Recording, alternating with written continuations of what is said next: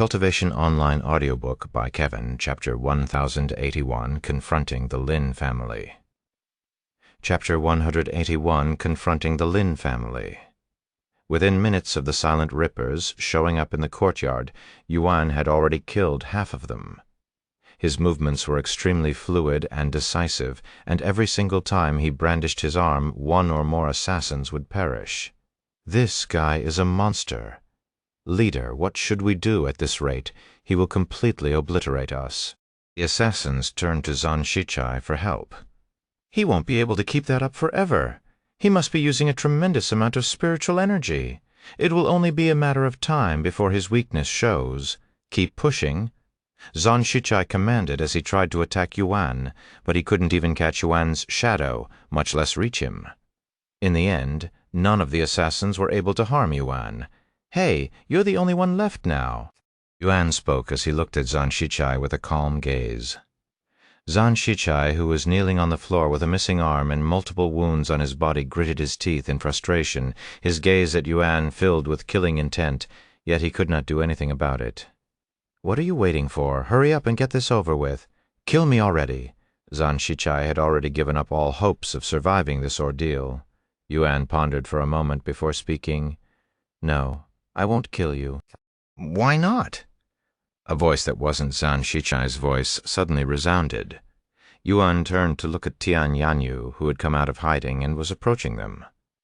Why won't you kill him? He's the leader of the Silent Rippers. Because I still have some use for him, he said, and he continued. I'll give you a chance to live. Go report yourself to the authorities and let them know about your mission and how the Lin family had hired you to kill me. You can go fuck yourself. I'd rather kill myself than to give myself up. Zhang Shichai laughed out loud. Is that so? Yuan then turned to look at Tian Yanyu and asked, Do you want to visit the Lin family with me? You can stay here if you'd like. What do you mean by that? Are you going to the Lin family right now? Tian Yanyu's eyes widened with shock. That's right. If he's not going to give himself up, I will do it myself. When Zhang Shichai heard Yuan's words, he immediately tried to explode his dantian. Heaven's sealing technique, Yuan noticed this, and sealed his cultivation before he could do anything. What did you just do to me? Zhang Shichai roared. I sealed your cultivation so you can't do anything stupid. Hearing this, Zhang Shichai tried to bite his tongue off next. However, when he opened his mouth, he found out that he couldn't close it back, almost as though there was something holding onto his mouth. Give it up. You won't die unless I let you, Yuan said. He turned to look at the dumbfounded Tian Yanyu and asked again, So, are you coming? She quickly snapped out of her daze and nodded with a solemn expression on her face. Let go. Yuan grabbed Zhang Shichai by the neck before flying out of the resilience with Tian Yanyu. Meanwhile, Feng Yuxiang and Zhao Hua entered his body with Lan Yingying staying behind just in case there were any more assassins. Bring me to the Lin family, Yuan said to Tian Yanyu. Follow me. It was at this moment a notification appeared before Yuan. Confrontations. You have subdued the Silent Rippers. You have completed a hidden quest, fame plus 10,000. Due to your righteous actions, the third heaven will become a safer place for the innocent. Your reputation within the faction has increased significantly. Your faction rank has ranked up. Faction rank, Captain. Sometime later, Yuan and Tian Yanyu arrived at the Lin family's main household. They descended in front of their front gates and said to the guards, Bring your patriarch out here. I have some questions for him. Who the hell are you? This isn't a place for children like you. The guards there immediately frowned. Scram before we make you. Yuan lifted Zhang Shichai into the air and held him before the guards, and he spoke in a cold voice. Your Lin family hired assassinations to kill me. If you don't bring out your patriarch, I will have to force him out. What? The guards exclaimed after hearing his claims. Outrageous!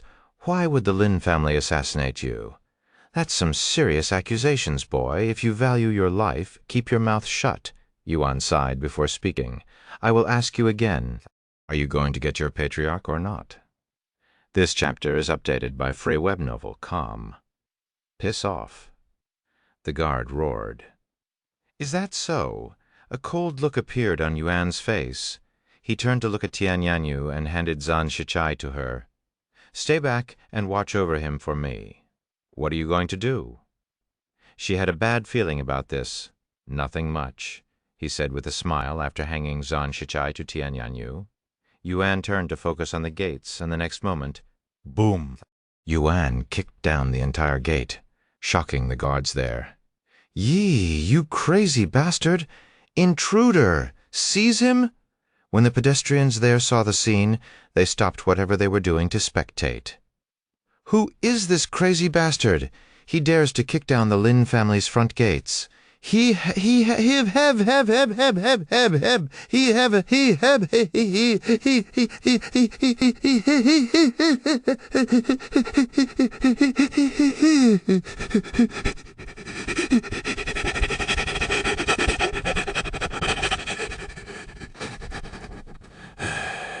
He's even beating the guards down."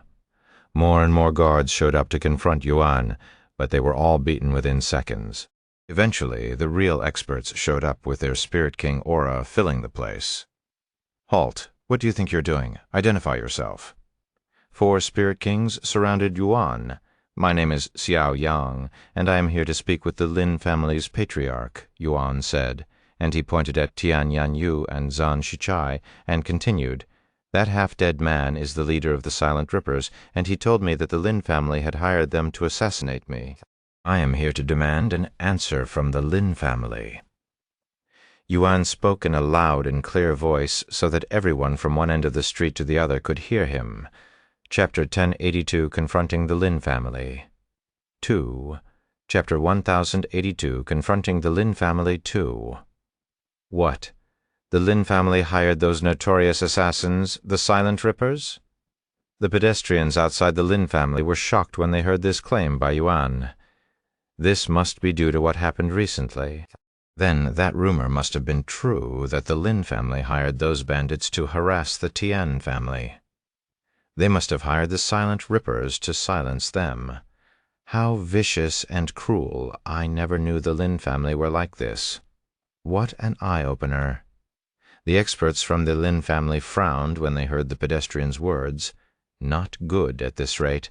The Lin family's reputation will hit rock bottom. They all cried inwardly. There must have been a misunderstanding. The Lin family did not hire the Silent Rippers, one of the experts said to Yuan. A misunderstanding? There are dozens of corpses in the Tian family because of the Silent Rippers, and many of them claim to have been hired by the Lin family. If you don't give an appropriate answer, I will have to stop being polite.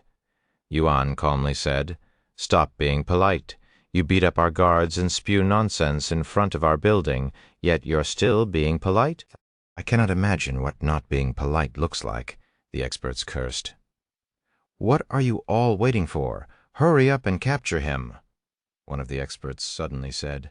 The experts quickly surrounded Yuan when they heard this person, and just as they prepared to apprehend Yuan, he flipped his palms and showed these experts the symbols that suddenly appeared on it. "Celestial Overlord Captain?" The experts raised their eyebrows in a puzzled manner when they saw these words hovering above Yuan's palm. None of them recognized it. However, somewhere within the Lin family's building, an old man that had been watching the commotion through his divine sense suddenly snapped his eyelids open, his eyes filled with shock. "That symbol? That's not possible! What is someone like him doing down here in the third heaven?" this old man exclaimed, and without any hesitation, he rushed out of his room. Meanwhile, what the hell are you trying to attempt? One of the experts there asked Yuan after seeing the symbol but not recognizing it. "You don't recognize it? I guess I gave you guys too much credit." Yuan shook his head when nobody there recognized the Celestial Overlord's faction symbol. "This is why I didn't want to rely on this symbol. Nobody down here recognizes it." He sighed inwardly. "If you think those worthless words will save you, think again." The experts made their movements. "Wow! 8! Halt!" However, before they could do anything, a loud voice echoed loudly, causing all of these experts to flinch and halt their movements. When the experts turned around and saw the old man approaching them, their eyes widened with shock. "Senior Lin, The experts there lowered their heads and bowed to him. Looks like someone actually recognizes the symbol.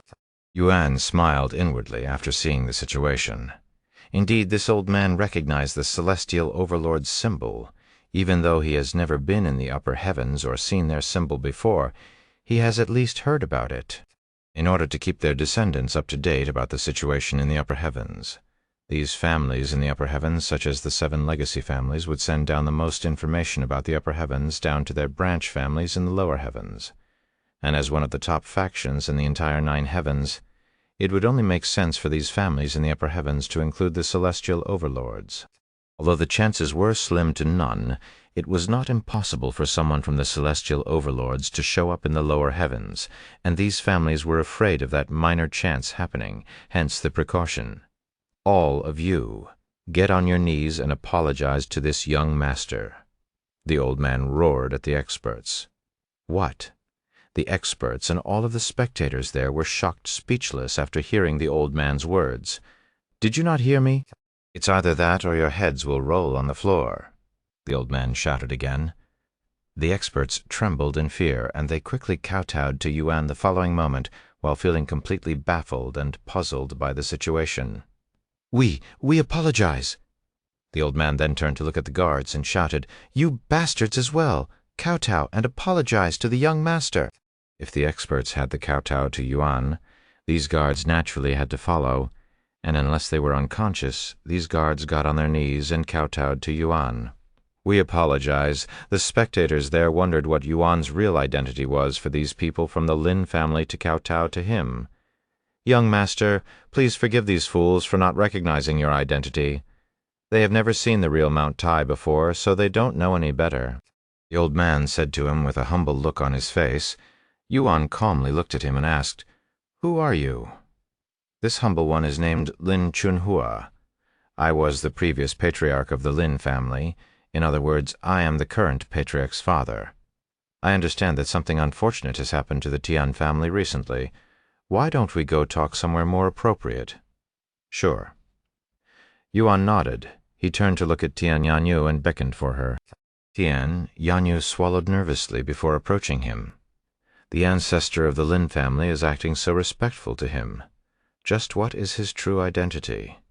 Did his ancestors really owe the Tian family? Why is he helping our Tian family? So many questions appeared in Tian Yanyu's head as she followed Yuan and the old man into the Lin family's household.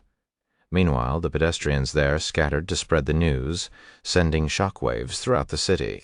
An unknown individual had kicked down the Lin family's door, and not only did he not get tortured to death, but he was even politely escorted into the Lin family's household by their retired patriarch, Chapter 1083, Confronting the Lin Family, 3. After being escorted into the Lin family's best guest room, Lin Chunhua gestured for them to take a seat at the luxurious couches. I will make some tea for us, Lin Chunhua said after they sat down. But Yuan waved his hand and said, There's no need. Let's get straight to the point. Your Lin family had hired assassins, the Silent Rippers, to assassinate me. The proof is over there. He pointed at the half-dead man in Tian Yanyu's grasp. Lin Chunhua looked at Zhang Shichai with a deep frown on his face. Why do you think my Lin family hired them? While I admit that we sometimes go overboard, we would never ask assassins for help, especially not the Silent Rippers. They said so themselves, and it's too much of a coincidence for this to happen after what we did to the Stone Bandits. If what you say is true, then I will investigate this situation and bring out the perpetrator and compensate you for the trouble. However, before I do that, I must notify the current patriarch of the Lin family about the situation and see what he has to say. Lin Chunhua retrieved a communication jade slip and mumbled into it. While we wait for him to show up, I have a few questions, if you don't mind. Go ahead. You're a member of the esteemed Celestial Overlords. A captain at that. Am I correct? Indeed. Yuan nodded. Celestial Overlords? What is that? A sect? Tian Yanyu wondered inwardly, as she has never heard of such a place before in her entire life. What is someone of your prestigious stature doing down here in the third heaven? If you don't feel comfortable telling me, I completely understand my ancestor owed a debt to the Tian family. but he is no longer able to repay that debt, hence why I am here," Yuan explained. "Is that so, the Tian family, huh?" The old man turned to look at Tian Yanyu, who was quite nervous at this moment. "To be honest with you, I usually spend most of my time in seclusion trying to break through to Spirit Emperor, so I don't know much about the situation outside the Lin family, and even the situation within the family isn't very clear to me, as it has been over 100 years since I last left seclusion," Lin Chunhua explained, and he continued, "If my Lin family has done anything wrong while I was away, I will personally step in to fix it. I swear that's good to hear," Yuan calmly said. A few minutes later, the door slammed open when a middle-aged man rushed into the room. "Father, what happened? What's the emergency? For you to come out unannounced and so suddenly." "Shut up!" Lin Chunhua suddenly roared. "You useless son, get your ass over here." The middle-aged man was speechless.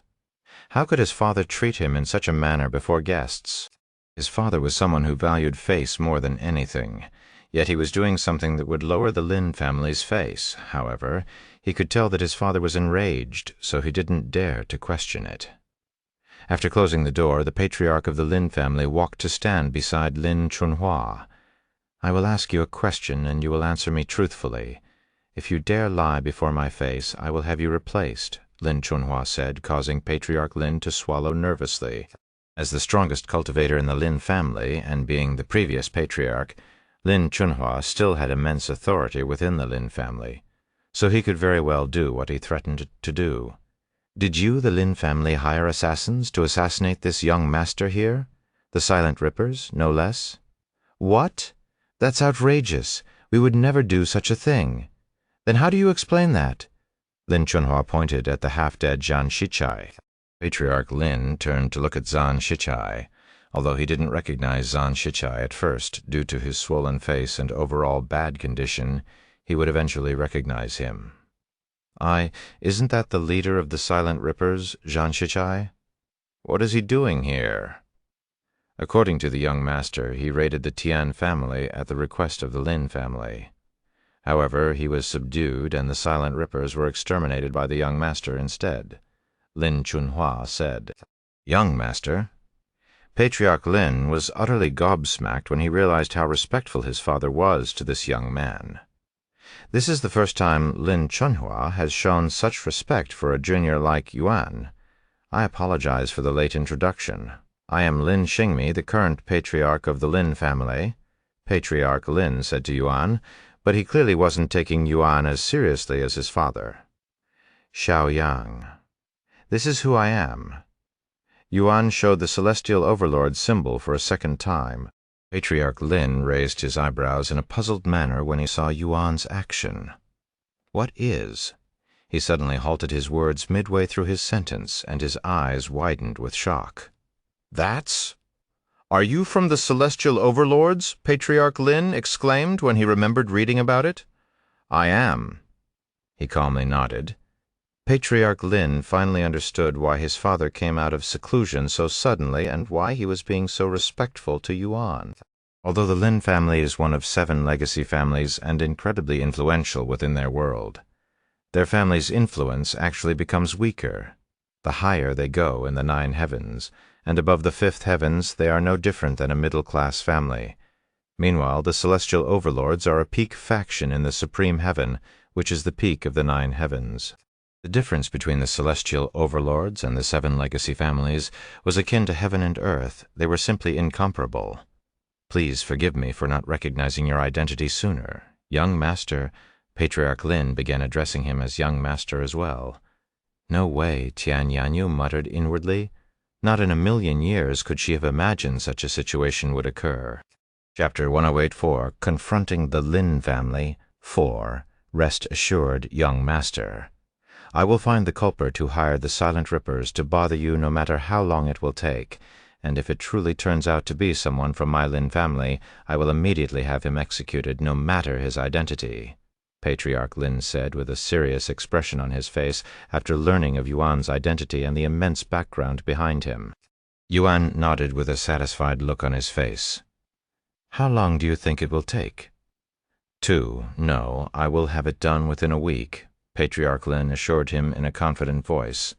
Then I will return to this place in a week. I hope you will have sorted everything out by then. Yuan stood up and turned to look at Tian Yanyu and said, Let's go. You can leave that man behind for the Lin family to interrogate. Yes. She snapped out of her daze and handed the leader of the Silent Rippers over to Patriarch Lin. He'll try to kill himself, so make sure you don't let that happen, Yuan warned them before making his way to the exit. Neither Lin Chunhua or Patriarch Lin dared to stop him. In fact, they wanted him to leave as soon as possible, as his presence was simply too heavy for them. Once Yuan's presence could no longer be felt, Lin Chunhua turned to look at his son and spoke in a grim voice. Do not mess this up.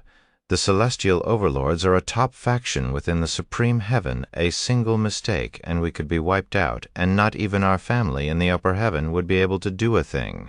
Moreover, the celestial overlords are known to be a righteous faction.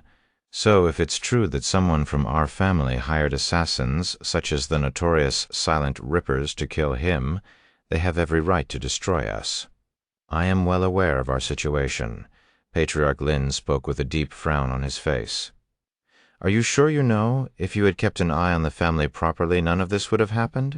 I went into closed cultivation for 100 years, and you messed everything up. How will I ever be able to enter closed cultivation with a peace of mind now, you useless son? I'm really sorry, Father. I have let you down. No, you let the Lin family down. Lin Chunhua shouted, I'm going to do my own investigations because I cannot trust you to handle this by yourself. Over the next several hours, the Lin family would become incredibly busy with people scrambling around like ants. Meanwhile, news of what happened outside the Lin family spread throughout the city like wildfire, shocking everyone. What? The Lin family hired the Silent Rippers to assassinate the Tian family. So the rumors were true. They must have tried to silence the Tian family. Heavens, how low the Lin family has fallen. The situation with the Lin family had gotten so bad that the other legacy families had sent people to speak with Patriarch Lin. However, they were all turned away without any explanations. What the hell is the Lin family doing? We're in the middle of something important, and they're messing around with assassins. Unbelievable. This will surely affect our reputation as well. The other legacy families were not happy about the situation, especially since they will definitely be dragged into such a scandal. Moreover, they were in the middle of hunting a wanted criminal, and this would only make things more difficult for everyone. However, there was nothing they could do about it except wait for the Lin family to fix it.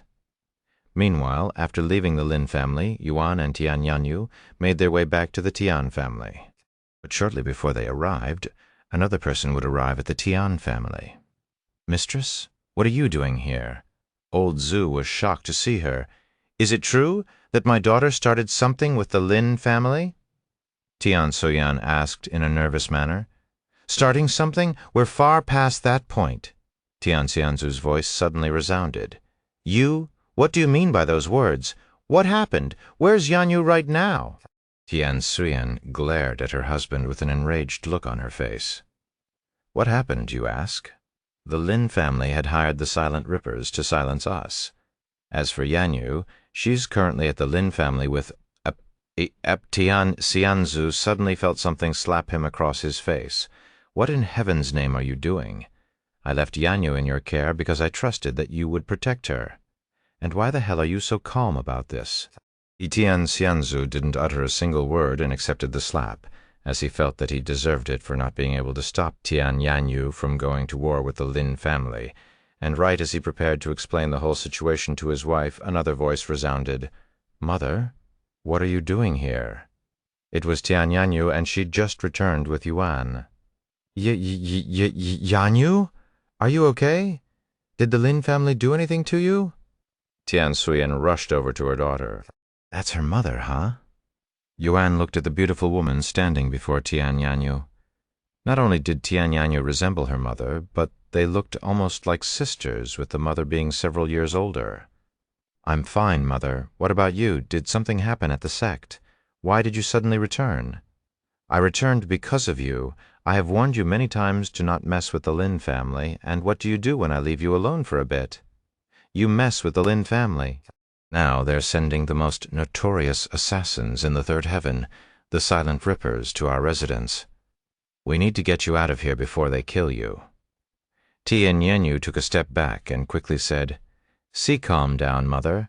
The situation isn't as dire as you think, really." Chapter 1085, Familiar Sword Technique.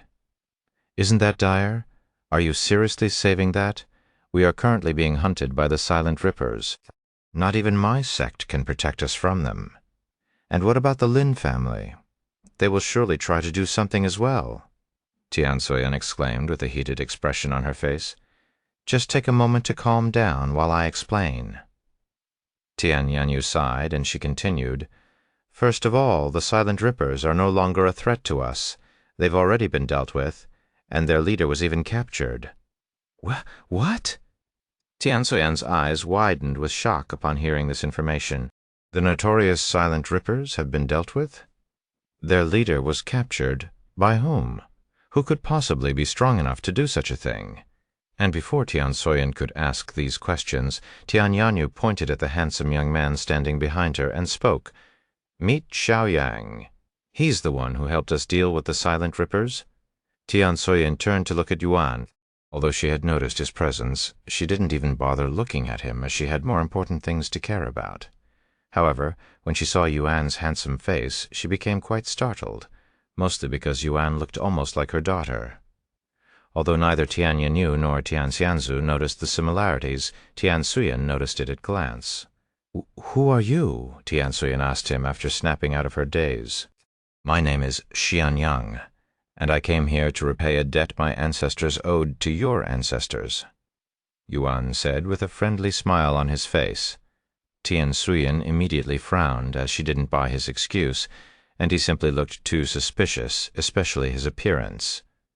"Are you the reason my Tian family got entangled with the Lin family and the Silent Rippers?" Tian Suyan had a feeling this was the situation and asked him for confirmation. "The Tian family and the Lin family had already been tangled with each other even before my arrival. I'm simply trying to untangle it." "Really?" Tian Suyan spoke with a doubtful look on her face. "How do I know that you weren't sent here by the Lin family? We've been handling our situation with the Lin family just fine before your help, but look at how things turned out when you showed up." "How things turned out?" Yuan raised an eyebrow, and he continued, "If you're talking about the Silent Rippers, I have already taken care of them, and the leader is being interrogated by the Lin family. As for the Lin family themselves, they have agreed to find the person responsible for hiring the Silent Rippers." "You dare to tell me that you, a mere spirit king, managed to deal with the Silent Rippers that are known to have multiple spirit kings? Your farts are getting louder and louder, brat."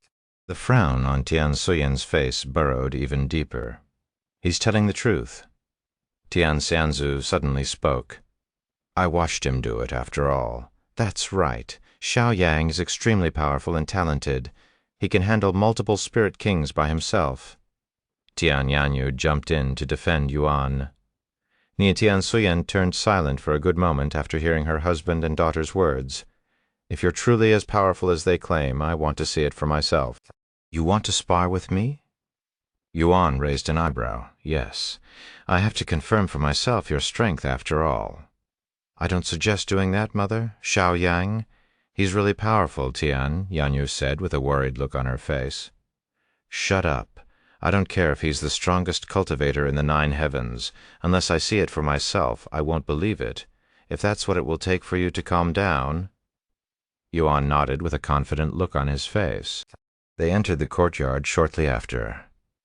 "I don't want to damage my own home, so let's put up a defensive array first," Tian Suyan said. "You're an array master?" Yuan asked. "No, I am," Tian Xianzu suddenly said. "I'm a level 4 array master," he continued. "Really, I'm actually a level 2 array master myself." Yuan smiled. "Seriously? You're also an array master. Is there anything you can't do?" Tian Yanyu asked with a baffled look on her face. Sometime later, Tian Xianzu covered the courtyard in a defensive array. However, since he created it in a hurry, the defensive array wasn't anything impressive, and actually quite fragile. When Yuan saw this, he said, "Are you sure this is enough? It won't last even a single attack. It'll be fine. It's not like we're trying to kill each other." Tian Suyen nodded. "Then, whenever you're ready, I won't be using any spiritual techniques to make this fair," Yuan said with a calm smile. Tian Suyen's eyebrows twitched slightly upon hearing his words that sounded like he was underestimating her, and without warning she rushed at him with her fists ready to strike. Seeing this, Yuan began dodging her strikes, making it seem as though they were dancing around the courtyard. Eventually, Tian Suyen retrieved her sword and started attacking Yuan with even more intensity. Tian Suyen did not want to use any techniques at first, since she didn't want to damage her home. But she was feeling irritated about the fact that she couldn't even land a single strike on a junior like Yuan, so she started unleashing sword techniques at him. These sword techniques. For some reason, Yuan could feel a sense of familiarity from Tian Suyen's sword techniques, even though this is his first time seeing it, and the more he looked at it, the stronger this feeling got. It quickly got to the point where he was no longer focused on the fight, but the sword techniques instead. Why am I feeling this sense of familiarity from her sword techniques? Is it related to one of my past lives? He couldn't help but ponder about this possibility. Chapter 1086, Lin Family's Gathering. "Are you mocking me?" Tian Suyen suddenly stopped moving and shouted at Yuan, who had been completely focused on her sword techniques. "Huh? What are you talking about?" he snapped out of his daze and asked. "You've been doing nothing but avoid me. Are we playing tag, or are we fighting?" She pointed her sword at him, and on her face was an angry frown. "Oh, sorry, I was distracted by something," Yuan said with an apologetic smile on his face, and he asked, "By the way, before we continue, can I ask you a question? Where did you learn that sword technique?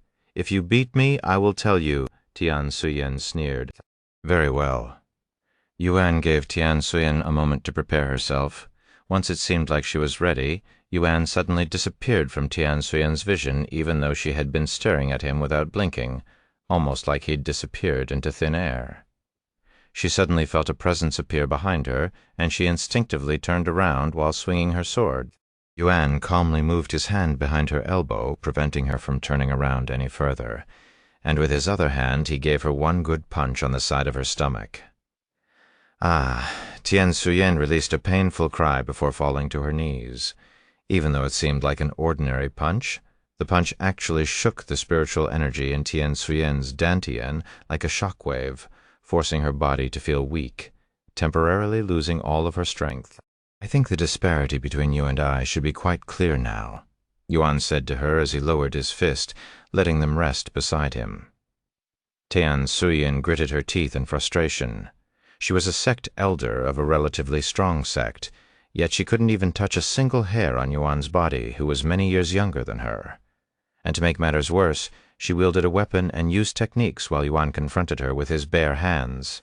Although Tian Suyen couldn't fully grasp Yuan's strength from their light spar, one thing was clear, and that Yuan was a formidable individual. "What did I tell you, Mother? Xiao Yang is the real deal, and what he showed you just now isn't even a small fraction of his full strength." Tian Yanyu shook her head at her mother. "To be fair, your mother didn't use her full strength either." "Well, I think she just wanted to understand my strength, even if it's a little," Yuan said, hoping it'd make Tian Suyen feel better. Once the spiritual energy inside her body stabilized, Tian Suyen stood up and spoke in a low voice. "Sword of Indomitable Will. That's the name of the sword technique I used, and it's a technique from the Jade Sword Manor. Although it's a relatively weak sword technique, I learned it because I liked its name." Sword of Indomitable Will, Yuan mumbled this name in a low voice. "I am actually a disciple of this sect, and I also know this sword technique, by the way." Tian Yanyu suddenly said, "Is that so?" After pondering for a moment, he asked, "Do you mind if I visit the Jade Sword Manor?" "Why would you want to do that?" Tian Yanyu asked. "I want to confirm something," he said, giving a vague answer. Tian Yanyu realized this, so she didn't ask further. No. Tian Suyin suddenly said, and she continued, "Until you settle your business with the Lin family and this situation, you're not going anywhere. I don't want you bringing trouble into our sect." Yuan nodded. "Don't worry, it'll all be settled in a few days. Anyways, I'm going to rest for a bit. If you need me, you know where to find me," Yuan said to them before going back to his room. Once Yuan was gone, Tian Suyin turned to look at Tian Yanyu and said with a solemn face, "You're going to tell me everything from the beginning. And don't you dare miss even the slightest detail." "I understand." Thus, the Tian family went to another room for their meeting. Meanwhile, at the Lin family, all of its members had been gathered in one place under Patriarch Lin's instructions. I wonder what happened. "I can't even recall the last time Father gathered all of us in such a manner," a young lady mumbled out loud to the others around her. "It probably has something to do with what happened very recently," another person said. "What happened? According to what my servant told me, some crazy bastard kicked down our Lin family's front gate and even beat many of our guards." "What? Which madman would dare to do such a thing? Even if that did happen, why would the Patriarch summon all of us? I heard that Ancestor Lin also came out of his seclusion recently." "The Ancestor? Does this mean he's finally break through to the Spirit Emperor realm?" Silence. A loud voice suddenly resounded, instantly hushing the room. Then the sound of footsteps resounded. A few moments later, Patriarch Lin appeared before them. Patriarch Lin swept his gaze at the tens of thousands of people in front of him and said in a clear voice, "I want the names of those who could not make it today on my desk by tonight." "Yes," an old man immediately responded in a loud voice after a moment of silence. Patriarch Lin continued, "I have gathered all of you here today for two reasons. First of all, the upper heavens have decided to send people down here to look for the sinner that had received heaven's death sentence, and it's not just a few people. According to the information I was given by the Lin family in the upper heavens, thousands of people from all sorts of terrifying backgrounds that far surpasses our Lin family's will be sent down here in a month or so." Everyone there expressed great shock after hearing this information, as this was an unprecedented event that could shake up the entire nine heavens. Chapter 1087, Lin Family's Gathering. 2. Now this shouldn't even need to be said, but I will still say it just in case. These people coming from the upper heavens are not to be trifled with. Many of them come from backgrounds that could easily wipe out our Lin family and get off scot-free.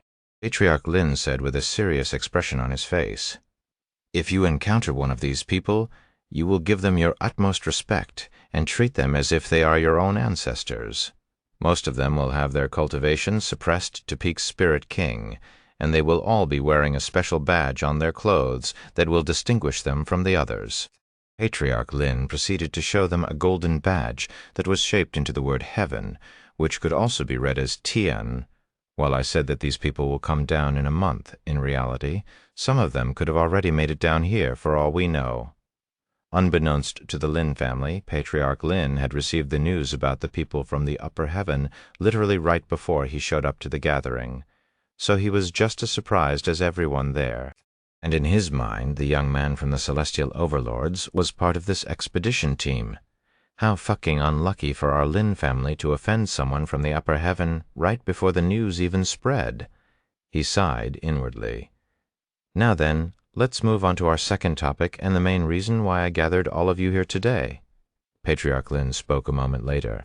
The Lin family was baffled after hearing this, and they all wondered what could be even more important than the upper heavens sending people to their small world. A scary expression suddenly appeared on Patriarch Lin's face, and his eyes emanated with killing intent. As some of you have probably heard by now, there is a rumor going around that claims our Lin family had hired the Silent Rippers to mess with the Tian family. What such a thing happened? My God! The people there were shocked to hear this. As if such a rumor was true, this could very well be a death sentence for whoever caused this trouble. Meanwhile, within the crowd was Lin Minghai and Steward Jin, and both of them were sweating profusely at this moment. The two of them exchanged worried glances with each other. If Patriarch Lin learns the truth, not even the heavens would know of the aftermath. "I really hope that you'd erased all evidence that could indicate us as the culprits." Lin Minghai stared at Steward Jin in the eyes. Steward Jin returned the stare with a confident look in his eyes. "Don't worry, young master. There's no way they know that we were responsible." Patriarch Lin's voice resounded again. "To tell you the truth, I already know the culprits behind this incident." "What?"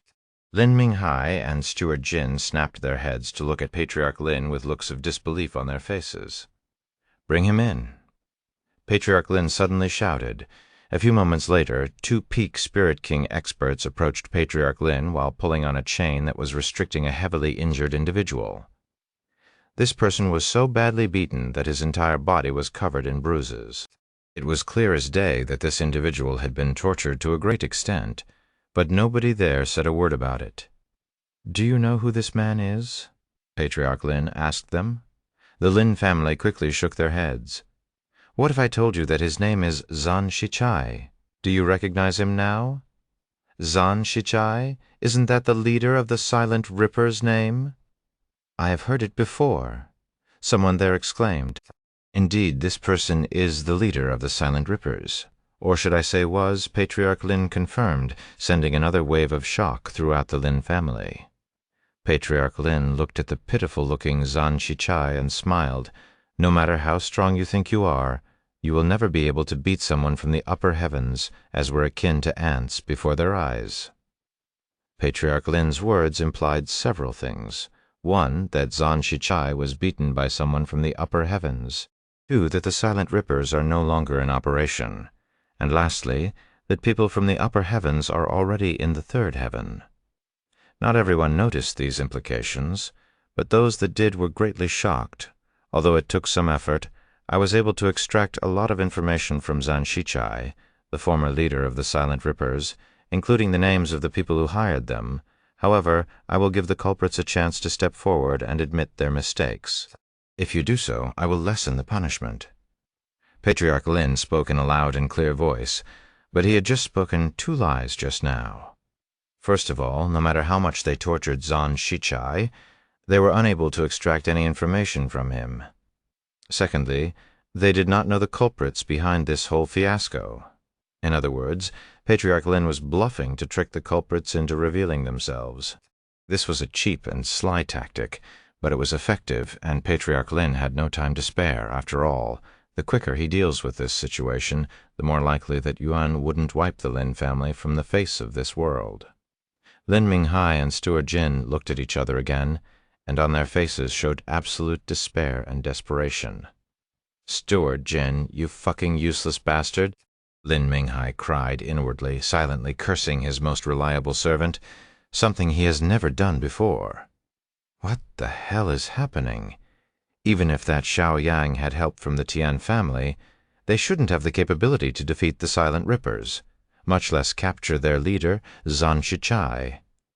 Steward Jin had a hysterical look on his face from being unable to comprehend the situation, and he felt so weak that he was on the verge of collapsing on the spot. Chapter 1088, The Man Responsible. After a moment of silence, Patriarch Lin spoke in a booming voice. 30 seconds. The ones responsible for putting our Lin family in this situation have 30 seconds to get up here and admit to their crimes. If you do so, we will spare you from the death penalty." "The death penalty?"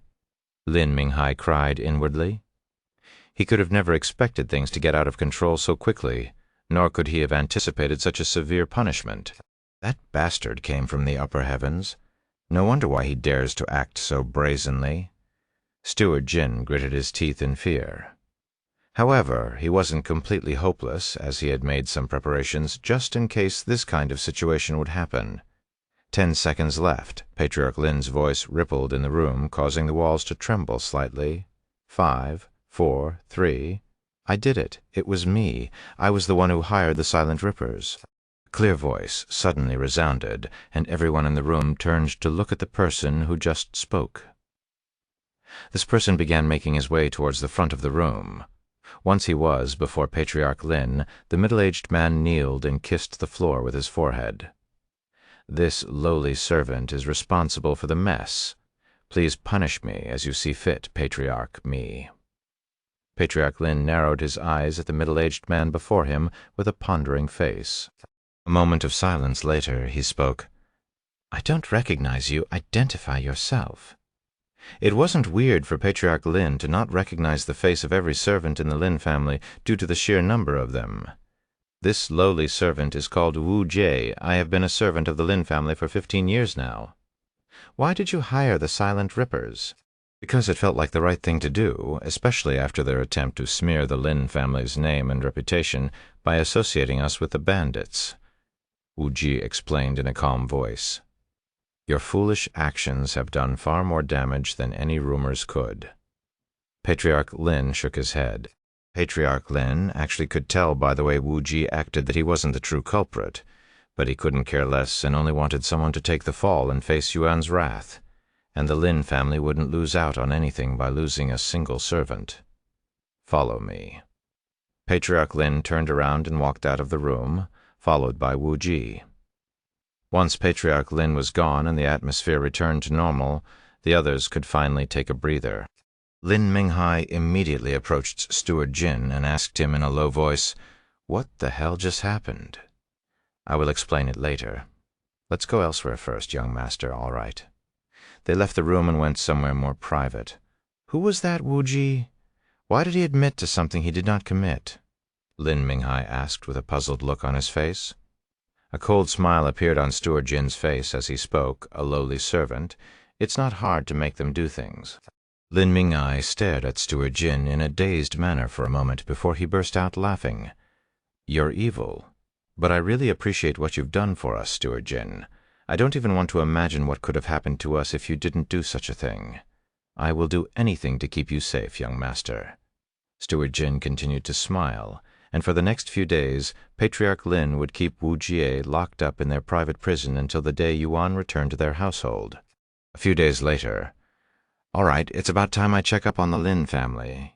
You don't have to come with me if you don't want to," Yuan said to Tian Yanyu as he walked to their front gate.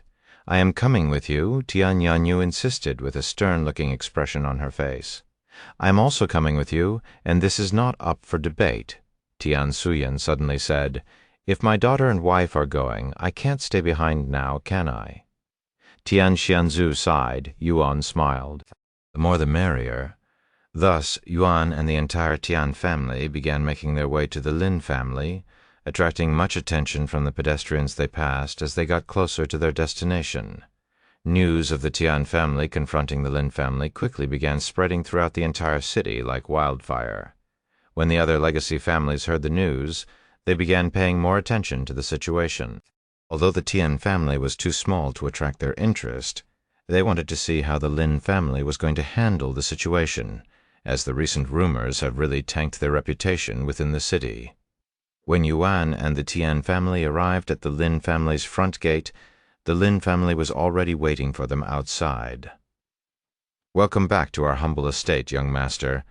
Lin Chunhua greeted him with a bright smile. "Let's cut to the chase." "Have you found the person who is responsible?" Yuan asked. Tian Suyen and Tian Xianzu were on the verge of a nervous breakdown when they saw how Yuan behaved before the Lin family. Lin Chunhua turned to look at Patriarch Lin, who nodded and said, "We have found the man responsible for hiring the Silent Rippers. Before we punish him, we'd like to give you the chance to do so. Let's go somewhere more private, shall we?" Lin Chunhua asked him. "Sure." Yuan nodded. They proceeded to enter the Lin family's estate. Patriarch Lin brought Yuan and the Tian family to their largest guest room and said to them, "I have already requested for the perpetrator to be transported here.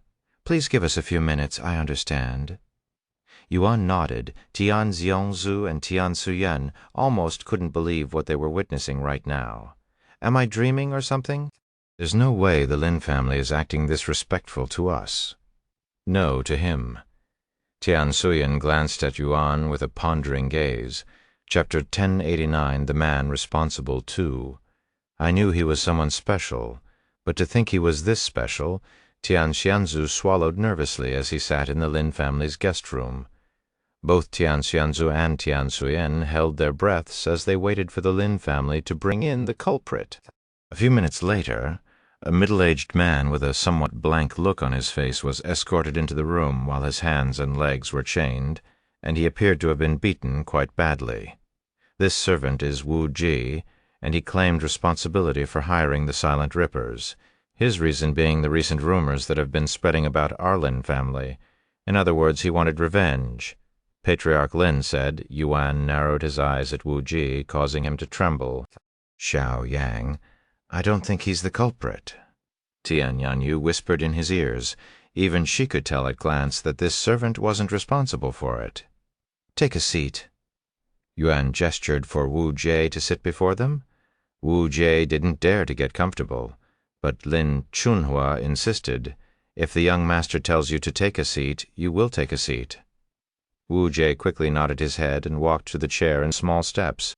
Once he was seated. Yuan retrieved the Grail of Truth and placed it on the table. I will now ask you several questions, and you will answer them truthfully, Yuan said to him. Wu Ji nodded. Is your name Wu Ji? Yuan asked a moment later. Yes, the Grail of Truth remains still. Did Patriarch Lin or Ancestor Lin force you to be here and play the role of culprit? No, they did not, Wu Ji said in a nervous voice. Seeing no reaction from the Grail of Truth, Yuan continued. Are you really the person responsible for hiring the Silent Rippers? Yes, I am responsible. Wu Ji spoke with a somewhat defeated look on his face. The Grail of Truth immediately pulsated with light. Yuan smiled and said, You're lying to me? Wu Ji's eyes widened with shock, and he roared, No, I'm not lying. I swear that I'm responsible. I was the one who hired the Silent Rippers to attack the Tian family. The light coming from the Grail of Truth only became brighter as Wu Ji lied more. What is the meaning of the... Lin Chunhua tried to question Wu Ji, but Yuan stopped him with a simple gesture. Please allow me to ask him the questions. All right. Lin Chunhua stepped back and began glaring at Patriarch Lin with a threatening glare, causing him to swallow nervously. Why are you lying? Why would you claim responsibility for something you didn't do? Who are you trying to cover for? Yuan asked Wu Jie, who could only silently shake his head now because he knew that his lies would be exposed if he uttered even a single word. Either you're so incredibly loyal to the person you're trying to protect that you'd be willing to sacrifice your life for them, or you're being forced to do so. Which is it? Yuan asked. Please, I am really responsible. You have to believe me. Wu Jie spoke in a low voice, sounding as though he was on the verge of crying. Yuan turned to look at Lin Chunhua and spoke in a cold voice. What is the meaning of this? Do you think I am foolish enough to believe this farce, or did you expect me to just accept it as it is? Neither, Lin Chunhua roared. He approached Wu Ji and continued, I will swear upon my surname and soul that I will protect you from whoever you're trying to protect. Tell us, why are you lying? I will also guarantee your safety, Patriarch Lin suddenly added. Upon hearing these words, Wu Ji immediately broke out in tears and bawled his eyes out. My family was taken from me. My wife and my daughter are taken as hostages. They told me that if I don't take the blame, they would sell my wife and daughter to the worst brothels in the city. Wu Ji cried out loud. Lin Chunhua gritted his teeth in anger upon hearing this information. Which bastard within the Lin family dares to do something so vile? Tell me, he roared, causing the entire room to shake. Steward Jin, Wu Ji blurted this name out loud, feeling as though a mountain had been lifted from his chest. What? Patriarch Lin exclaimed. Who is this Steward Jin? I don't recognize this name. Lin Chunhua immediately asked for more information. Steward Jin is one of our most loyal servants. He's currently serving Lin Minghai, my son Patriarch, Lin muttered in a low voice. There was no way he could hide this information since everyone knew about it. If he tried to hide it from Lin Chunhua, it would immediately be exposed as a lie, and he would experience his father's wrath. Don't tell me your son Lin Chunhua's body trembled in anger. Wait, he only said Steward Jin's name?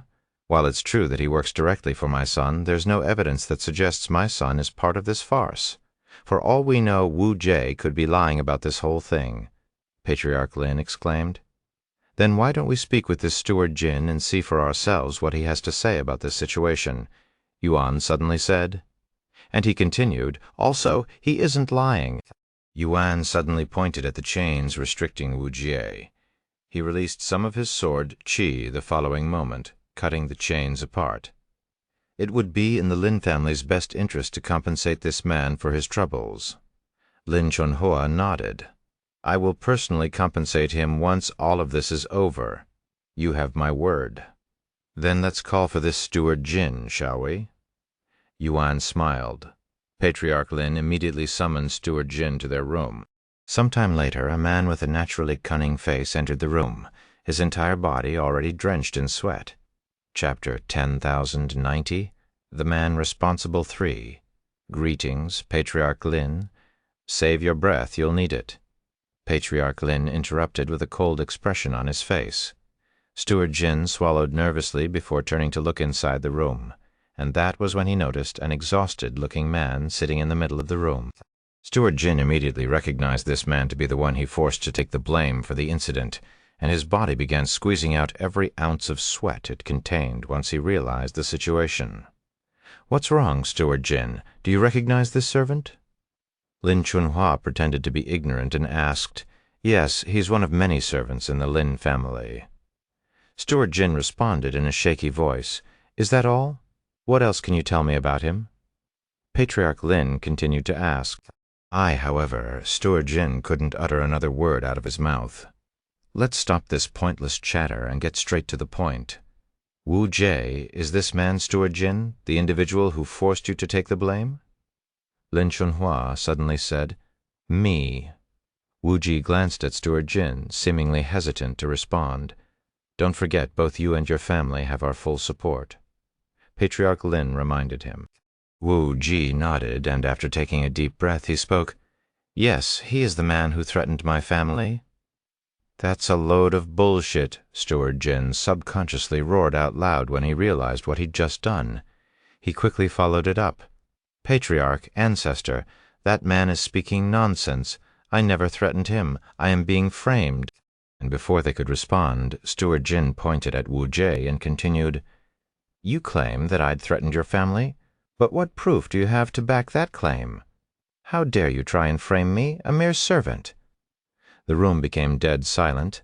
A calm voice broke the silence a moment later. There is only one proof we need. What? Steward Jin shifted his gaze to the handsome young man sitting on the other side of Wu Jie. Yuan pointed at the grail of truth resting on the table and continued, He's not lying, and that is all I need to know that you're guilty. Now tell me, are you solely responsible for this mess, or are there others? Steward Jin didn't dare to speak, as he didn't want to drag his master to hell with him. However, Lin Chunhua wasn't having any of this, and he grabbed Steward Jin by the neck before lifting him into the air. Speak. Who else is responsible? Nobody. I am the only one responsible, he muttered. The grail of truth immediately began pulsating with light. When Lin Chunhua saw this, his expression turned cold, and he suddenly tossed Steward Jin across the room. The room shook slightly when Steward Jin's body slammed into the wall, leaving behind a large crack on it. Patriarch Lin approached Steward Jin and spoke in a low voice. If you tell us the truth, I might spare you the death penalty. Feeling as though a dim light had appeared in his seemingly pitch-black situation, Steward Jin became hopeful that he might survive this ordeal. On the other hand, if you don't, I will personally torture you for 100 years. Lin Chunhua suddenly said. Steward Jin's body trembled in fear upon hearing such horrifying words, and he subconsciously muttered out loud, Minghai. Young Master Lin Minghai is also responsible. The temperature in the room suddenly dropped significantly, and Patriarch Lin mumbled in a low voice, Minghai? He's also responsible for this? Patriarch Lin didn't want to believe that his son was involved with the Silent Rippers, but somewhere deep within him believed otherwise. Lin Minghai, although I don't recognize this name, since he has the Lin family's surname, is he a direct descendant? Lin Chunhua asked his son, who nodded in a stiff manner. Yes, he's my son. After a moment of silence, Lin Chunhua spoke. I don't care if he's your son or your wife. If he's responsible, he will take responsibility. Bring him here. Patriarch Lin had no choice but to summon Lin Minghai to the room. Several minutes later, Lin Minghai entered the room. Greetings. A clear sound rippled in the room almost immediately after Lin Minghai opened his mouth. Lin Minghai looked at his father with a look of disbelief on his face after realizing that he'd just been slapped in the face. "Father," Lin Minghai mumbled, "absolutely useless. You're a disgrace to the entire family," Patriarch Lin uttered in a cold and disdaining voice. It was at this moment Lin Minghai noticed the other figures in the room, and when he saw the expression on Steward Jin's face, he instantly realized his situation. "Well, wait, I can explain." "So you're not even going to deny it?" Lin Chunhua said. "Aye." Lin Minghai was speechless. If Steward Jin had given him up, there was no way he could talk his way out of this. The only thing he could do is hope that they wouldn't kill him because of the Lin family's blood that is currently running through his veins. This was all Steward Jin's idea. I merely followed it. No matter if you came up with the idea yourself, or you're simply going along with it, you're just as guilty. Lin Chunhua sneered. He turned to look at Patriarch Li and continued, "You have assured the young master that you will punish the culprit with death, regardless of their identity, and your son is no exception. But since he is your son, I will allow you the courtesy to end his life. As for you—" Lin Chunhua suddenly looked at Steward Jin. Whoosh. Before Steward Jin could even open his mouth, Lin Chunhua tossed his sword that was aimed directly at Steward Jin's heart, pinning him into the wall and killing him instantly. Lin Minghai fell on his buttocks when he saw this, and he even pissed his own pants. Please have mercy, father." Lin Minghai crawled to Patriarch Lin's feet and began begging for his life. Chapter 1091, Killing Lin Minghai. "You're pleading to the wrong person for mercy." Patriarch Lin kicked his feet, sending Lin Minghai flying. Lin Minghai immediately stood back up and rushed to Tian Yanyu's side before kneeling before her with his face full of tears and snot. "Please, have mercy, Lady Tian. I was wrong. I promise that I will never bother you again if you spare my life." Tian Yanyu remained seated on the couch with a calm expression on her face as she silently watched Lin Minghai plead for his life with his knees kissing the floor. This was a scene that she'd seen multiple times in her dreams, but she never imagined that it could become a reality. However, as much as she wanted to kill him, she wasn't sure if that was a good decision, especially since the Lin family could hold a grudge against her family for killing Lin Minghai. She turned to look at her family for advice. Unfortunately, both her parents were still frozen stiff from fear because of their situation. Tian Yanyu proceeded to shift her attention to Yuan, who calmly smiled before speaking. "Just speak your heart's desire. No matter your decision, I will protect you and your family." When she saw the calmness on Yuan's face, Tian Yanyu also called down, "Mime me, okay?" She nodded before turning to look at Lin Minghai, whose face was filled with tears and snot. "You have been a thorn in my life for many years now, and I cannot count the amount of times that I wanted to kill you with my own hands. However, I lacked both the power and courage." After taking a deep breath, she continued, "But things are different now." A cold light flickered within her gaze, and she stood up before facing Lin Minghai. "I wanted to kill you when you tried to bully me into submission. I wanted to kill you when you messed with my family. I have been wanting to pierce your neck with my sword for many years now, and now that I have the chance, it wouldn't make sense for me to refuse." Tian Yanyu retrieved her sword from her spatial ring. "He!" Lin Minghai fell on his buttocks again, and he started kicking his feet at the floor, pushing himself away from Tian Yanyu. "Father, are you really going to let her kill me? I'm a descendant of the Lin family. I am your son. You must save me." Lin Minghai turned to look at Patriarch Lin for help, but his face froze when he saw that Patriarch Lin wasn't even looking at him. In fact, Patriarch Lin appeared to be ignoring him on purpose. Seeing this, Lin Minghai knew that his fate was sealed and that he was doomed. "Please, Lady Tian, spare my insignificant Hoosh." Tian Yanyu suddenly took a large step towards Lin Minghai while thrusting her sword at him. Her cold blade penetrated his neck and came out the other end. Pap, after scaring Lin Minghai's neck with her sword, Tian Yanyu flicked her arm, decapitating Lin Minghai completely with one swift and decisive movement. Lin Minghai's headless body collapsed on the floor a moment later, and not wanting his blood to dirty the room, Lin Chunhua sealed the fatal injury. Tian Suyen snapped out of her daze after hearing the sound of Lin Minghai's head fall to the ground. Yanyu, you, she was in disbelief, and she feared the Lin family's retribution. The room fell silent once again. Sometime later, Yuan stood up and said to the Lin family, "Thank you for upholding your promise. I will consider this whole situation settled now, and I will not fault the Lin family any more." Lin Chunhua bowed to him. "We only did what was natural. Then we will be leaving now." Yuan proceeded to walk towards the door, only to stop at the door. He turned around and continued speaking. "Just a reminder, the Tian family is under my protection. Any harm towards them, and I will consider it a personal attack on me.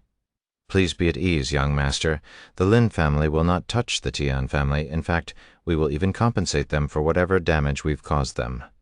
Lin Chunhua said, It's okay. We appreciate the offer, but what's done is already done.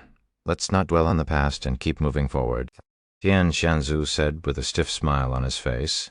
As enticing as Lin Chunhua's offer was, Tian Xianzu wanted to end all relationships with the Lin family as soon as possible, and as long as nobody deliberately messes with their business, they will eventually recover all of their losses.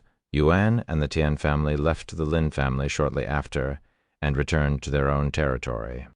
Lin Chunhua turned to look at Wu Jie and said, "You will also forget everything that transpired here today. I promise the Lin family will not touch you or your family for as long as you keep your mouth shut. Yes, please excuse me."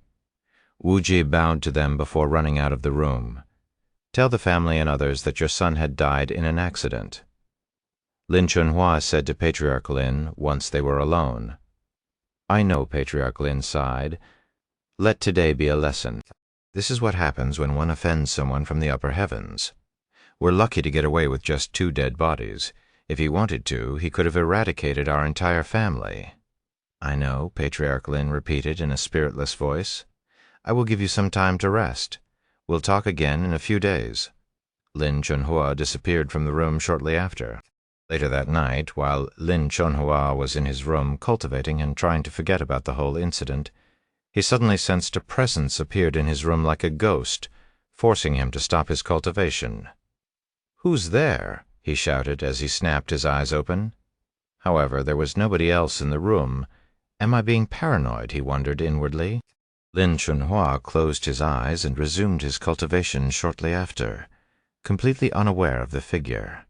An old man standing behind him like a ghost. "At last, I've finally found you, master." A profound smile appeared on the old man's face as he secretly consumed Lin Chunhua's memories, taking them for himself. Chapter 1092, Vanishing Demon. After leaving the Lin family's residence, Yuan and the Tian family went straight back to their own residence. None of them spoke a word to each other during the whole journey back, and when they finally returned to their residence, the Tian family could finally take a breather. Tian Yanyu fell on her knees the moment they entered the residence, and she would stare at her hands that had been trembling non-stop since she killed Lin Minghai. "I still cannot believe it. Did I really kill Lin Minghai with my own hands? Am I actually dreaming? If this is a dream, I do not wish to wake up from it." She sighed inwardly. Seeing Tian Yanyu on her knees, Yuan approached her and offered her a hand. "Are you okay?" he asked. Tian Yanyu lifted her head to look at him without moving the rest of her body, and she mumbled in a low voice, "Who are you, really?" Yuan chuckled. "You've asked me that same question so many times that I lost count now. Then allow me to ask you, just who are you really, and why are you helping us?" "I swear, if you give me that same bullshit," Tian Suyen said, "does it really matter?" Tian Xianzu suddenly interrupted me. "Honestly, I don't care about his identity. The only thing that I know is that he'd helped us deal with the Lin family, finally giving our Tian family some peace." "Peace?" Tian Suyen sneered. "Do you really believe the Lin family will just sit back and act as though nothing had happened today? We killed one of their direct descendants, and it was even done inside their own home. It may not happen tomorrow or even a decade from now, but they will definitely settle this debt one day. We will deal with it when that day actually comes. For now, let's just relax and take full advantage of this peace," Tian Xianzu said with a bittersweet smile on his face. I have to agree with Father, Mother, Tian Yanyu suddenly said. Lin Minghai would not have stopped until I was groveling at his feet, so our family would have to deal with the Lin family, regardless of what happened today. As for Xiaoyang's true identity, despite my question just now, I don't really care about that anymore. While it's true that I am curious, I won't pursue it if he doesn't want to reveal it. As long as he isn't a threat to us, I couldn't care less about his identity. Tian Yanyu stood back up and glared at Yuan with clear eyes. Thank you, Xiaoyang. Because of you, I was able to turn my dream into a reality and kill Lin Minghai. Now I won't have any more nightmares about him. If there's anything that I can do for you, don't hesitate to ask, as I am now indebted to you. Yuan shook his head. No, you don't owe me anything. In the first place, I helped you because of a debt my family owed your family. Then you can consider that debt fully repaid. Tian Yanyu smiled. Tian Soyan snorted. Now that you no longer owe our family any debt, you may leave.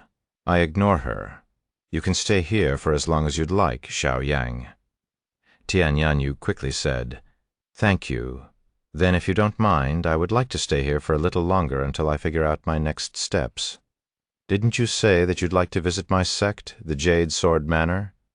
We can do that next, Tian Yanyu recalled. All right, when do you plan on bringing me there? We can go back as soon as tomorrow if you want. Sure, Yuan nodded. That night, Yuan logged off to notify Meikshu and the others about his plans. How long do you plan on staying with this family? Chu Liuxiang asked him. I'm not sure yet, but I will let you know the moment I do. Then I will continue cultivating at the Cultivator's Haven until you return. I've made significant progress in my cultivation, so much so that I was going to ask you to go on without me for a while longer. Me too, Meikshu said. That's perfectly fine, in fact. If you wish to continue cultivating in seclusion, even after I am done with the Tian family, just let me know. It will benefit you more than just following me around, after all. Then it's decided, Meikshu. Let's have a race to see who has the most breakthroughs. Chu Liuxiang suddenly said, Sure. Meikshu mumbled with raised eyebrows. Meanwhile, Lin Chunhua was losing his memories without even being aware of it. Master is currently being hunted. The old man sighed inwardly when he realized the situation through Lin Chunhua's memories. He wasn't worried about the 7 legacy families, but with people coming from the upper heavens was a different story. He won't be able to handle the upper heavens in his current state, but they also don't know the Master's identity in this life yet. I must keep it that way for as long as possible. Looks like I will have to wait a little longer before I can see you again, Master. How troublesome. The old man subconsciously sighed out loud. Who? His subconscious sigh alerted and startled Lin Chunhua, who quickly attacked behind him without even looking. The old man avoided the attack with ease before distancing himself from Lin Chunhua. Lin Chunhua didn't immediately attack the old man again, mostly because he was feeling apprehensive about the whole situation. This old man was able to enter his room and get behind him without alerting him until the accidental sigh, which is more than enough to tell Lin Chunhua that he was dealing with someone he couldn't fathom. You? Who are you? He asked, after swallowing nervously. The old man smiled and said, I have many names, but you may call me Vanishing Demon. Vanishing Demon? Lin Chunhua forcefully swallowed again, Chapter 1093, Vanishing Demon 2. Lin Chunhua felt an intense sense of dread course through his body as he stood before the old man known as the Vanishing Demon. With hundreds of years of experience, he instinctively knew the old man was bad news. Despite being one of the most powerful cultivators in the third heaven, he felt powerless, almost as though he'd gone back to the days when he was just a young and ignorant cultivator who'd just encountered a powerful beast that he had no hopes of defeating by himself. Vanishing. No, Senior Vanishing Demon, what business do you have with me? A slight smile appeared on Vanishing Demon's face. You are a smart one, Lin Chunhua. Despite your status within this realm, you still remember how to be humble. People like you are rare in the upper heavens. If it weren't for this characteristic of yours, the Lin family would have perished. He knows me. Lin Chunhua doesn't recall introducing himself, and this was definitely their first meeting. Anyways, I'm here to keep my master safe. Vanishing Demon spoke. Your master? Lin Chunhua raised an eyebrow. Who could possibly have someone this powerful under them in this small realm? Yes, and you've met him already. In fact, he was here just earlier today. You mean that young man? Yuan's image flashed inside Lin Chunhua's head. Then he realized something. Wait, to keep him safe? Why do you need to see me to do that?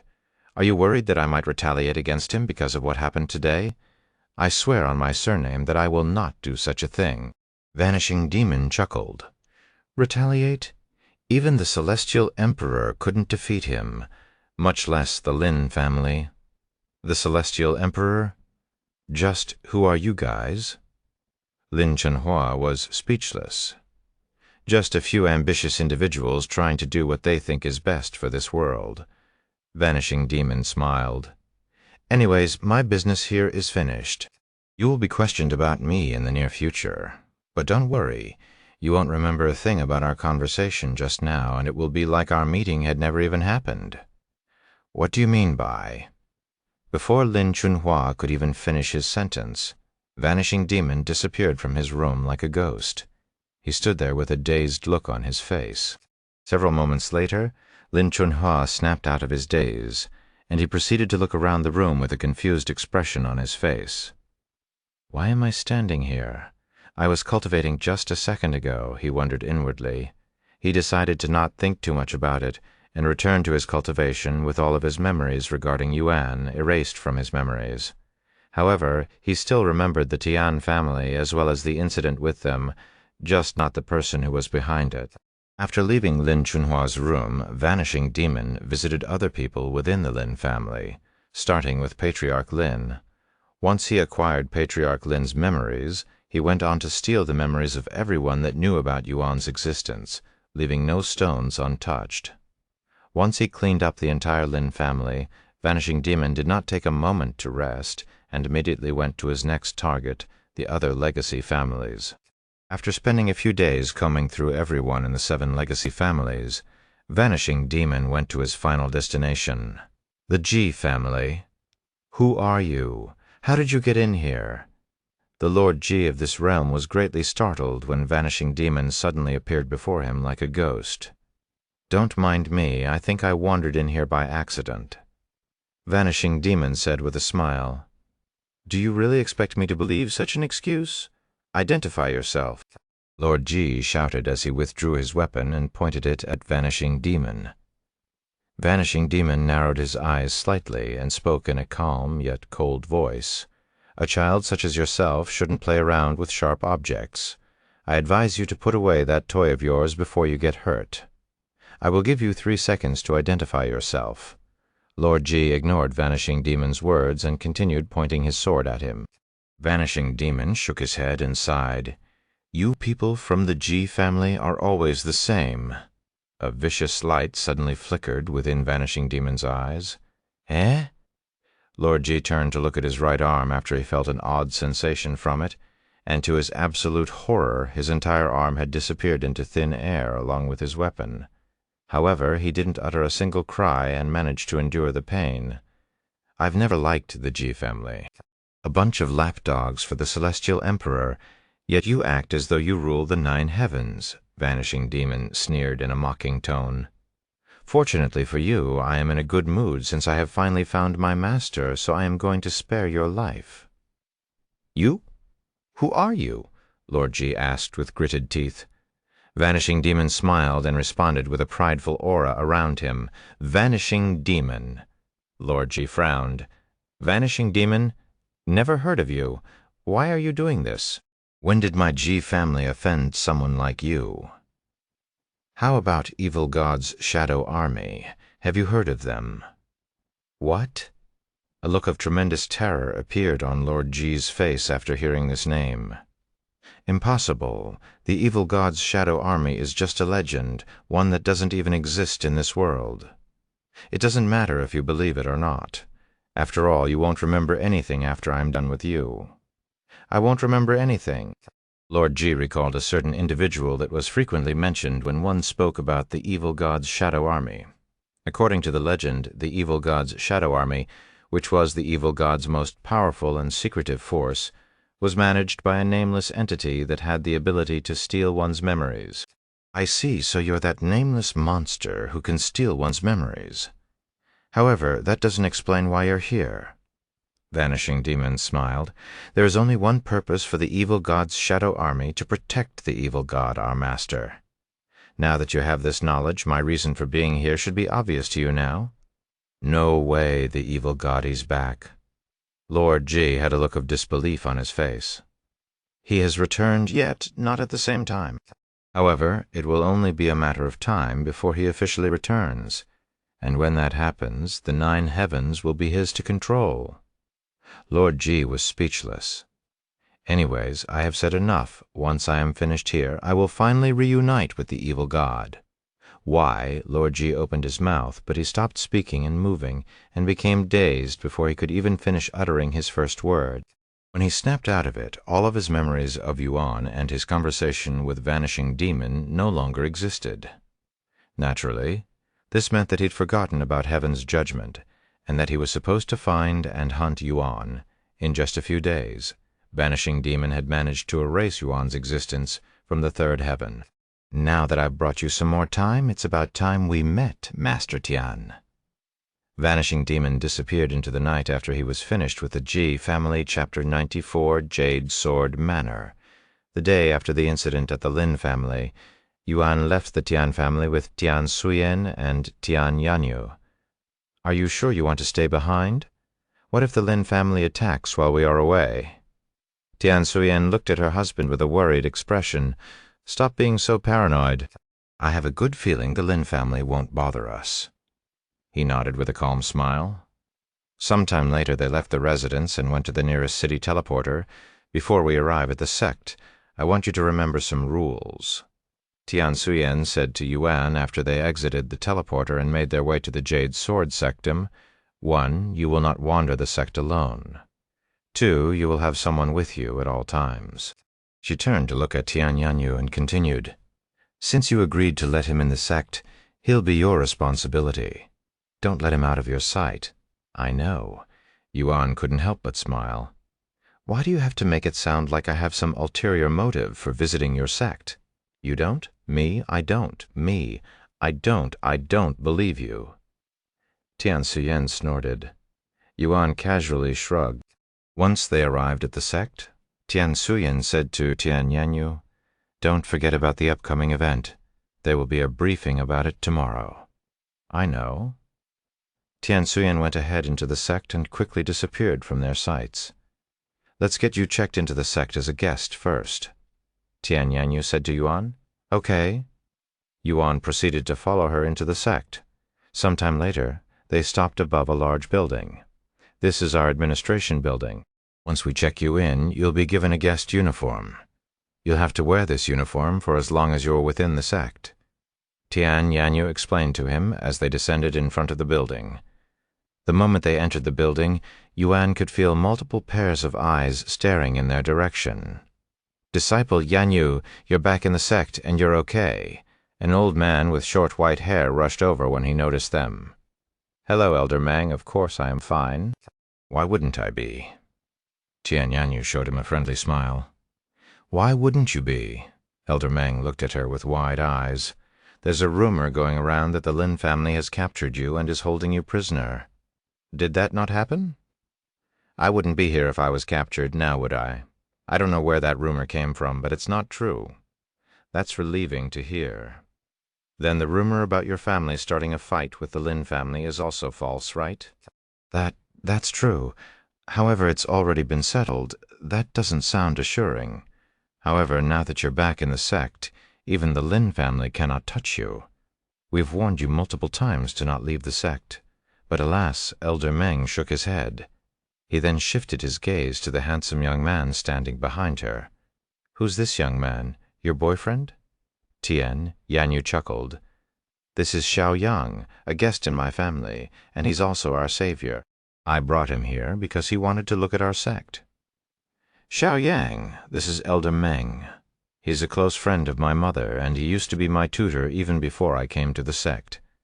Tian Yanyu introduced them to each other. She didn't deny it. Elder Meng could only think about how Tian Yanyu had ignored his earlier comment calling Yuan her boyfriend, something she would usually deny on the spot and even get angry about it. Just who is this Xiao Yang? How interesting. He smiled inwardly. Anyways, can you help him with the procedures? Tian Yanyu asked a moment later. Sure thing. Follow me, Xiao Yang. Yuan followed Elder Meng to one of the tables where he would give some information about himself to the sect. Peak Spirit King? Elder Meng's jaw dropped to the floor when he saw Yuan's cultivation on the paper. He turned to look at Yuan, and sure enough, the aura of a Spirit King was emanating from Yuan's body. But he couldn't tell the exact level. He's not even 20 years old, and he's already a Peak Spirit King. Where did such a monster come from, and how come I have never heard of him until today? Elder Meng's trembling hands began sweating as he learned more about Yuan. He was beginning to understand why Tian Yanyu seemed to treat him differently.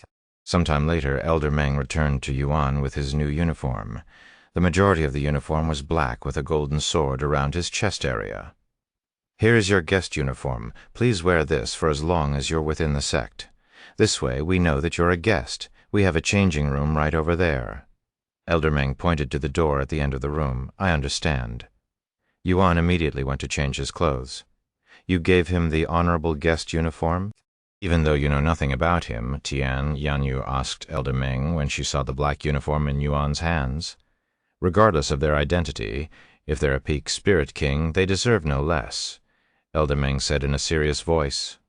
By the way, where did you find a genius like him? Tian Yanyu smiled and spoke. Believe it or not, he's the one who found me. He appeared out of the blue one day and has been helping me and my family since then. He's like a gift from the heavens. Elder Meng raised his eyebrows at such a suspicious situation. Are you sure you can trust him? Besides my family, he's the only person I trust unconditionally. I know it might sound crazy, but I really cannot sense any malice from him. No matter his reason for helping my family, I am grateful for it. Yuan came out of the changing room a few minutes later, and when Tian Yanyu saw his new look, her face turned slightly rosy. Naturally, she was unaware of this and only felt a little warmer than usual. Chapter 1095 Jade Sword Manor 2. Elder Meng whistled after seeing Yuan in their guest uniform. Not bad, young man. But you would look even cooler in our official uniform. How about joining our sect? With your cultivation, you would immediately become a core disciple, or even a high-ranking sect elder if you wish. Yuan smiled at his offer and said, Thank you for the offer, but I don't plan on staying in this world for too long. This world, are you going to challenge the stairway to heaven soon? Something like that, he nodded. I see, what a pity. Tian Yanyu looked at Yuan with a perplexed expression on her face after hearing this. We've just met, yet he's already leaving. She sighed inwardly. Come on, I will show you around the sect. She said to him a moment later, All right, Mai. Yuan left the building with Tian Yanyu the next moment, and she would proceed to give him a tour around the Jade Sword Manor. Unlike the sects within the lower heavens, the sects within the third heaven are so vast that flying is required if one wanted to travel around, as most sects are split into hundreds if not thousands of smaller platforms that usually floated above the ground to save space. This is one of our training grounds. Our Jade Sword Manor has a total of 20 training grounds. Half of them are available to the outer court and inner court disciples, while the other half are for core disciples and elders. Their first stop was a training ground meant for core disciples. Due to their naturally low numbers, the training ground appeared to be empty at first with only a few disciples training on it. But their sword techniques were so flashy and powerful that if there were more disciples training there, they could accidentally hurt each other. Of course, there were defensive formations to lower the risk of disciples injuring each other, but incidents still happened from time to time.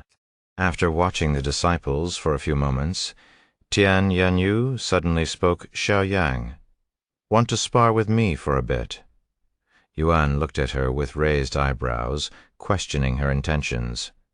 Even though I have seen you fight from afar, I still cannot fully grasp your prowess. Perhaps if I exchanged swords with you personally, I might understand you a little better." Yuan smiled and said, "Sure, but let's do it later. I want to see more of this sect for now." Okay. Tian Yanyu was in no rush to spar with him, so she didn't mind waiting a little. They left the training grounds to look at the other places. "This is one of our medicine gardens. We have around 100 of them. Unless you want to get attacked by the guards, don't get too close to it. Only those with official orders are allowed to step foot on these grounds. Of course, these aren't our most valuable treasures. Those are hidden somewhere within the sect." The medicine garden before them was filled with all sorts of plants that stretched to the horizons, and a few moments after their arrival, Yuan could sense someone watching them from afar. They didn't linger and proceeded to the next area shortly after. Over the several hours, Tian Yanyu would bring Yuan to many different spots within the Jade Sword Manor, but even after spending so many hours, they were not even halfway finished with the tour. Seeing how it was starting to get dark, Tian Yanyu suggested they take a break and eat some food. "Sounds great." Yuan nodded. Sometime later, they arrived at the Comfort Peak, a place designated for disciples to relax. This is Comfort Peak, where disciples go to relax or have fun when they're feeling tired or simply need to release some stress. If you seek entertainment, you will find most of them here. The best restaurants in the sect could be found here. "What do you feel like eating today?" Tian Yanyu asked him. "I will let you decide. I'm not a picky eater, and I enjoy almost everything." "All right. Then I will bring you to my favorite store." As Tian Yanyu led Yuan through the Comfort Peak, the disciples around them would stop whatever they were doing to stare at them. Is that senior apprentice, Sister Tian Yanyu? There's only one person in this sect with her beauty. It's definitely Fairy Tian. I thought she was being held captive by the Lin family after starting a fight with them. Who's that young man beside her? He's even wearing the honorary guest uniform. I cannot sense his cultivation. Is he immortal? The disciples mistook Yuan as a mortal since they were too weak to sense his cultivation. Eventually, they arrived at their destination. Jade Pavilion. Yuan read the large sign above the restaurant's door in a mumbling voice. When they entered, a handsome middle-aged man approached them. "Welcome back to the Jade Pavilion, Disciple Tian. We've missed your presence dearly." "It's been a while, Li Ming." As a regular of this restaurant, Tian Yanyu knew the names of every worker there, and this included even the janitors. "Is my regular spot available?" "Of course." "It is always available for you, Disciple Tian. I will need another chair since I have a guest with me today." "Very well. Please follow me." They followed Li Ming to a room on the highest floor. The interior of the room was small and shaped like a rectangle, but it had more than enough room for 2 people. However, the best part of this room was not the interior but the view it provided, as the guests were able to see pretty much the entire place through the balcony. Once they were seated, Li Ming handed them a menu and patiently waited for them to order. Tian Yanyu ordered 2 dishes, while Yuan ordered 10 times that amount, which raised eyebrows, but Li Ming didn't say anything and left to prepare their order. Chapter 1096, Jade Sword Manor 3. "What do you think of our sect?" Tian Yanyu asked him, once they were alone again. "I like the scenery. It's completely different from the ones in Lower Heaven," he said with a smile. "Lower Heaven? You've been there?" Tian Yanyu showed a clear sign of surprise on her face. "Yes. I was even a disciple at this sect for a while." "Then why don't you become a disciple here for a while as well?"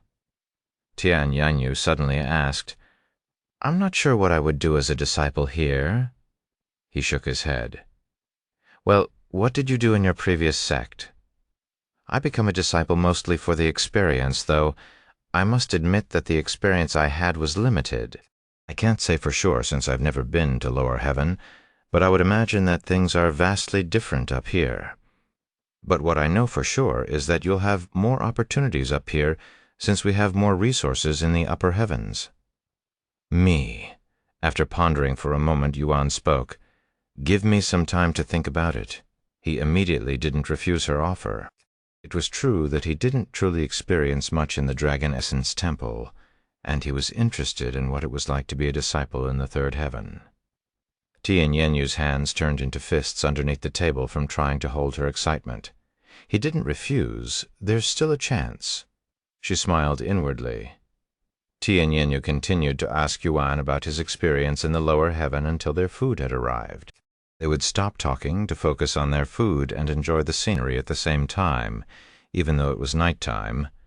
Comfort Peak was still as lively as ever. In fact, it seemed even busier compared to when they first arrived. An hour later, Tian Yanyu stared at Yuan with a baffled look on her face. "We finished eating at the same time, even though he had 10 times the amount of food I ordered." She swallowed nervously. Tian Yanyu snapped out of her daze a moment later, and she spoke. "Do you wish to rest for the night, or do you want to continue the tour?" "Are you tired? We can rest if you want. I am not tired at all. In fact, I probably won't be able to sleep for the next several days, since I'm still excited about what happened at the Lin family." Yuan smiled.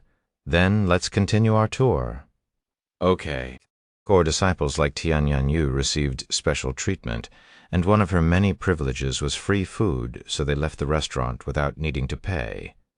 The two of them didn't immediately leave Comfort Peak and lingered around for many more hours. This is one of the most popular shops around here. You get to sip on spirit tea for free while relaxing on a spirit-calming formation. Want to try it?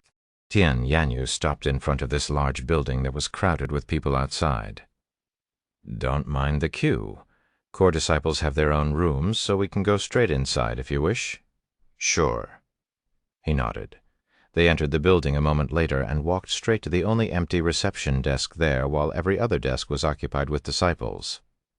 "Welcome to the Jade Tea Shop, Disciple Tian." The worker there immediately greeted her. "A room for 2. "Sure thing." The worker handed her a small jade tablet a moment later without asking any questions. After taking the tablet, she brought Yuan to one of the rooms on the top floor. Upon using the jade tablet to open the room that had nothing but 2 chairs that looked like massage chairs, a table, and a wooden drawer, Tian Yanyu said, "Take a seat. And do you have any preference for your tea?" "I don't." "All right." She went to the drawer and picked out a bag of tea leaves before preparing it with the teapot on the table. Meanwhile, Yuan sat in one of the chairs, and his body immediately sunk into it, almost as though it was made of water, and he was being embraced by clouds at the same time. Once the tea was prepared, Tian Yanyu poured 2 cups and handed one of them to Yuan. "This tea is made from leaves, produced by our own sect. It has a special property that makes you feel as though you're slowly ascending to heaven. After drinking it, lay down and close your eyes." After drinking the cup of tea, Yuan laid back on the chair and closed his eyes. He could immediately feel the effects of the tea, and sure enough, his body felt incredibly relaxed while his consciousness was slowly drifting away. This tranquilizing effect lasted for about 2 hours before it dissipated. "There are even stronger teas if you want something longer lasting," Tian Yanyu said to him. "I'm satisfied with what I experienced." He smiled. "Then let's continue looking around." After wandering the Comfort Peak for many hours until they were satisfied, they returned to the training grounds. By the time they arrived, it was almost noon. "Please go easy on me," Tian Yanyu said to him as she retrieved her sword. "And don't go easy on me. Come at me as though you're trying to kill me," Yuan said with a confident smile on his face. Knowing his prowess, Tian Yanyu did not hesitate to treat their spar as though it was a life-or-death match. Once they were prepared, Tian Yanyu made the first move, using a movement technique to get behind Yuan while swinging her sword at his neck. Whoosh! Her blade struck nothing but air after Yuan dodged it with his own movement technique. The few disciples of the same training ground quickly took notice of their spar, and they all stopped their own training to spectate. It looked like Tian Yanyu had the upper hand at first, but these disciples quickly realized that was not the case. This guy, who is this guy she's sparring with? Chapter 1097, Nameless Emperor's Tomb. Heavens, I have never seen Disciple Tian being pushed around like this before. That guessed he's strong. The disciples were mesmerized by their fight, and some of them even imagined being in Tianyanyu's shoes. However, none of them could even imagine defeating Yuan, who seemed invincible at the moment. After 20 minutes of going back and forth, Yuan decided to end things with a sword technique. Vanishing Ghost's Soundless Blade. Yuan's sword disappeared for a split second, and Tianyanyu suddenly sensed a wave of sword chi fly past her, narrowly missing her. When she sensed Yuan's sword chi, her life flashed before her eyes for a second before she realized that she was still alive. The disciples spectating the fight also felt as though their life was suddenly in peril when they felt the sword chi despite their distance, with some of them even falling on their buttocks. Tianyanyu fell to her knees afterward, her body soaked in cold sweat. What was that just now? She asked herself inwardly. This was her first time experiencing an ancient rank sword technique, so her reaction was normal. Are you okay? Yuan approached her after putting away his sword. Tianyanyu didn't immediately respond. Instead, she turned her head to look beside her, and to her horror there was a deep cut in the floor that stretched for hundreds of meters, and the cut itself was many meters deep, almost as if it had been sliced by a massive sword the size of a building. Looks like I am still underestimating you," she mumbled in a low voice after forcefully swallowing her saliva that was stuck in her throat. If he'd used this kind of power while fighting the Silent Rippers, he would have erased the Tian family's residence along with the assassins. Is this his true power, or is he hiding even more strength inside that body of his? Tianyanyu looked at Yuan with caution and excitement. Unbeknownst to her, she was witnessing less than 10% of Yuan's true prowess. That was an amazing fight. Senior apprentice, Sister Yanyu, introduce your friend to us. The other disciples suddenly started rushing over. Tianyanyu greeted her fellow core disciples with a smile. He's Xiao Yang, a friend that I'd met recently. Senior brother Xiao, the disciples greeted him with respect. How old are you, Senior brother Xiao? You don't look any older than us. I'm 19 years old. What? You're actually that young? What is your cultivation? Are you from the Four Ancient family? The disciples bombarded him with questions. Hey, you're all getting too close. Stop bothering him and give him some room. Seeing how the others were getting closer and closer to Yuan, Tianyanyu quickly acted by pushing them away, acting like his bodyguard. The disciples were surprised by Tianyanyu's unnatural behavior, so they subconsciously stepped away from Yuan. Xiaoyang, let's go. There's a briefing that I must attend in a bit. We can continue our tour afterward. Tianyanyu then said. All right. After saying his goodbyes to the other disciples, Yuan left the scene with Tianyanyu. Is it just me, or did senior apprentice Sister Yanyu express jealousy just now?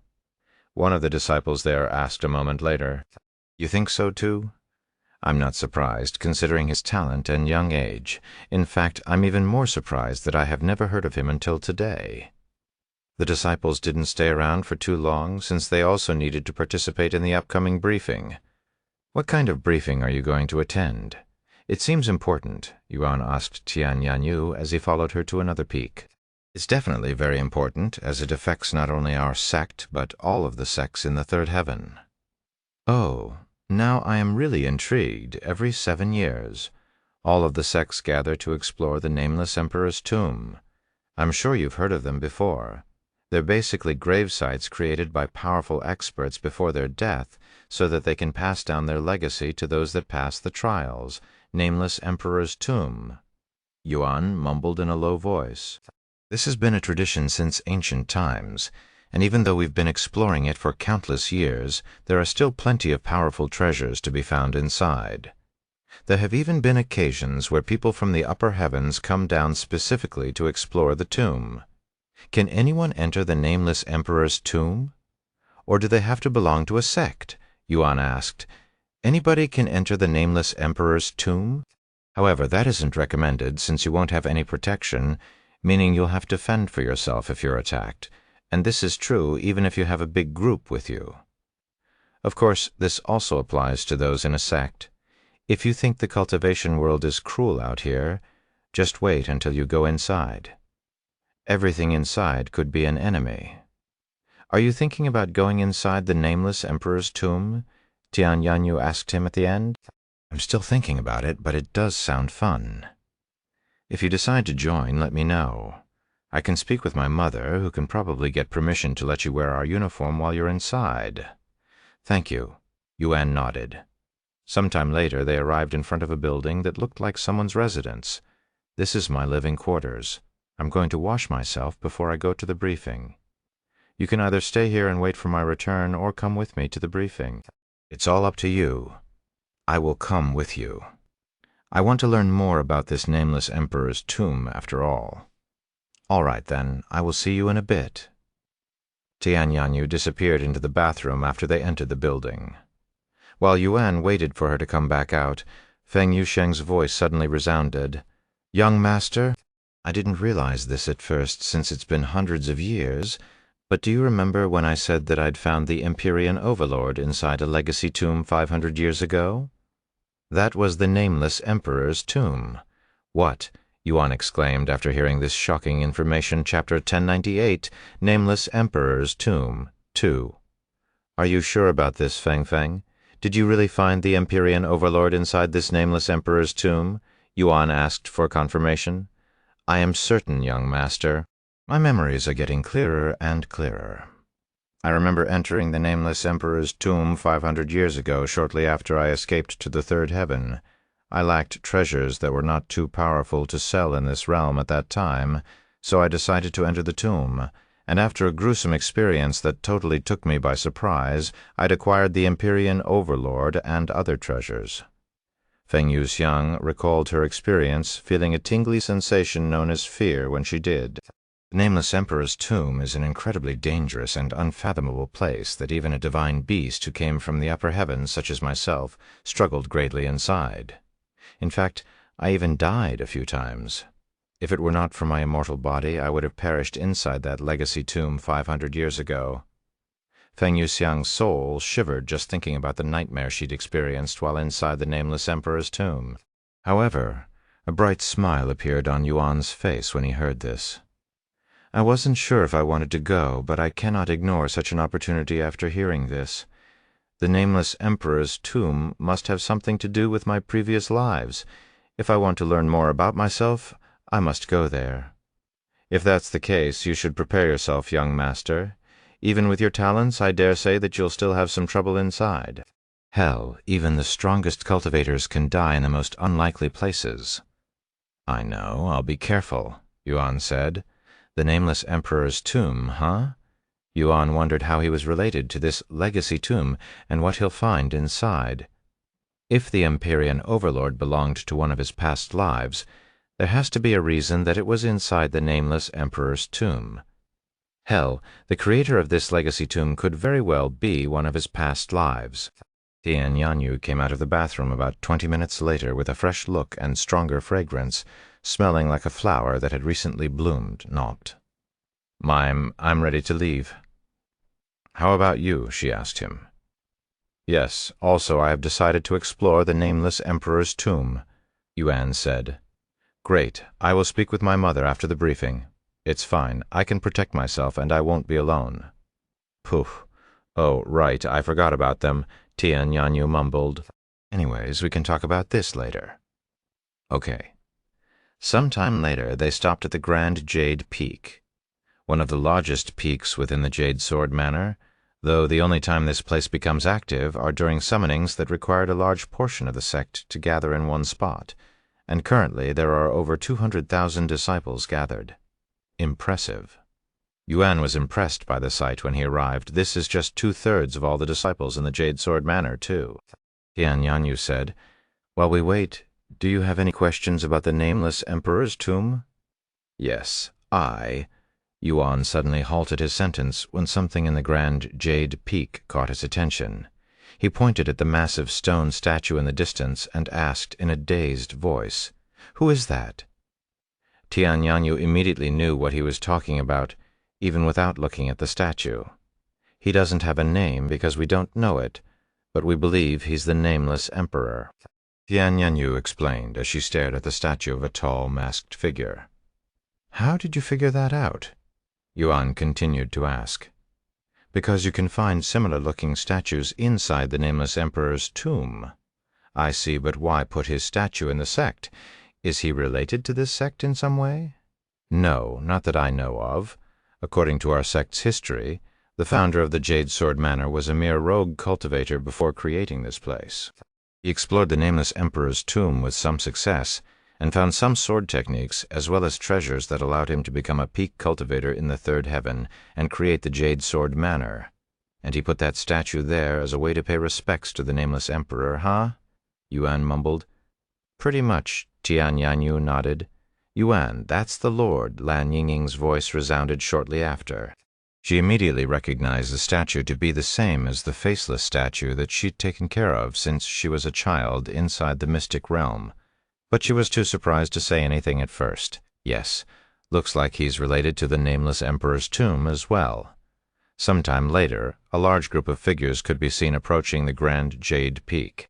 The people from this group were all sect elders of the Sword, Jade Manor, and they were all being led by an old man who was emanating a naturally sharp aura that made those around him feel as though they were constantly being threatened with a sword by their neck. "Greetings, sect leader and sect elders."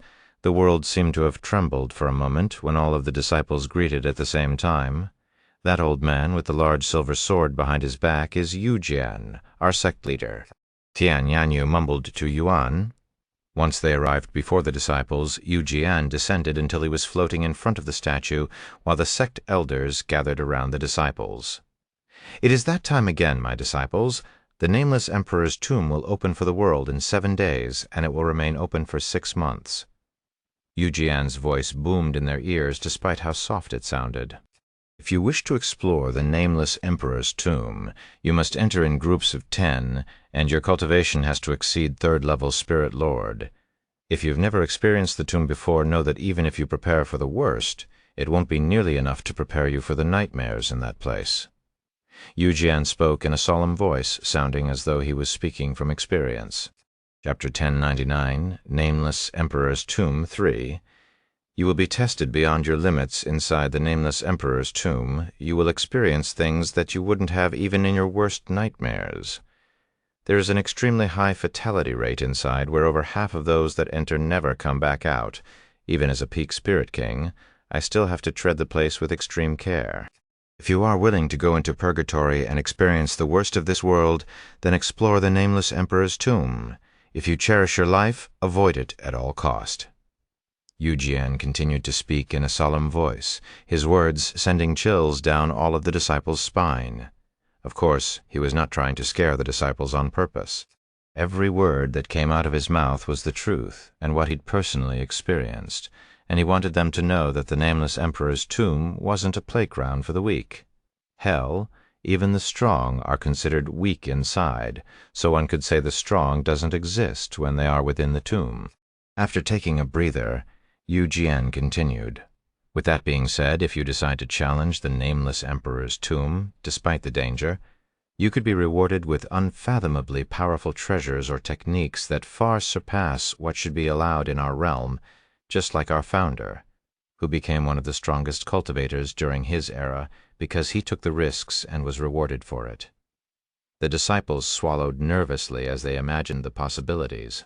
Just several treasures from the Nameless Emperor's tomb made a rogue cultivator who used to be a nobody into a powerhouse and the founder of a top 5 sect.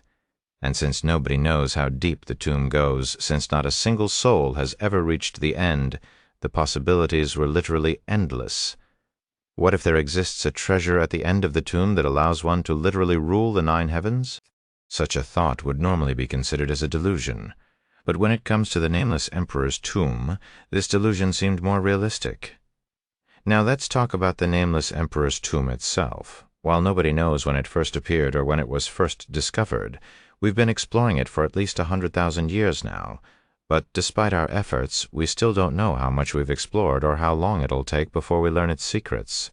Unlike most legacy tombs, the Nameless Emperor's tomb is like a different world itself that one can explore freely with the only restriction being their own strength. Although most of the treasures in the outer areas are long gone, there are still new secrets being uncovered every time we enter, and there are powerful techniques waiting for those who can comprehend them.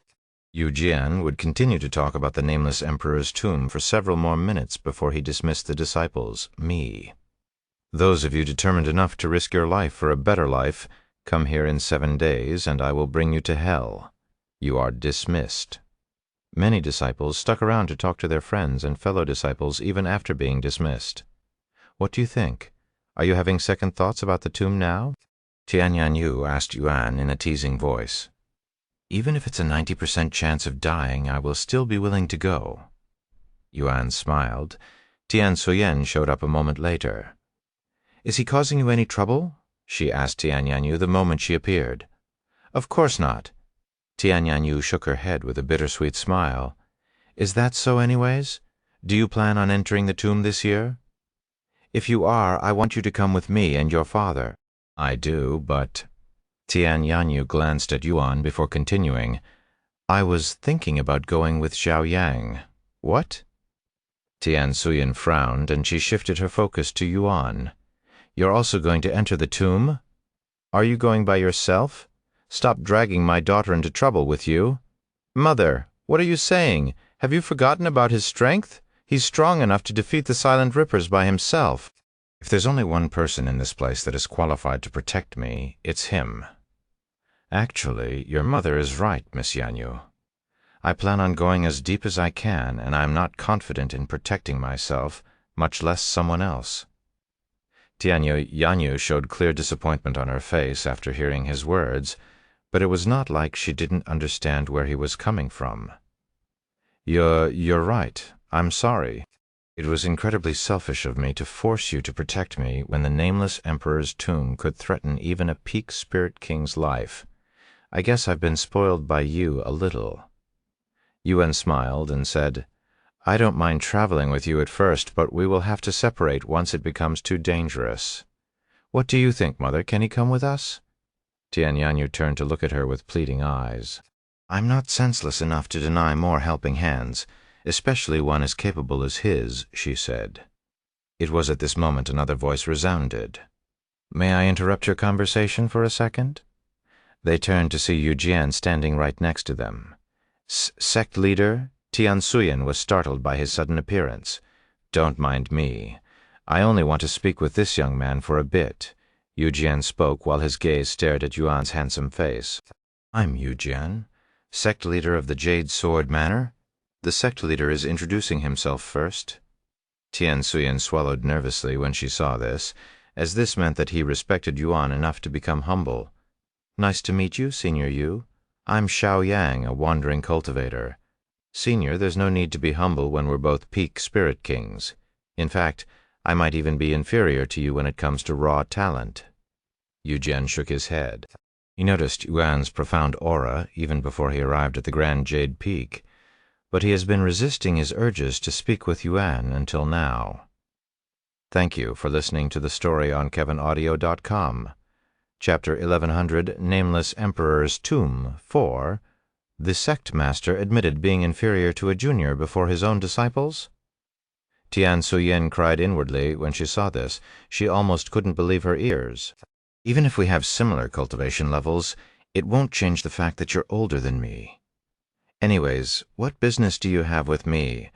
I was just wondering why you're in my humble sect.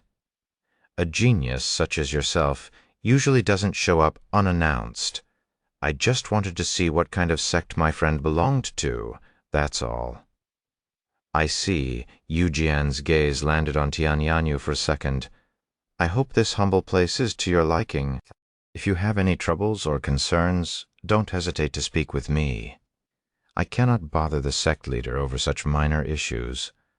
Yuan shook his head. Please, I insist. Yu Jian smiled, and he continued. I will stop bothering you now, young friend. If you encounter any problems, show them this medallion. He proceeded to hand Yuan a jade medallion that had his name on it. He turned to look at Tian Suyen next and said, I'd like to speak with you whenever you're available. I'm free right now. She immediately responded with a nervous look on her face. Yu Jian nodded, and he left the scene with Tian Suyen. It was obvious why the sect leader wanted to speak with Tian Suyen. He wanted to inquire about Yuan's existence. In his eyes, a genius like Yuan couldn't possibly have been born in their world, so it would only be logical to assume that he'd come from the upper heavens. In fact, he's already heard rumors about the Celestial Emperor sending down powerful experts for reasons that he has yet to learn. Looks like we won't need to ask my mother for the sect's protection. Tian Yanyu mumbled in a dazed voice as she watched her mother leave with the sect leader. Anyways, what do you want to do now? We have a whole week to prepare for the Nameless Emperor's tomb, she then asked. Is there a place where I can learn more about the tomb? She nodded. Yes. We have a library full of information about the place. When do you want to go? Let's go now. All right, follow me.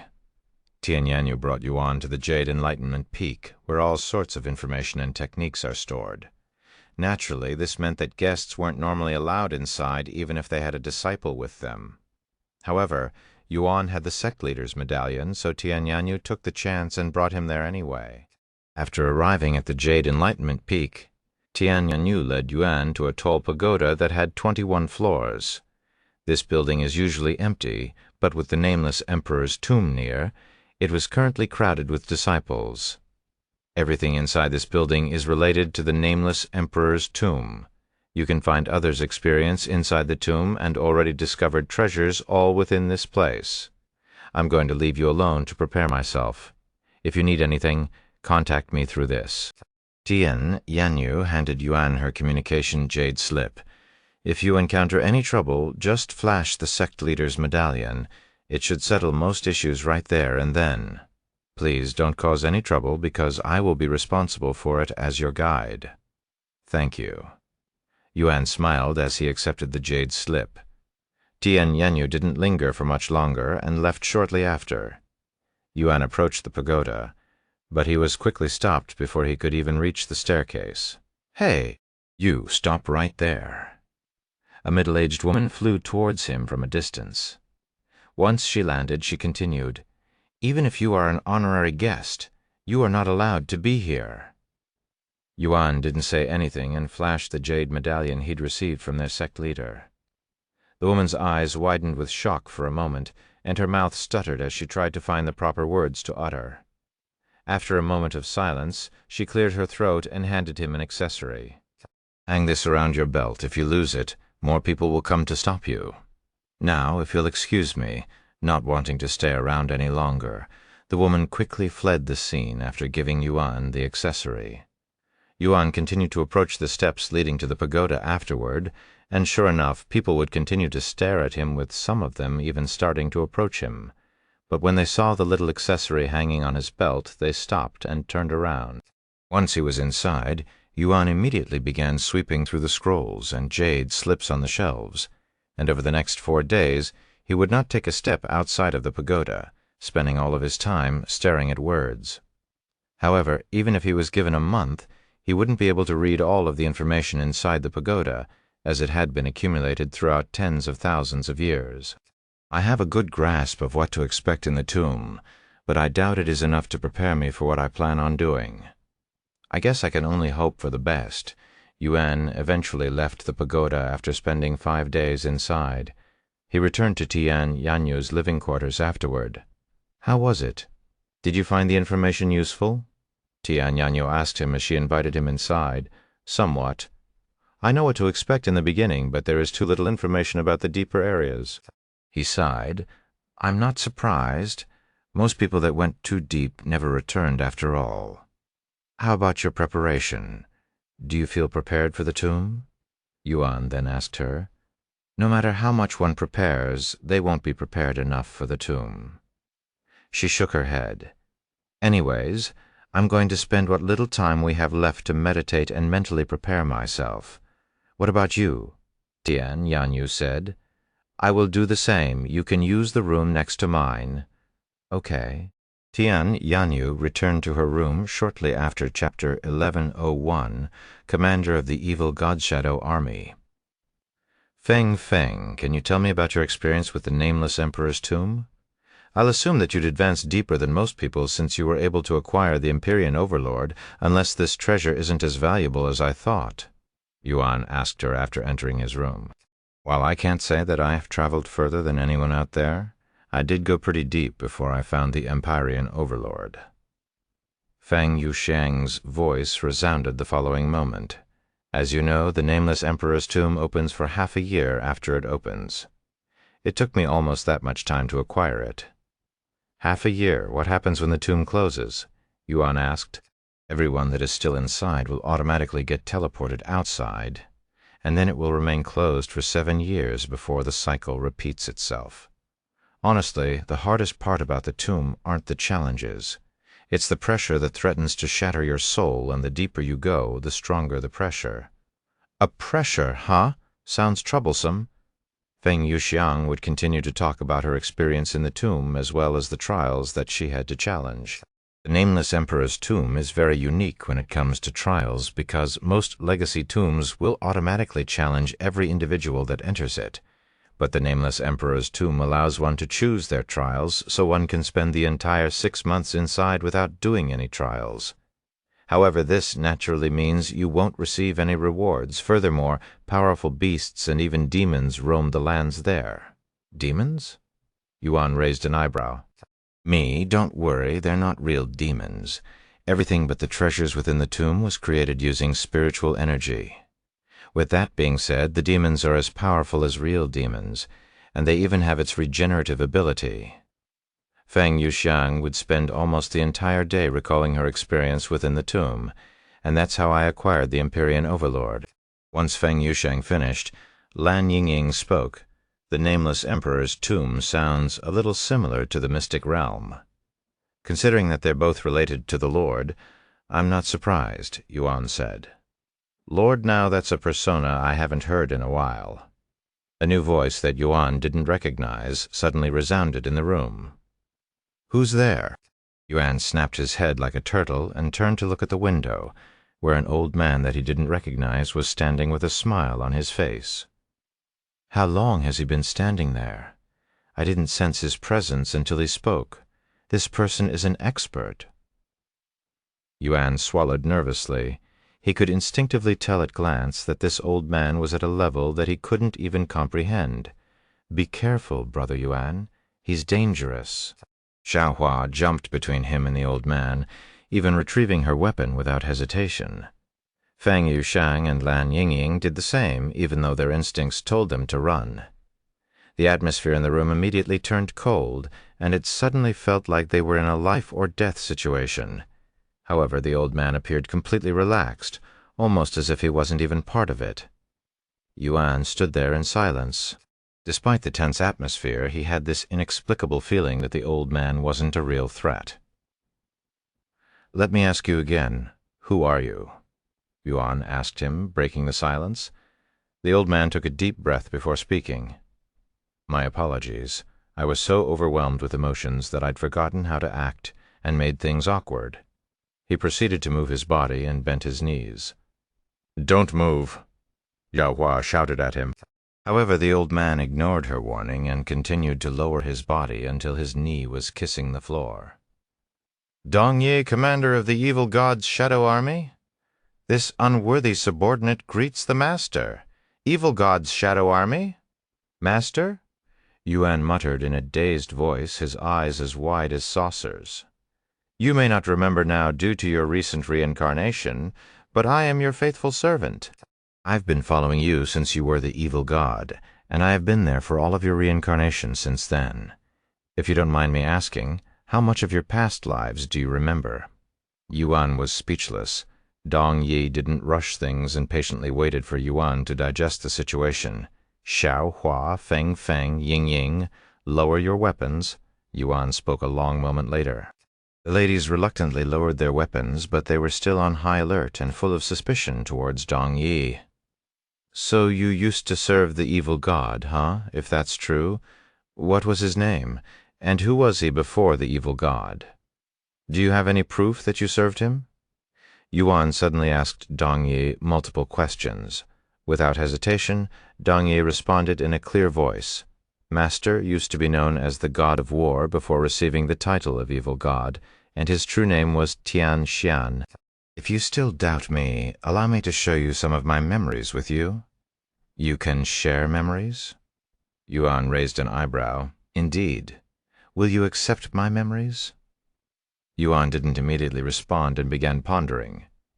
Brother Yuan, I don't think we can trust him. He's too suspicious, Xiaohua said. His aura is also insanely murderous. I have never seen anything like that before, except when the young master gets angry. He's definitely killed a lot of people, Feng Yushang said. Dong Yi smiled. It is true that I have a lot of blood on my hands. I didn't become the commander of the strongest assassination squad in the 9 heavens by being a saint. Yuan took a deep breath and spoke. It's okay. My instincts are telling me to trust him, so I will do so. If he wanted to harm us, he has more than enough power to do so, and we wouldn't be able to do anything to stop him. He glared at Dong Yi in the eyes and continued, Show me, as you command, Master. Dong Ye eagerly nodded. Chapter 1102, Evil God's Loyal Servant. After receiving Yuan's permission, Dong Ye proceeded to tap his forehead, causing a glowing orb of blue light to emerge from his head. He then offered it to Yuan by raising it above his head, treating it as though it was an offering to God. Master, here are my memories. The glowing orb of light floated off Dong Ye's hands and into Yuan's forehead. Yuan immediately closed his eyes and began digesting the memories. Inside Dong Ye's memories that went back tens of millions of years, Yuan could see himself when he was living as Evil God Tian Xian, and he was currently standing in front of a massive jade tablet while Dong Ye was kneeling behind him. How are things going for the Shadow Army, Dong Ye? Everything is going as planned, Master. Our members are rising at a respectful pace every day. It won't be long before we can be fully operational. Suddenly the scenery changed, and Yuan could see Dong Ye standing before another person. This person was clearly another one of his incarnations, but he didn't recognize this incarnation, Nop, Master. I am Dong Ye, your loyal servant. You may not remember me, but I have been serving you since your second life as the Evil God. This person, who was a tall and handsome young man, spoke in a calm voice. I remember you, Dong Ye. Although I don't remember everything, I remember enough to understand the situation. The scenery switched again. This time, Yuan recognized this person. However, this person's face was covered by a bland-looking mask. He must be the Lord, Yuan thought to himself. Master, I am Dong Ye, right? Took you long enough to find me this time. The Lord spoke in a calm voice. How much of your memories have you recovered, Master? The Lord turned to look at Dong Yi and spoke. I remember everything. I was born in this life with all of my previous memories. This is unprecedented. Dong Ye was pleasantly surprised to hear this. Sometime later, Yuan opened his eyes and spoke. Since you know so much about me, can you help me recall what I have yet to remember to speed up the process? Dong Yi shook his head with a bittersweet smile. Unfortunately, I cannot do that. You can't, or you won't. Per the Master's own orders, I won't, Dong Ye said. My orders? Yuan raised an eyebrow. He nodded. Master wanted to naturally recover his own memories, so you ordered me to not give too much information regarding your past, even if you threatened me. Yuan sighed inwardly after hearing this. Why would he make things more difficult for himself? He also did the same with the stairway to heaven. Anyways, I believe you when you say that you are my servant. With that being said, what are your plans now? Did my previous incarnations give you some sort of mission? Dong Yi nodded. This body only has one purpose, to serve you until its death. If you need anything, I will be here for you. Feng Yuxiang couldn't help but feel as though her role as Yuan's handyman was suddenly in jeopardy. Dong Yi then continued, However, with that being said, it's not as though I can constantly remain by your side. Master, are you aware of our current situation with the upper heavens? No. What kind of situation are we in? Yuan shook his head. The Celestial Emperor, our natural enemy, will be sending experts to the lower heavens to kill you. They will arrive in less than a month. Yuan was left speechless after hearing this information. What? Why would the Celestial Emperor do such a thing? I've never even met the man, he exclaimed. According to what I've learned from the 7 Legacy family's memories, the Celestial Emperor is not specifically targeting you because of your identity. He doesn't even know your real identity, but because of the heaven's judgment, you now have a target on your back. Dong Ye explained, and he continued. Honestly, if the Celestial Emperor knew your real identity, I wouldn't be surprised if he personally came down here with his entire army just to kill you. How troublesome, and here I was planning on going to the nameless Emperor's tomb. Yuan gritted his teeth. Worry not, Master. This is why I am here. I have already erased the 7 Legacy families' memories of you, so they won't be able to help those from the upper heavens to identify you. Furthermore, I will do my best to mess with those from the upper heavens and keep them from finding you. If you are ever in a dangerous situation that you cannot solve, break this jade slip, and I will immediately come to you no matter what kind of situation I'm in, even if I have to crawl through broken glass and the scorching ground. If you need me for anything else, use this communication jade slip to contact me. Dong Ye handed Yuan 2 different jade slips. I would give you life-saving treasures and other useful treasures, but I cannot give you any significant assistance that could greatly affect your natural growth. Let me guess, I told you that. Yuan said in a sighing voice. Dong Ye smiled and said, the point of reincarnating multiple times is to expand your experience and talent. If you're given a silver spoon every time you reincarnate, it would defeat its purpose after all. I understand the reasoning behind this logic, and I even agree with it. However, it still sucks, Yuan said with a bittersweet smile. Anyways, before I ask you more questions, let's introduce ourselves properly. In this life, I am Yuan. It feels a little weird to be called Master by someone as ancient as you, so you can just call me Yuan or Young Master like Feng Feng here. Feng Feng, introduce yourself. Yuan looked at her, who silently nodded, and proceeded to introduce herself despite being reluctant to do so. Chapter 1103, Controlling Fate.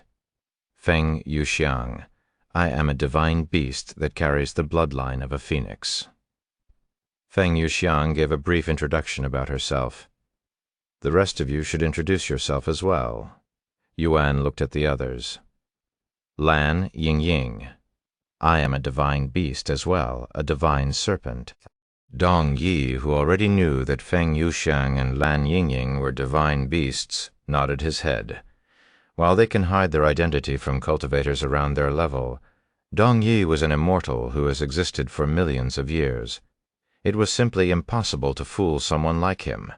A phoenix and a serpent, huh? It sure brings back memories. Dong Yi couldn't help but break out a smile on his face when he recalled the immortal monarch and his divine beast followers. The immortal monarch, Yuan asked out of curiosity. He nodded. Do you remember? No, but I am aware of his existence. His divine beasts were always fighting with each other over his attention. Dong Ye chuckled. It caused the masked young master plenty of headaches. However, they were all reliable and loyal, which sort of balances things out. Yuan suddenly remembered something and said, speaking of the immortal monarch, do you know how to upgrade his bloodline? What about the heaven-refining physique? Meme. The answers you seek are within the nameless Emperor's tomb. The name Emperor's tomb, did I build it? Yuan then asked. Dong Ye smiled and said, you will find out once you go inside. Seeing how Dong Ye won't give him any direct answers, Yuan decided to give up, and to wait to enter the name Emperor's tomb. Dong Ye suddenly shifted his gaze to Xiao Hua, whose tiny body instinctively trembled. An exile, huh? The young master called you Xiao Hua? So you must be from the Asura family. Do you believe in fate? He asked while staring at her intensively. Xiao Hua silently nodded. Then do you believe someone, a mere human, can control fate? Xiao Hua raised an eyebrow and said, nobody can control fate. What if someone has such ability? That's impossible. No human can have such an ability. Dong Ye smiled and shifted his gaze back to Yuan. Believe it or not, Someone out there has the ability to control fate, and he's standing in this room as we speak." Xiao Hua and the others turned to look at Yuan, who was quite confused. "You may not realize it, but you're subconsciously controlling fate." "The young master is subconsciously controlling fate? How does that even work?" Fang Yuxiang asked. Dong Ye shrugged. "Even I do not know the answer to this question. This is partially why the young master ordered me to not assist him too much, as it could affect his fate." Yuan looked at his own hands. "I'm controlling fate? Am I really doing such a thing?" He couldn't believe it. Manipulating fate sounded very complicated, so it seemed very unlikely for him to subconsciously control it. "What do you know about Xiao Hua's family?" Xiao Hua suddenly asked Dong Ye. "I know a lot about the Asura family, and believe it or not, but I also know a lot about you, Xiao Hua." Xiao Hua frowned. "How?" Xiao Hua was born in the primordial realm. "Nobody can enter or leave this place without the Celestial Emperor's approval or the ancient seals. Sorry, but I cannot tell you." Dong Ye shook his head. "Why not? Because you're directly related to the young master, which means I will spoil him if I answer your question. Brother Yuan?" Xiao Hua turned to look at Yuan with a look of wonder in her eyes. "Anyways, if you have any more questions that aren't related to the young master's past, feel free to ask me. If you have any requests, I am also willing to hear it." Yuan pondered for a moment before speaking. "The Nameless Emperor's tomb will open very soon. Do you plan on going inside with us?" "No, I will be staying out here to mess with the Celestial Emperor's lackeys and throw them off your track." Yuan nodded, and he said, "Then if you don't mind, can you watch over my friends while I'm inside the Nameless Emperor's tomb? I don't know how long I will be staying inside, nor can I bring them to such a dangerous place with me. They're extremely valuable to me. I want you to protect them as though they're me." Dong Yi nodded. "No matter who you want me to protect, I will protect them with my life."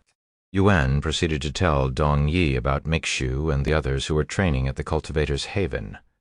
"They are likely to spend all of their time cultivating inside the Cultivator's Haven, but better safe than sorry.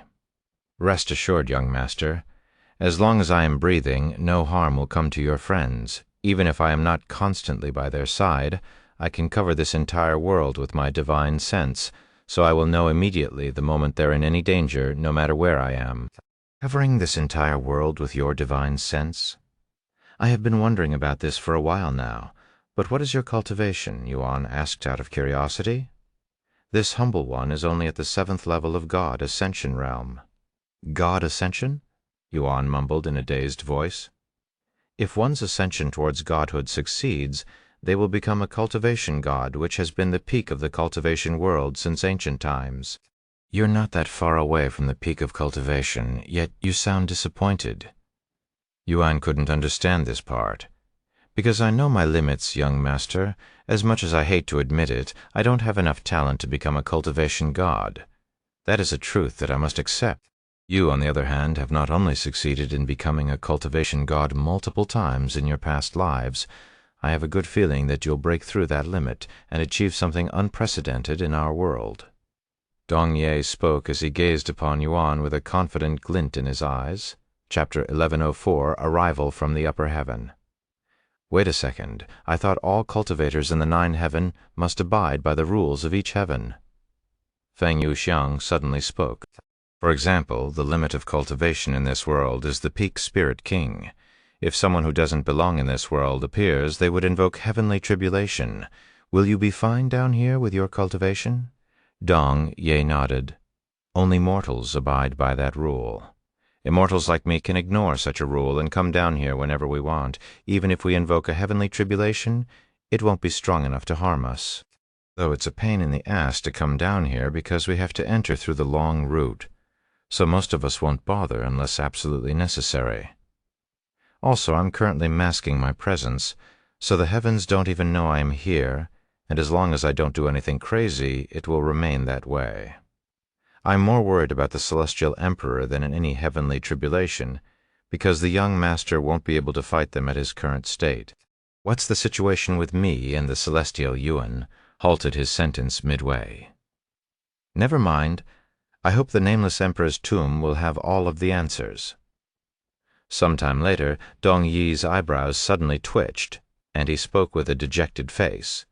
"It's truly regrettable that I can only spend such a short time with you after spending so much time apart, but I must leave now, young master.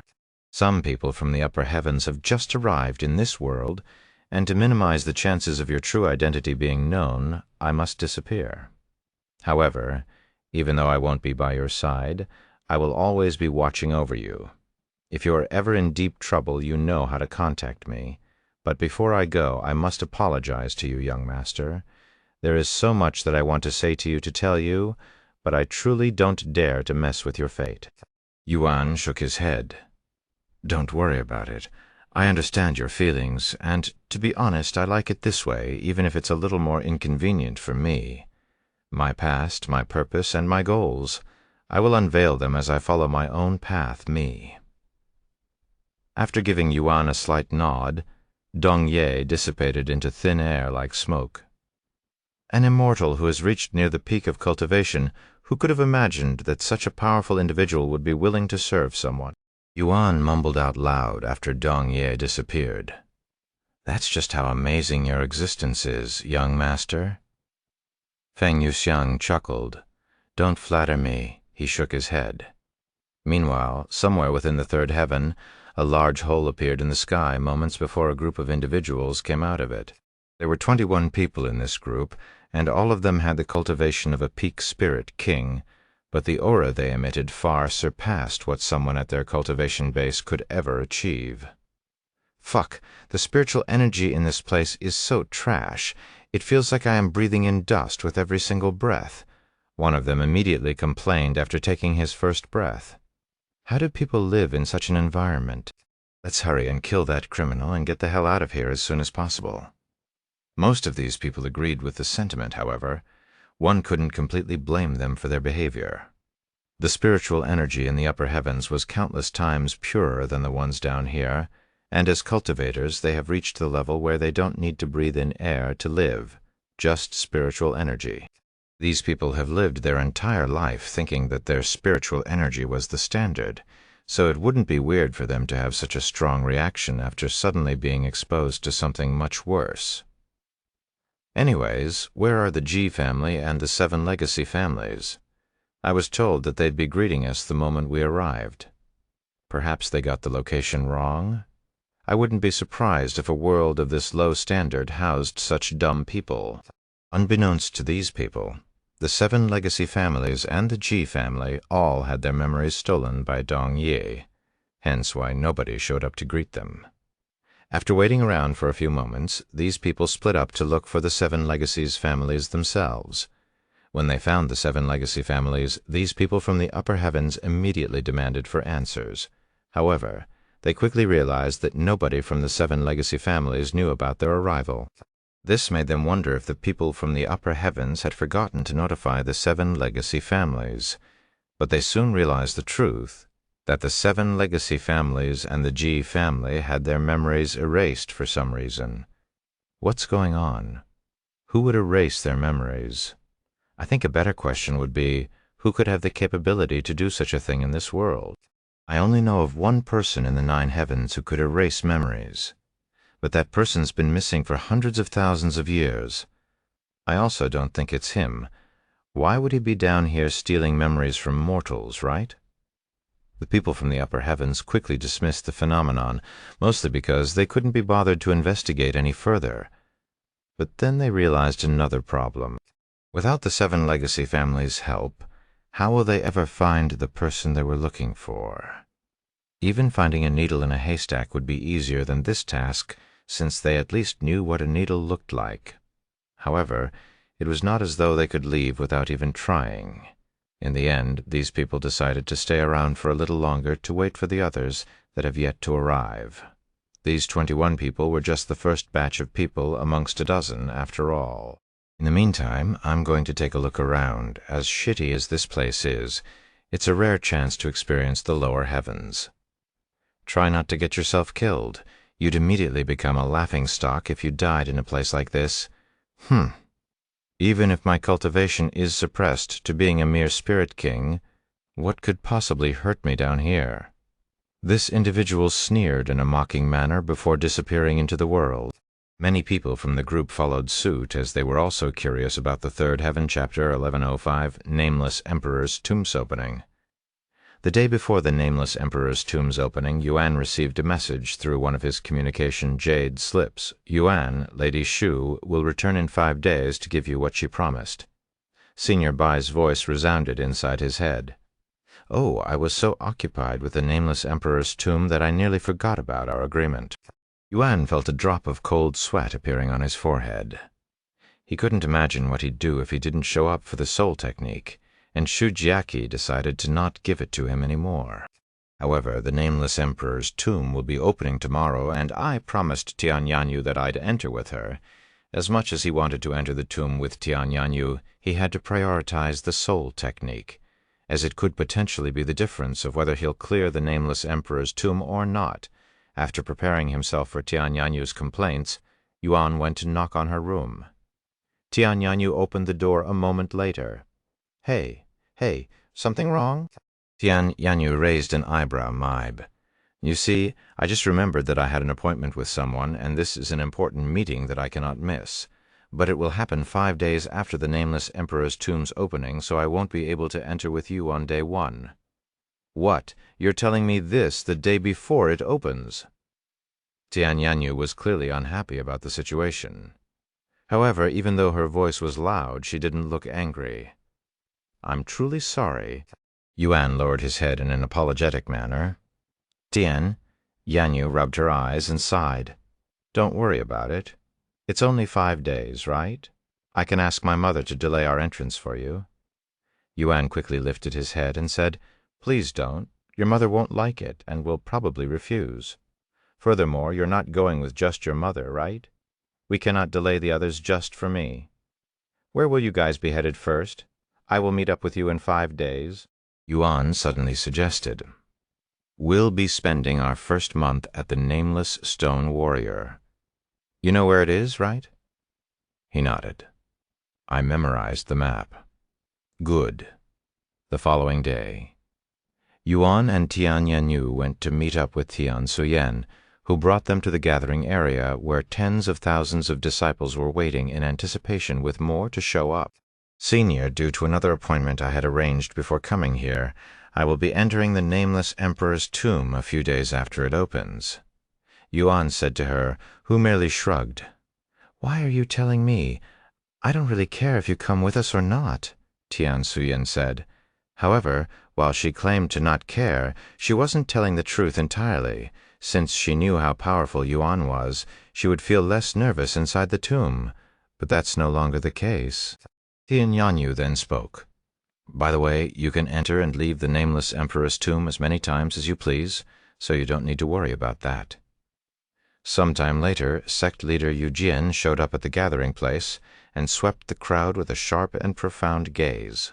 About 90,000 disciples. 90,000 disciples was about a third of the Jade Sword Manor's entire disciple population, but compared to the other sects that will be bringing half of their sect, it wasn't anything impressive.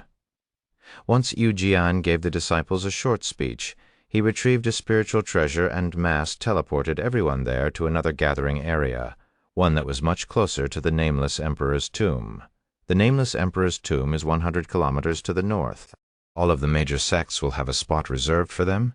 Look for the flag with our sect's emblem. After saying these words, Yu Jian went ahead and flew away. The disciples there quickly followed suit. Sometime later, Yuan and the disciples arrived at a vast and spacious land that had nothing in sight besides the very obvious and large temple that was situated right in the center of this area. This temple was massive, larger than any building Yuan has seen before, and this included the buildings in the Giant's continent. The temple itself seemed to be made of white marble, and it appeared to be in pristine condition at glance, almost as though it was just created yesterday, even though it stood for millions of years already. When Yuan saw this temple, he could feel his heartbeats quickening, and he suddenly had this near uncontrollable urge to approach the place, like it was calling for him. Surrounding the temple was a sea of people, tens of millions of people. This reminded Yuan of the mystic realm, but the scale of this event was multitudes larger. Still wearing the Jade Sword Manor's guest uniform, Yuan followed Tian Yanyu and the other disciples to their sect's assigned location in front of the temple, where sect leader Yu Jian was waiting. This isn't even half of the people participating. Tian Yanyu suddenly said to him, since there are too many people that want to enter the Nameless Emperor's tomb, all of the sects are given a set date to enter. The top sects will get to enter on day 1, while the weaker sects and rouge cultivators will enter a few days later. Although entering a few days late may not seem like much at first, these few days could be the difference between gaining enlightenment and gaining nothing. There have been plenty of cases where people were kicked out right before they could be enlightened. Is that so? When does the tomb open, anyway? Yuan asked. It should open within the hour. I will stay here until you enter the tomb. All right. Thus they began to wait for the Nameless Emperor's tomb to open. Meanwhile, more and more people showed up for the tomb's opening, including those that had no intention of participating. Chapter 1106, Nameless Emperor's Tomb's Opening 2. An hour passed within the blink of an eye while Yuan inspected the Nameless Emperor's tomb with his divine sense. Besides its pristine condition, there really wasn't anything too special about the temple itself. At least, Yuan didn't notice anything unique about it. He also noticed that even though tens of millions of people had gathered in front of the temple, they all left an empty path straight down the center leading to the temple for some reason, almost as though they were expecting someone to walk through the path. About 5 minutes before the Nameless Emperor's tomb's opening, the Ji family showed up at the site. All of the sect leaders and clan leaders went to greet the Ji family upon their arrival, including Yu Jian from the Jade Sword Manor. However, these powerhouses were absolutely gobsmacked when they noticed Lord Ji's unusual and shocking condition. Lord Ji, what happened to your arm? Lord Ji, who was almost an invincible existence within the third heaven, had suddenly lost an arm, an injury that most would consider to be crippling. However, who or what could possibly injure the strongest cultivator in the third heaven to such a degree? None of these sect leaders or clan leaders could imagine. Lord Ji's body shuddered after being reminded of his injury, one that he doesn't even remember getting. I don't remember. He eventually shook his head. When I woke up, my arm had disappeared. The sect leaders exchanged glances with each other. What could have possibly caused such a phenomenon? One doesn't simply wake up with an arm missing. These experts all believed that Lord Ji had been attacked while he was asleep, as that was the only logical explanation, but such a thing was easier said than done. However, Lord Ji insisted that he doesn't remember anything, so the sect leaders and clan leaders had no choice but to drop the topic. I would normally give a speech, but, as you can see, I am not in the condition to do so. Lord Ji spoke a moment later, and nobody there could blame him. Eventually, it was time for the Nameless Emperor's tomb's opening. Yuan could sense a sudden change in the atmosphere, almost as though the presence of an otherworldly expert just showed up. The temple suddenly began emanating a golden glow that would grow brighter with every passing second. Boom. The entire third heaven shook for a brief second when a powerful ripple swept the place. Suddenly, like a ghost, the figure of a tall individual wearing exquisite white robes appeared in the empty path that all of the sects had purposefully avoided. This figure was entirely made out of spiritual energy, yet it felt like he truly existed as a real person, and he was carrying a large sword on his back while wearing a mask on his face. When the experts there saw this masked figure, they all lowered their heads and silently bowed to him, their hearts trembling with reverence. Although nobody there knew this masked figure's true identity, they all had a good feeling that he was the Nameless Emperor, the master of this unfathomable tomb. Yuan's body trembled slightly when he saw this masked figure and the sword on his back. Empyrean Overlord. It only took a glance for him to recognize the sword and the masked figure. A few moments after he appeared, the masked figure began taking small strides towards the temple in the distance. As he slowly approached the tomb, not a single soul in that area dared to make even the slightest movements, and even the most powerful cultivator in this world, Lord Ji, had to hold his breath. Unbeknownst to most of the people there, several experts from the upper heaven were hidden amongst them, and they were just as awed by this masked figure's unfathomable presence despite being part of powerful families and sects in the upper heavens themselves.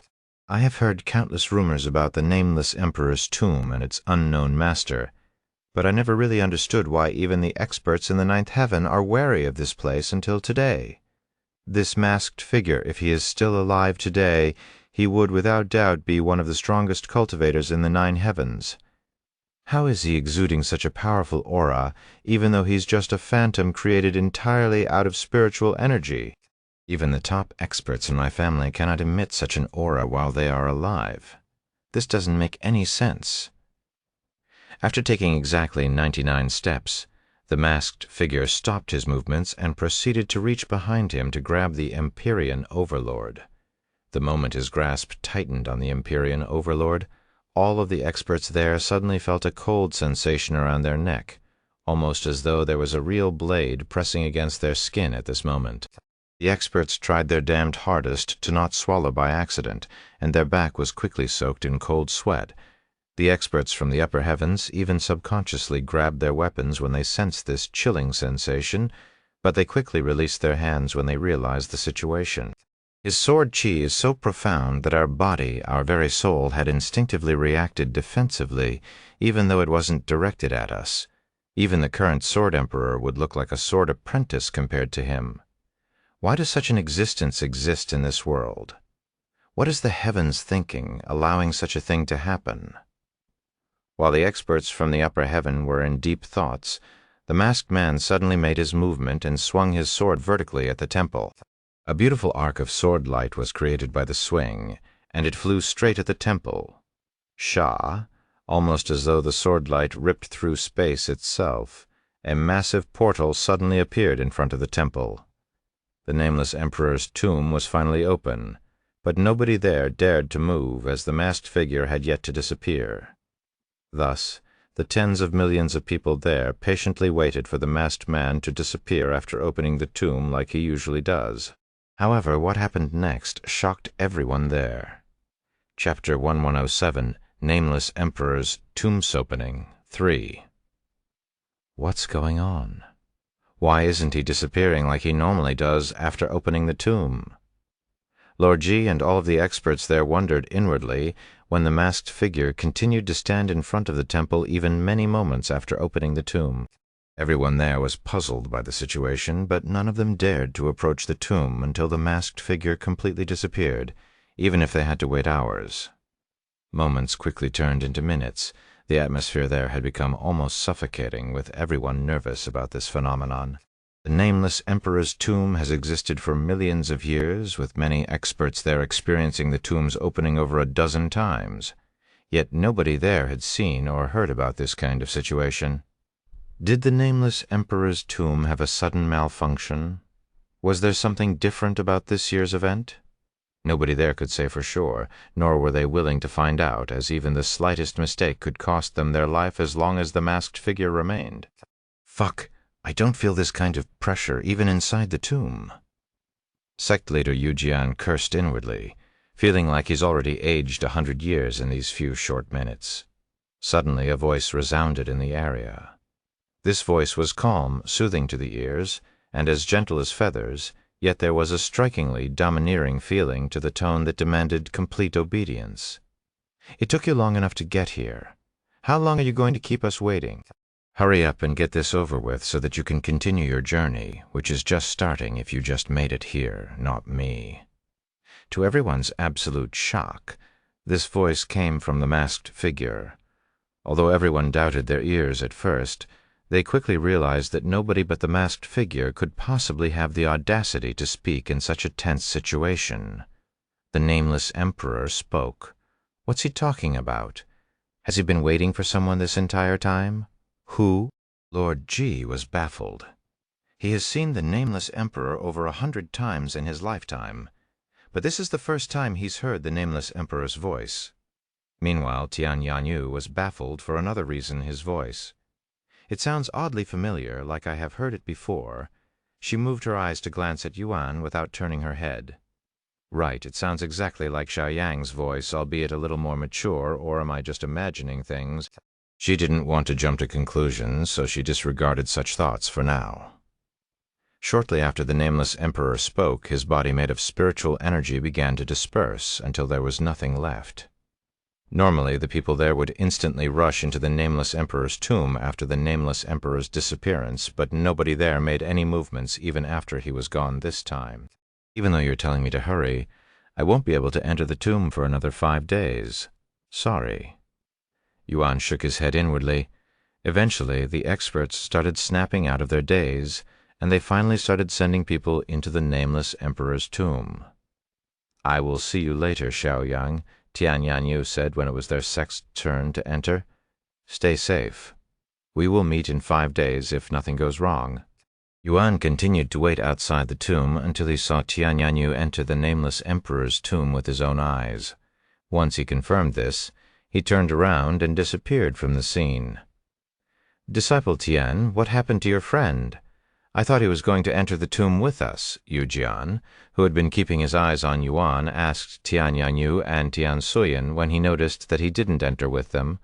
Something came up for him, so he'll enter at a later date. Tian Yanyu explained, I see how unfortunate.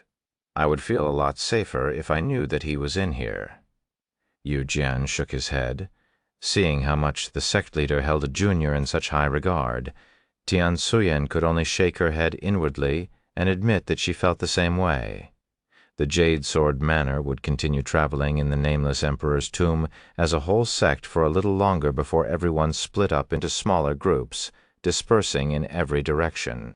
Tian Yanyu followed her mother and others that were going to the same destination, quickly making their way towards the nameless stone warrior. Meanwhile, Yuan returned to Mingxiu and the others to let them know of the situation since he had a few more days before the meeting with Xu Jiaqi. There's a good chance that I might not leave the nameless emperor's tomb for a while, so I'm going to leave behind some things for you guys just in case you want to leave the Cultivator's Haven and explore Third Heaven by yourself. Exploring the Third Heaven without you? That's suicide for cultivators at our level, Chu Liuxiang said with a bittersweet smile. How long do you think it will take? Mishu asked. At most 6 months, but I really hope it won't take that long. Half a year. Do you think we'll reach at least Spirit Grandmaster in that amount of time? Li Jinshi asked. With your talents and resources, I have no doubt that you'll reach at least Spirit Lord, Yuan smiled. By the way, even though I won't be with you, just know that you're still being protected no matter where you are. What do you mean? Mishu raised an eyebrow. I will tell you about it at tonight's dinner table. All right. Later that night at the dinner table, Yuan would tell Mishu and the others about the nameless emperor's tomb and his new friend Dong Ye. However, he didn't tell them everything about Dong Ye, such as how Dong Ye was a servant from one of his past lives, as that would have made things complicated, though he did tell Mishu and Chu Liuxiang since they were already aware of his past lives. Over the next 5 days, Yuan would spend them in the real world with most of his time being spent in the training field or the bedroom. 5 days passed in the blink of an eye, and it was time for his promise with Xu Jiaqi to be fulfilled. Chapter 1108, Strongest Soul Cultivation Technique in the 9 Heavens. A few days prior to her meeting with Yuan, Xu Jiaqi had to retrieve the soul cultivation technique from Lady Xiang. I have done what you asked. I want the soul cultivation technique now, Xu Jiaqi said while standing before Lady Xiang. Lady Xiang lowered her cup of tea and smiled. I knew you were powerful, but who thought you'd be capable of annihilating the entire Sky Whales faction overnight? The entire Supreme Heaven is trembling because of your actions, you know? How long has it been since you last stirred the world this much? 100,000 years ago? The soul cultivation technique I will not repeat myself. Xu Jiaqi even extended her hands out. Lady Xiang sighed. Why are you being so impatient? Do you really think I'm going to swindle you? After placing her tea down, Lady Xiang continued. I don't know how you think this works, but I cannot just hand you the technique. This soul cultivation technique is a little special, so I will have to transfer it to the individual myself. Xu Jiaqi narrowed her eyes. If you're doing this just so you can identify the junior, Lady Xiang shrugged, I won't lie. I'm intrigued by this junior whom you're so desperate to help, But I do not have any ulterior motives, nor am I the type to go after someone else's man. I cannot give him the technique unless I do so personally. This is a rule that cannot be broken, even if you threaten to kill me." After a moment of silence, Shujaki nodded. "Fine. Meet me at the Myriad of Techniques in 3 days." And without saying another word, Shujaki disappeared from Lady Xiang's sight-knop. "She's as difficult as ever." Lady Xiang shook her head with a bittersweet smile on her face. Normal people would be irritated by Shujaki's bossy attitude, but Lady Xiang has known her for millions of years and knew Shujaki's true personality, so it didn't offend her even the slightest. 3 days later, Lady Xiang entered the Myriad of Techniques, where Shujaki and Senior Bai were waiting. "How have you been, Bai Linyu? Are you still being tossed around by Lady Shu?" Lady Xiang asked him in a teasing voice. "And you seem the same as always, Lady Xiang." Senior Bai smiled at her. "Don't you mean I look prettier than before? The two of you can chat all you want later, but we have someone waiting for us right now," Shujiaki said. "Take me to this junior." Lady Xiang smiled. A few hours before Lady Xiang's arrival, Yuan entered the Myriad of Techniques and met up with Senior Bai. "You're here early? Lady Shu won't be here for a few more hours," Senior Bai said to him. "That's fine. If you're free, let's have a chat. I have some questions for you," Yuan said. "What kind of questions?" After a moment of silence, Yuan asked. "What do you know about someone named Evil God?" Senior Bai's eyes widened with shock after hearing this name. "Where did you hear this name?" "I'm not exactly sure where or when I heard it, but it resurfaced in my mind recently, and I can't stop thinking about it since." Yuan lied with a straight face. "I'm saying this for your own good, but do not look into the evil god. In fact, don't even utter this name in public. You could be mistaken as the evil god's worshipper, which is punishable with immediate death. Now I'm even more curious. There's nobody but us here, so it should be fine, right?" Yuan smiled. Senior Bai sighed. "If I quench your thirst, can you promise me that you will stop looking into it?" Yuan quickly nodded. After taking a deep breath, Senior Bai spoke. "The evil god was one of the strongest and most dangerous individuals to have ever existed in the 9 heavens. Nobody knows his true identity, but he showed up out of the blue one day and declared war on the Celestial Emperor, the first Celestial Emperor in history.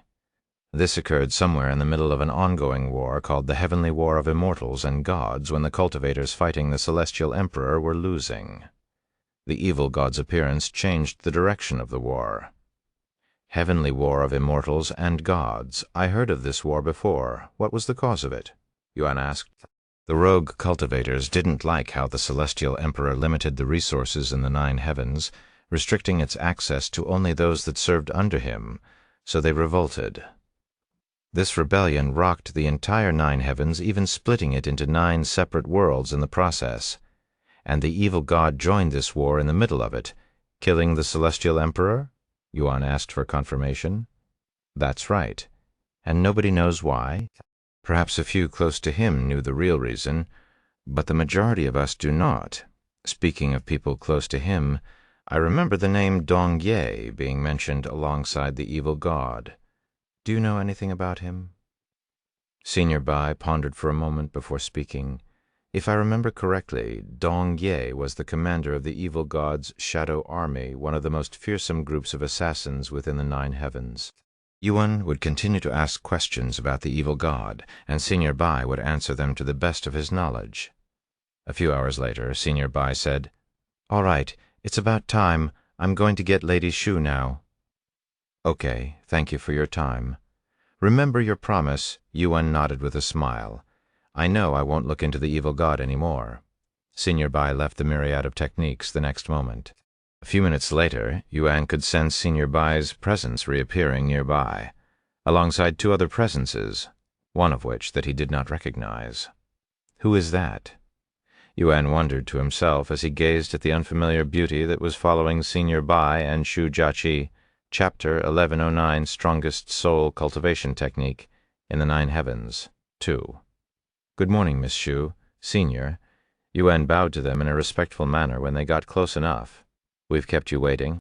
Shujiaki nodded her head in acknowledgement. There's still a few days before the agreed date. Yuan smiled. He turned to look at Lady Xiang, whom he was unfamiliar with, but he didn't want to be newsy, so he didn't ask for her identity. She seems a bit dazed for some reason, he thought to himself. Shujiaki also noticed this, so she decided to introduce Lady Xiang instead. This is Lady Xiang from the Divine Essence Monastery. You probably haven't heard of this place since they only exist in the upper heavens, but they're one of the top 10 powers in the 9 heavens. As for her reason for being here, I am here to teach you my soul cultivation technique. Lady Xiang suddenly spoke, interrupting Shujiaki. My apologies for the late introduction. I had something on my mind just now. I am Shang Biyu, the current Holy Maiden of the Divine Essence Monastery. You may address me as Sister Biyu. Senior Bai and Shujiaki looked at Lady Xiang with raised eyebrows. Why would Lady Xiang allow Yuan to address her with such familiarity, despite this being their first meeting? Mime. Lady Xiang continued without pausing. In my possession is what I believe to be the strongest soul cultivation technique in the 9 heavens. So Lady Shu went to the right person, if that's what you're looking for. Tell me, why are you seeking such a powerful technique when you're just a mere spirit king? Did you not stop to think that you might be biting more than you can chew? Yuan smiled and said, I was just looking for a suitable soul cultivation technique. It was Miss Shu who offered to find me the best one she could find. There's no way I could refuse such an offer. As for whether or not I can chew it, I guess we will find out once I bite into it. Lady Xiang glanced at Shujiaki for a second, but didn't say anything. Fortunately for you, unlike most soul cultivation techniques out there, my soul cultivation technique doesn't discriminate against one's cultivation, so anyone can learn it as long as they qualify. However, that is easier said than done, as there have only been 3 people since ancient time that have managed to learn this soul cultivation technique. Only 3 people? Yuan was surprised to hear this, but he was also excited. After all, the harder it was to learn something, that something is usually more unique and powerful. If you do not have what it takes to learn this soul cultivation technique, there is nothing I could do for you. It just means you are not fated to learn it. Lady Xiang said a moment later. She turned to look at Lady Shu and continued, As I have mentioned before coming here, if he doesn't learn it, don't expect any compensation, as this was part of our deal. I am well aware. Shujiaki nodded. Lady Xiang returned to Yuan and smiled. She destroyed an entire faction just to get you this chance, young man. Try not to waste it, even if you don't really have a choice. You did what? Yuan looked at Shujiaki with wide eyes. Don't misunderstand. Even though it was part of the agreement, the celestial overlords have a duty to deal with any demon worshippers. So I would have dealt with them the moment I learned that they were demon worshippers, even if it wasn't part of the agreement. Whatever you say, Lady Shu. Lady Xiang proceeded to glare at Yuan with a serious look on her face. Are you ready? She asked. I am. He nodded. Let's go. Shujiaki suddenly said to Senior Bai, who nodded in silence. The 2 of them proceeded to leave Lady Xiang and Yuan alone. Since Lady Xiang only promised to teach Yuan the soul cultivation technique, it was only natural for everyone else to leave. Once they were alone, Lady Xiang spoke. This technique is a little special, so the learning method will be a little special as well, though it's quite simple. Lady Xiang closed her eyes and her aura suddenly began to soar. A few moments later, a massive golden bell materialized behind her. This bell didn't appear to be completely solid and seemed somewhat semi-transparent. It was the size of a 4-story building, and it emanated an otherworldly aura. Upon closer inspection, Yuan could see tiny words engraved onto the front of the bell, exactly 1,000 words. Is that the soul cultivation technique inscribed on the bell? Yuan asked. Indeed. It may seem very insignificant compared to even the most ordinary technique, but each word encompasses a profound secret that will lead you closer to learning the technique. What is this technique's name? You will learn it if you are fated to. Otherwise, you are not worthy to know its name, Lady Xiang said. Yuan's gaze was fixated on the golden bell ever since it came into view, looking as though he was bewitched by it. It could take weeks, months, even years to learn this technique. "I will give you 50 years, Lady Xiang said a moment later. Although 50 years may sound a lot, it would feel no different than a few weeks for an immortal who has lived millions of years. Furthermore, it took Lady Xiang, one of the most talented individuals in her era, 120 years to learn the technique, so 50 years was actually very little time. However, almost as though he couldn't hear her, Yuan remained silent. Lady Xiang continued speaking regardless. "Once you think you have comprehended the technique, ring the bell with your spiritual energy. Even a little is fine. Once you do, the bell will ring, and each ring will signify your understanding, so the more times it rings, the more you'll comprehend it. I doubt you'll be able to learn this technique in 50 years, but there's no need to worry, because I will." In the midst of Lady Xiang's thoughts, Yuan suddenly lifted his finger and pointed it at the bell. And before Lady Xiang could even wonder what he was thinking, Yuan released a strand of spiritual energy that flew straight at the bell. "What are you?" Lady Xiang exclaimed in a shocked voice after seeing his seemingly reckless actions. But she had no time to be shocked, as Yuan would surely be dead before the bell could even finish ringing once. Chapter 1110 Strongest Soul Cultivation Technique in the Nine Heavens 3. The moment Yuan's spiritual energy touched the bell, its golden figure began to tremble, and a second later, almost as though someone had struck it with a wooden log, it released a heart-throbbing noise that swept the entire world. Dong. Yuan could feel his entire body trembling with the bell, and it felt like his very soul had been struck alongside the bell. "Do you have a death wish? If you ring the bell before you comprehend the technique, it could shatter your very soul," Lady Xiang cried out loud after hearing the first ring. However, there was nothing she could do about it, as once the bell rings, it would not stop until the very end, and whether Yuan's soul will survive the ordeal was entirely up to him. "Don't worry, I have already comprehended the technique." Yuan spoke in a calm voice as the first ring continued to echo. The sound of each ring lasted 9 seconds, so he had some time until the next one. "What in heaven's name are you talking about? That's impossible. It took me 120 years to comprehend the technique while you've just started." Lady Xiang didn't want to believe it. She couldn't. In fact, nobody in the Nine Heavens would believe Yuan's outrageous claims. However, Yuan wasn't lying. Almost as though he was fated to learn the technique, or he learned the technique in advance, he'd instantly grasped the meaning behind the words on the bell at glance and comprehended the technique the following second. It was so unbelievably easy that even Yuan doubted it at first, hence why he went ahead and rang the golden bell, as he suddenly had this uncontrollable urge to do so, which was probably affected by the technique he'd just comprehended. With that being said, while he's comprehended the technique, he hasn't actually learned it yet. How much of the technique he learns will entirely depend on the amount of times the bell resounds. Thus, the more the bell rings, the more he will learn the technique. 9 seconds after the first ring, the bell rang for a second time, sounding even louder than the previous. Dong. Yuan could feel his entire body being pushed back by the noise, as well as the invisible force that was pressuring his internal organs and his very soul. Despite that, it didn't really affect Yuan too much, and the pressure on his soul was nothing more than just that. He wasn't hurt by the pressure, nor did he feel like his life was threatened by it. Therefore, Yuan stood tall and endured the second bell for 9 more seconds. After the second ringing ended, the bell resounded for a third time, but not before the golden bell itself grew in size, and in the blink of an eye, the golden bell nearly doubled in size. Dong. Lady Xiang swallowed nervously as an expression of disbelief was plastered all over her face. He's withstanding the pressure from the bell. Did he really comprehend the technique in that short of a time? How many times will the bell ring for him?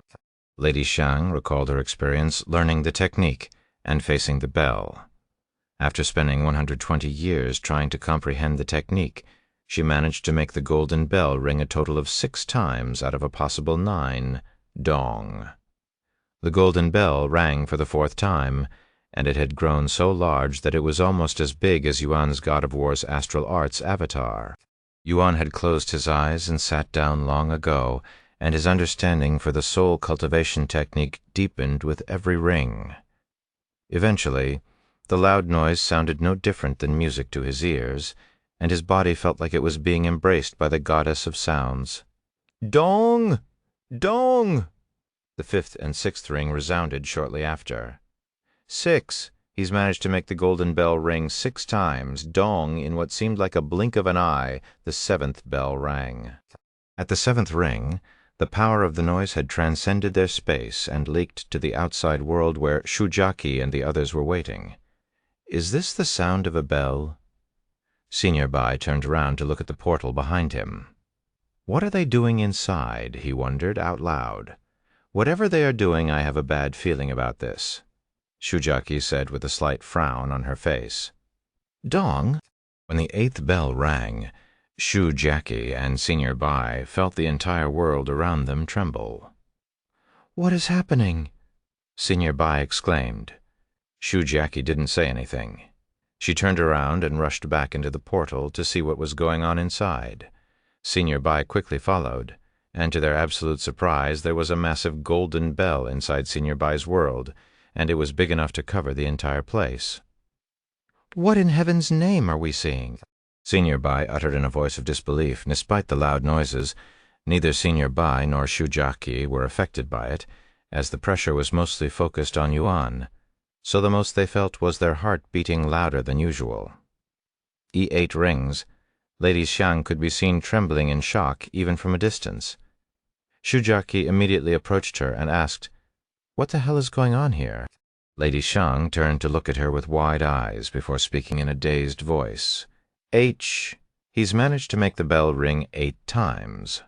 What is that even supposed to mean? Shujaki frowned. It means a new legend is about to be born, she exclaimed with a wide smile on her face. Dong. The golden bell rang for the 9th time, causing the entire 9 heavens to tremble, and Lady Xiang could feel her excitement reaching its climax when she heard this. However, little did Lady Xiang know that this was just the beginning. After the golden bell rang 9 times, it suddenly rang again for the 10th time. Dong. Lady Xiang always believed that the golden bell could only ring a maximum of 9 times, but Yuan had managed to surpass that and ring it 10 times. Chapter 11:11. The 9 Heavens Trembles. After the 10th ring, the golden bell fell silent, but both Yuan and Lady Xiang could somehow tell that it wasn't completely over yet. Tell me, what's going on? Shujaki asked them, as she was completely clueless to the situation.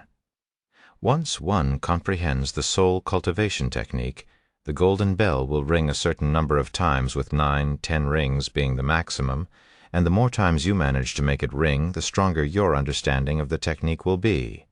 In other words, the more it rings, the better.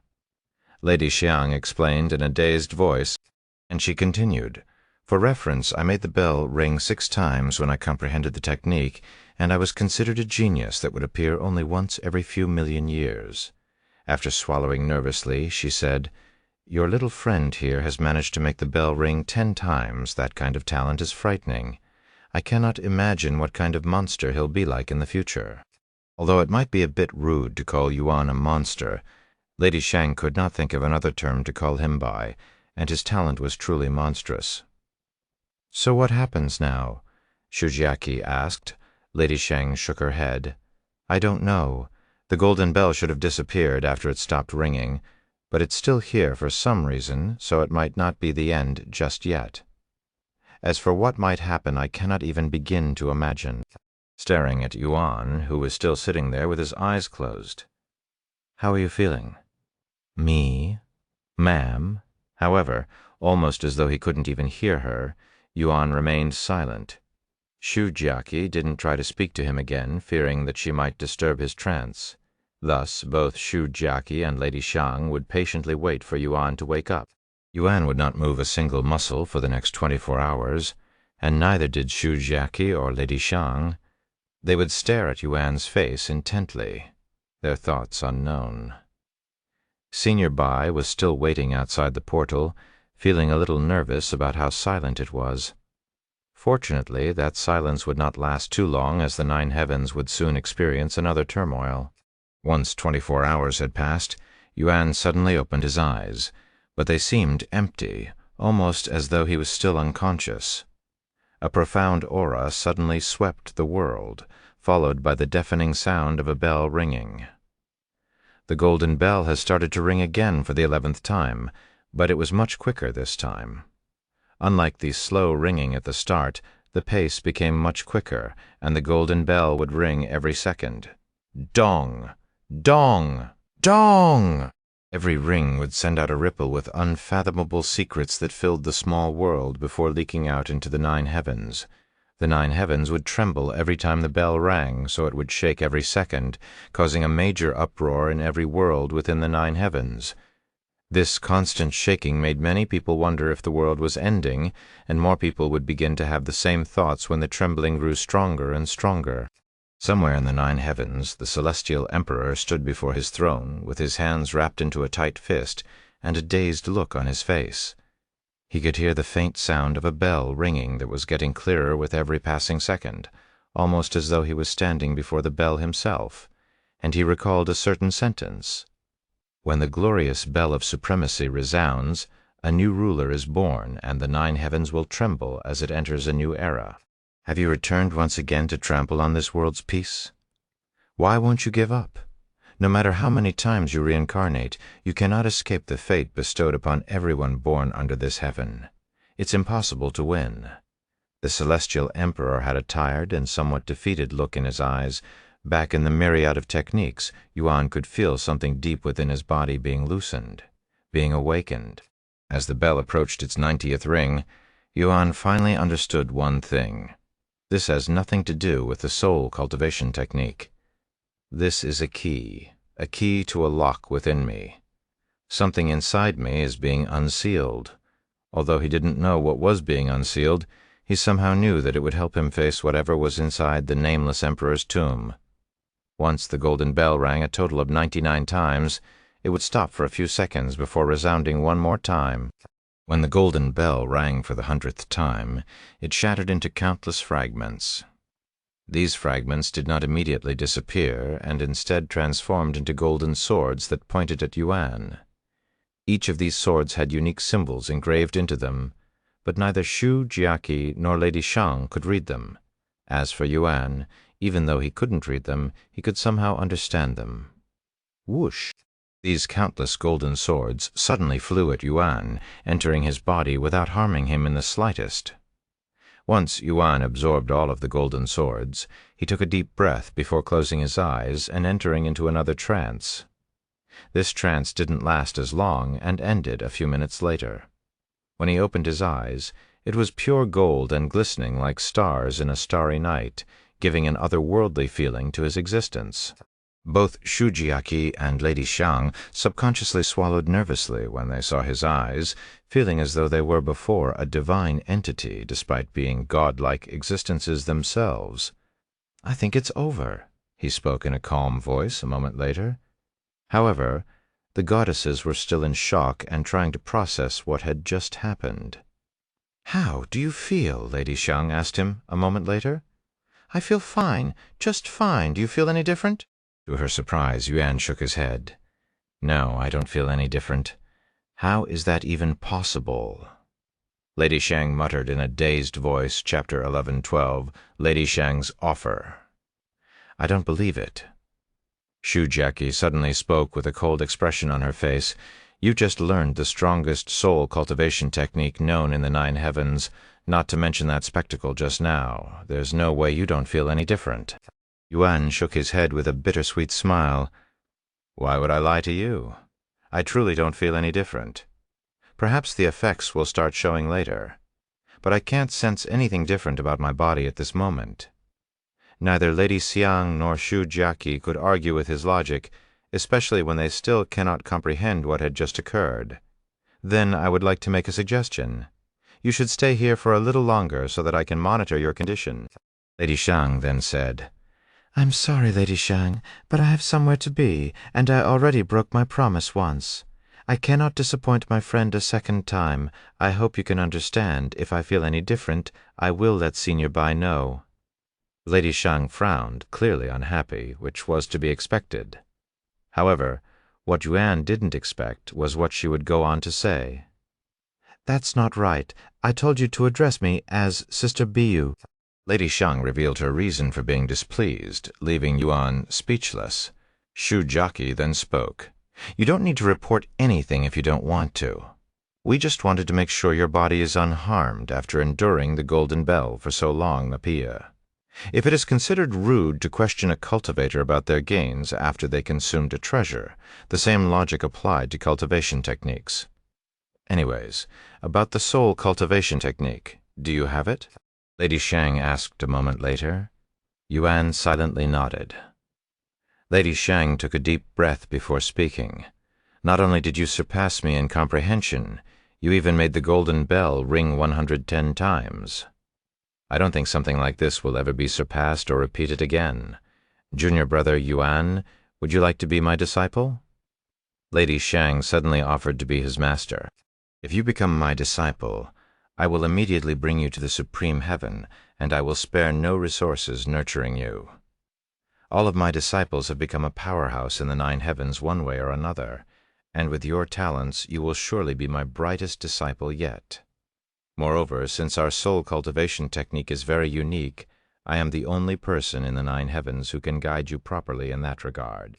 Although the Divine Essence Monastery is a female-only sect, and I have only ever accepted female disciples before, I will make an exception for you. You will not only be surrounded by beauties, they're the most brilliant and beautiful flowers you can encounter in the 9 heavens. If that's not enough to satisfy you, I don't mind offering myself to you. I may have lived a long time, but as the holy maiden, my body is still pure." Lady Shang winked at the end. Yuan was speechless. How did the conversation go off the rails so fast within a single sentence? "Hey, what nonsense are you spouting?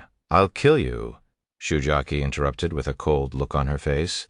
Lady Shang remained calm despite Shu Jiaqi's threatening aura, and she even smiled. "Nonsense? I did not utter a single lie just now, in case you forgot. You also studied under me at one point. That was because my father, no matter how you put it, you cannot alter the truth." Shu Jiaqi rubbed her eyes and sighed. "Yuan, ignore her. She may be the holy maiden, but she acts anything but one. Even if she is the only person in this world who can teach you about the soul cultivation technique, I have a feeling that you won't need it. In fact, you might even be the one guiding her in the future." "How can you say such a thing in front of a junior right before my presence, little Chi? To make things fair, how about I reveal some of your embarrassing secrets?" Lady Shang spoke with a cold look on her face. "I thought I told you that I would kill you if you ever utter that name again." Shu Jiaqi's eyes flickered with killing intent. Sensing that things were getting out of hand, Yuan cleared his throat and spoke in a stiff voice. "Seniors, please calm down. You're both my benefactors. I cannot bear to watch the two of you fight with each other." He then turned to look at Lady Shang and continued. "As for your offer, lady, Sister Biyu, I'm sorry, but I will have to decline. May I ask for your reason?" Lady Shang asked. Her expression turned seriousome. "There are still things that I must do, questions that I need to find answers for down here before I ascend to the supreme heaven. I have already decided to climb every step of the way to the supreme heaven, so I cannot let you take me there," Yuan explained. After all, he won't be able to recover his memories if he skipped all the way to the end. Lady Xiang closed her eyes and released a long sigh. "If that's your decision, I won't force it." While she really wanted to accept Yuan as a disciple, she already expected for him to refuse. However, even if Yuan accepted her offer, she wouldn't have actually accepted him as her disciple for one simple yet complex reason. A reason that she cannot reveal to either Yuan or Shu Jiaqi. "Junior brother, I won't pursue this issue any further, but I have another request. Let's meet again in this place after 3 months. I want to see how much you've progressed with the soul cultivation technique," Lady Shang said. 3 months I might not be able to make it, as I will be entering the Nameless Emperor's tomb, which could last for as long as half a year," Yuan said. Nameless Emperor's tomb? You're actually going inside that torture chamber? What are you, a masochist? Shujiaki couldn't help but utter these words.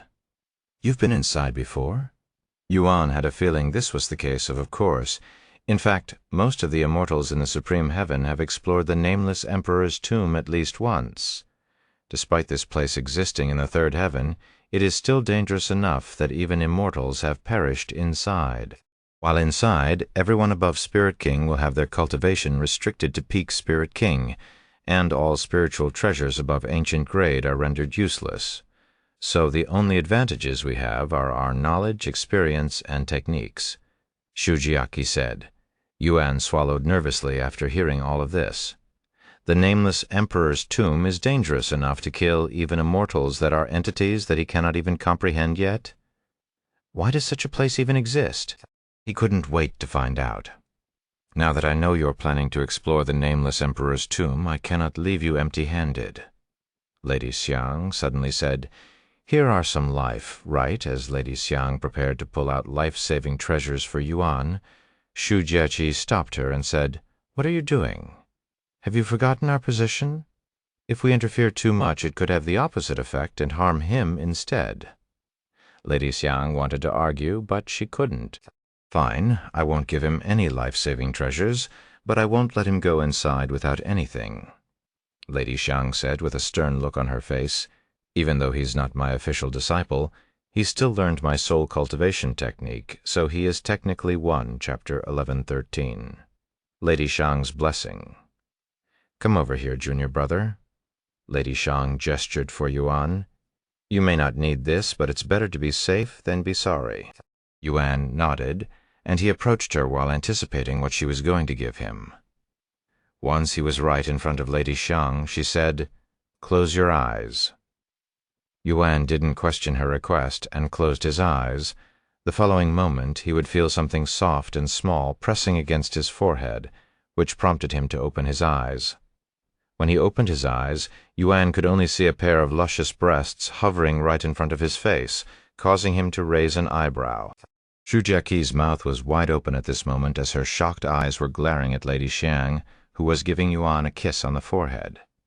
As the Holy Maiden, her actions right now would be considered a taboo, and it would surely create an uproar if the public knew of it.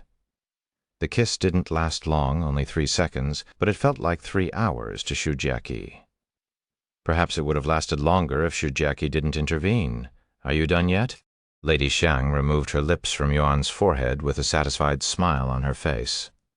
I've just given you a blessing. It will automatically activate if it senses that you're in grave danger. I hope it will never activate, though. Thank you. Yuan smiled back, not thinking too much about the kiss on the forehead. Sometime later, Shujiaqi spoke. Regarding your other request about your physique, unfortunately, I didn't have time to get the manuals since I came here immediately after getting the technique. When you return in 6 months, I will also be here with the manuals, I understand. Thank you, Miss Shu. Before you leave, there is one more topic that needs to be discussed.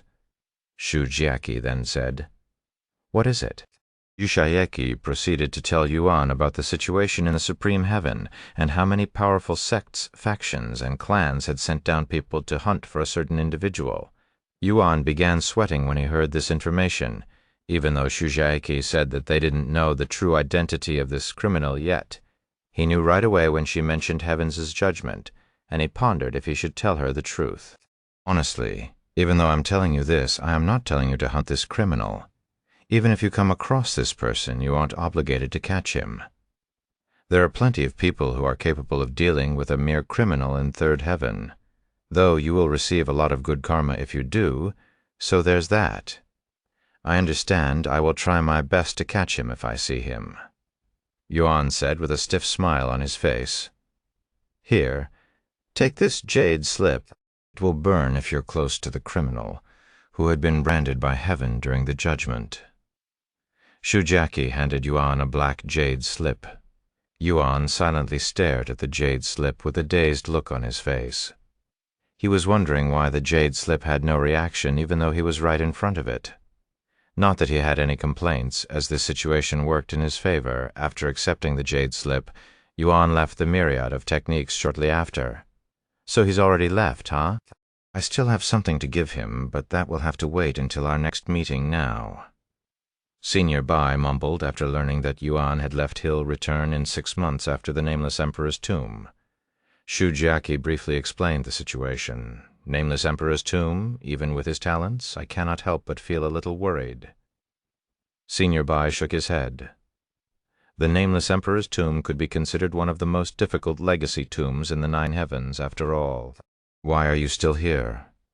Shujiaki turned to look at Lady Xiang, who was still lingering around for some reason. Lady Xiang did not immediately respond and silently stared at her.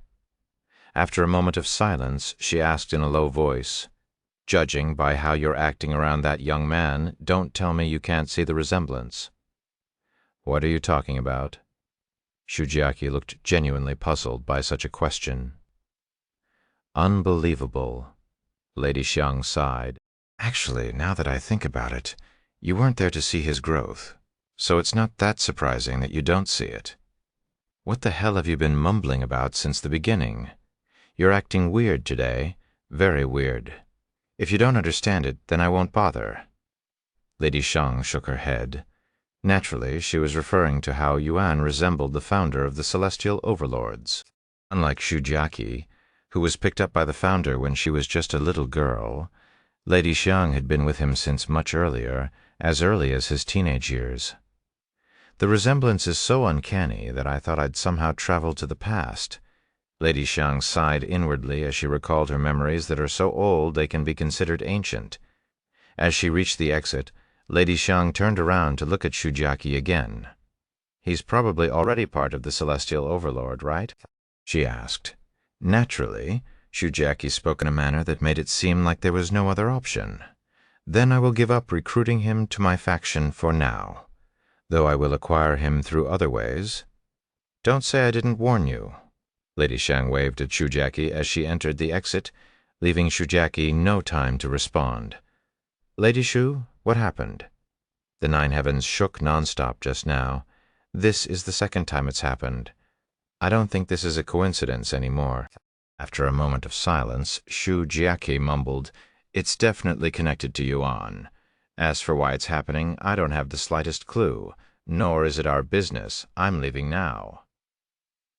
Chapter 1114, Heaven's Indomitable Soul. After leaving the myriad of techniques, Yuan immediately began making his way back to the Nameless Emperor's tomb. On his way there, he would think about the new cultivation technique that he'd just acquired.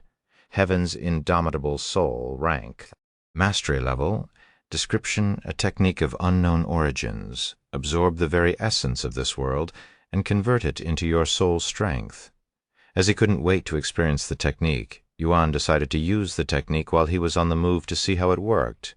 Immediately after he activated the technique, Yuan could feel his body absorbing the spiritual essence around him, almost like how cultivators absorb qi when they cultivate. However, spiritual essence was different from spiritual energy.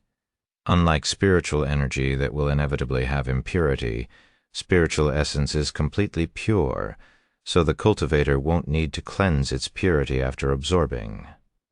Furthermore, spiritual essence itself is much stronger than spiritual energy, making it the ideal resource for all cultivators. However, one does not simply cultivate spiritual essence normally. In order to absorb spiritual essence, one must be able to sense spiritual essence, something that is only doable after they become an immortal. In other words, Yuan, who was still a mere spirit king, could absorb spiritual essence and achieve what even immortals find difficult. That's not all. Not only could he absorb spiritual essence, but he can even convert it into his soul strength, something only those that have learned Heaven's Indomitable Soul technique could achieve.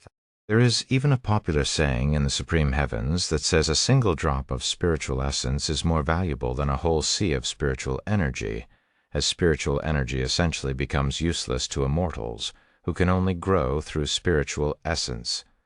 Yuan could feel an overwhelming feeling suddenly wash over him, almost like a pillar in the middle of the ocean, where the water would continuously refresh his body, mind, and soul. Plus 2021 soul strength. plus 2,391 soul strength. Every few seconds, his soul strength would increase by the thousands. If the world knew of this, they would surely be shocked to death. My divine sense is expanding at a ludicrous rate. Yuan thought to himself as his divine sense reaches over 100 miles, and it was still growing with every passing second. Xiaohua could sense something was going on around Yuan, even though she couldn't sense spiritual essence. "Brother Yuan, are you okay?" she asked him. "Yes, I'm just testing out the new soul cultivation technique. It's quite powerful. My soul strength is increasing by the second. What kind of effect does it have?" Feng Yuxiang asked out of curiosity. "It absorbs spiritual essence and converts them into my soul strength." "What? You can absorb spiritual essence already?" Unsurprisingly, Feng Yuxiang exclaimed in a shocked voice after hearing this information. Only those that have succeeded their immortal ascension should be able to do such a thing. Out of everything Yuan has done up to this point, his ability to absorb spiritual essence as a mere spirit king was the most shocking by far, not to mention that he could even convert it into soul strength. For comparison, it was akin to immortal learning cultivation techniques, only comprehensible by gods, or a mortal casually wielding a godly artifact that would normally kill anyone that isn't powerful enough to wield it. Yuan, you should keep this information a secret. Lan Yingying suddenly spoke in a worried voice. "She's right, Brother Yuan. If the world knew, all of the powerful cultivators out there would definitely try to kill you because of your potential, especially immortals, who would be filled with jealousy and anger if they knew that a spirit king could use their spiritual essence," Xiaohua said. "Most immortals consider the ability to absorb spiritual essence an honor, something they had to shed blood and tears for thousands of years to acquire, yet Yuan, who wasn't even 100 years old, could use it. His existence was offensive in itself to these immortals. By the time Yuan returned to the Nameless Emperor's tomb, his soul strength has increased by over 10 million. To put into perspective how much that is, even spirit sovereigns wouldn't have a third of that at his level. His divine sense could cover over 1,000 miles with ease, and he could even keep it active for weeks without any breaks. In fact, even if they had a powerful soul cultivation technique, it would take most cultivators over 100 years to amass 10 million soul strength, something Yuan achieved in a few mere hours. It's been a week since the Nameless Emperor's tomb opened, but it's still as crowded as the first day. Yuan thought to himself as he was surrounded by people. And because there were so many people, the entrance was blocked by the Ji family, as they were controlling the amount of people entering at a time. If you wish to enter the Nameless Emperor's tomb as a rogue cultivator, you must pay a fee of 1,000 spirit stones. These words were written on a large banner that hung above the tomb. The hell we have to pay to enter? And 1,000 spirit stones, that seems a bit too excessive. Yuan was speechless. This is how they keep the tomb from being overflowing with people. Though this will only apply to rogue cultivators, all disciples and members of big families will still be allowed to enter for free. And since you're a spirit king, you should also be able to enter without needing to pay. Feng Yuxiang said. Sometime later, Yuan approached the entrance while wearing the Jade Sword Manor's guest robe. When the Ji family saw his clothes and sensed that he was a peak spirit king, they allowed him to enter the tomb without any troubles. Best of luck to you, senior. The members of the Ji family mistook Yuan as a senior who was disguised as a young man due to his cultivation base. Yuan didn't bother trying to correct them and proceeded towards the portal, stepping inside the Nameless Emperor's tomb a moment later. Chapter 1115, Entering Nameless Emperor's Tomb. Upon entering the Nameless Emperor's tomb, Yuan was teleported to a vast green plain that was filled with hills and healthy tall grass. The first thing Yuan noticed was the oddity in the air, as it felt denser than what he was used to, and even the gravity there felt heavier than usual. Most of the spiritual energy in this world is created by the Nameless Emperor, so what you're feeling right now is that, Feng Yuxiang said when she noticed his expression. What are your plans now? After a moment of silence, he spoke. As planned, I will meet up with Tian Yanyu to make sure she's doing okay and see if she needs any assistance. Then I will explore this nameless plain for a bit before diving deeper. Majority of the outer area within the tomb was known as the Nameless Plain. and as its name suggests, it was a massive plain that is filled with powerful magical beasts, fortunes, and opportunity. Yuan closed his eyes and took a moment to recall the map of the nameless emperor's tomb that he'd memorized within the Jade Sword Manor. Once he found the direction to the nameless stone warrior, Yuan immediately took to the blue sky and began flying towards that direction. The destination wasn't too far away, so he reached it after flying for 4 hours straight. On his way to the nameless stone warrior, Yuan encountered many powerful magical beasts, as well as cultivators that were trying to hunt these magical beasts. Bookmark this website, free web novelt C0M, to update the latest novels. He noticed that the magical beasts inside the tomb did not drop monster cores when defeated. Instead, it supplied those that defeated the magical beast with an abundant amount of spiritual energy directly. Furthermore, some of them even dropped treasures and resources directly, such as pills and spiritual weapons. Most of the magical beasts that he'd encountered were all at the Spirit Lord realm, with a few at the early Spirit King realm. With the outer area already so dangerous, it was no wonder why the casualty rates were so high inside the tomb. However, with great risk comes great reward, hence why everyone that could afford to risk their life to enter did so. When Yuan reached the vicinity of the nameless stone warrior, he noticed a group of cultivators surrounding the area, and these cultivators quickly blocked his path when they noticed him. This place is already occupied by the Jade Sword Manor, Blue Swallow Sword Sect, and the Lightning Sword Academy. A small group of disciples stood before Yuan, explaining the situation to him. Yuan pointed at his own clothes and spoke in a calm voice.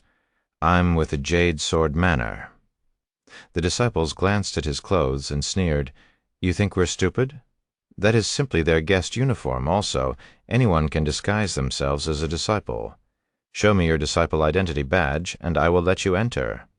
"I don't have that, and I won't stay long. I just want to speak with one of their disciples," Yuan said. "No identification, no entry. That is the rule here." The disciples stood their ground. "Is this a rule of this place, or simply something you came up with by yourself?" One of the disciples smirked. "In this place? The strong make the rules, is that so?" Yuan turned silent after this point. "But the nameless stone warrior is a place where people go for enlightenment. If I cause a commotion here, I might disturb them." After pondering for a bit, Yuan retrieved Yujan's medallion and showed it to these disciples. "What about this? It was given to me by sect leader Yujan himself." The disciples squinted at the medallion before giving a scoff. "I don't recognize it, so I'm not going to accept it." Yuan shook his head. "You're making this difficult for no reason. One last chance. We can do this the easy way or the hard way." "You dare threaten us?" The disciples immediately became heated. Yuan released a sigh, and right before the disciples could even take their first step, Yuan silently activated Heavenly Domain. All of the disciples around him instantly fell to their knees as a tyrannical pressure bore down on them. "Help!" These disciples could feel their bones cracking and muscles tearing apart just from the pressure alone, their bodies screaming in pain. Within seconds, blood flowed from their eyes, nose, and ears. Oops, Yuan quickly retracted the Heavenly Domain when he saw this, as he wasn't expecting such an outcome. "I barely used my spiritual energy, yet I nearly killed them. My soul strength has grown so exponentially in such a short time that I don't know my own strength anymore. I need to be careful now if I don't want to accidentally kill someone." Yuan swallowed nervously. "What is going on here?" A loud voice suddenly boomed in the vicinity, causing Yuan to shift his attention to the group of elders approaching his direction. Once the elders arrived, they immediately began inspecting Yuan to try and identify him. A few of the elders there were from the Jade Sword Manor, so they immediately recognized his esteemed guest uniform. Furthermore, Yuan was still holding their sect leader's medallion. "Who are you, and why did you attack my disciples?" An old man wearing a blue uniform stepped forward and questioned Yuan with an angry expression, while the other elders went to treat the disciples by feeding them a healing pill. Yuan quickly explained himself, but the elder did not seem to be satisfied by it. Yuan couldn't blame the elder, as he'd nearly killed the disciples. However, before the situation could get any worse, Yu Jian showed up to the scene after being notified by the elders from his sect. After speaking with the elder from the Blue Swallow Sword sect, Yu Jian managed to calm the situation. "I have settled things for now, so you can enter. But that is only for now. They might try to trouble you later, and I can't protect you then." Yu Jian sighed. "That's fine. Thank you for the assistance." Yuan showed him a calm smile, almost as though he couldn't care less about it. He entered the area with Yu Jian a moment later while being glared at by the disciples that he'd nearly killed. Chapter 1116, Nameless Stone Warrior. A few minutes after his incident with the Blue Swallow Sword sect, Yuan could see a massive statue of a masked figure standing in the distance. This figure was clearly the Lord, and he was holding his sword straight in front of him like some kind of knight. Once he got closer, he could see hundreds, if not thousands, of people sitting around the statue, while staring at it intensively, as if they were trying to poke holes in the statue with their gaze alone. He quickly found Tian Yanyu and Tian Suyin. They were both sitting towards the middle of the group, located directly behind the statue, which is considered to be the worst spot there, as they were unable to see the Lord or the sword clearly from such an angle. Unfortunately for them, the spots in front of the statue were taken by the high-ranking sect elders and top geniuses of their respective sects. The Nameless Stone Warrior is a famous location within the Nameless Emperor's tomb. It used to be a very popular site when it was discovered 1,000 years ago, but when nobody could receive full enlightenment from it, even 1,000 years later, not as many people still come to this place. With that being said, many people still spend a week or two in this place to comprehend what little they can from the statue before moving on. While nobody can fully comprehend the statue entirely, there have been plenty of people who were able to receive some kind of guidance and small enlightenment from the statue. After all, comprehending even half of the statue would grant the individual a massive boost to their strength and understanding of the sword. And, unbeknownst to these people, the moment Yuan glanced at the statue, he was able to comprehend it entirely. "You have learned Moon-Splitting Sword Art Rank Divine. Bookmark this website free web novelty .com to update the latest novels. Mastery Level 1 Description. A devastating sword technique with enough prowess to split even the moon in half." Yuan was speechless. It would normally take him a few days, if not weeks, to learn a divine rank technique, yet he'd managed to do it at a glance this time. "Is this because I am the Lord's reincarnation, or is this due to my soul strength?" Yuan wondered inwardly. Though, despite learning this sword technique, Yuan didn't really need it, as it was just a divine rank technique. Unless it was ancient rank or higher, it won't make Yuan budge an eyebrow. After silently learning the technique, Yuan hovered above Tian Yanyu, who currently has her eyes closed and seemingly in a trance, and he patiently waited for her to finish. About 2 hours later, Tian Yanyu opened her eyes, which flickered with a sense of frustration. "How did it go? Did you comprehend anything?" Yuan asked her using divine sense, as he did not want to disturb the others by speaking out loud. "Xiao Yang, when did you arrive?" She appeared pleasant to see him. "I got here not long ago. I see well I have been here since day one, but I have only comprehended about 15% probably. My understanding of the sword has increased substantially from it, but I really want to learn the technique it's hiding. Even though I can only comprehend the first 4 sword movements, it was more than enough to convince me of its prowess. I cannot imagine how powerful the full technique is. It's definitely a heaven rank or higher technique." Tian Yanyu's voice was filled with awe and longing as she spoke of the technique. However, she was also disappointed in herself. Her group had only planned to stay at the Nameless Stone Warrior for a week, so she had only a day or so left to comprehend as much as she could. But it was clearly not enough time to learn the technique.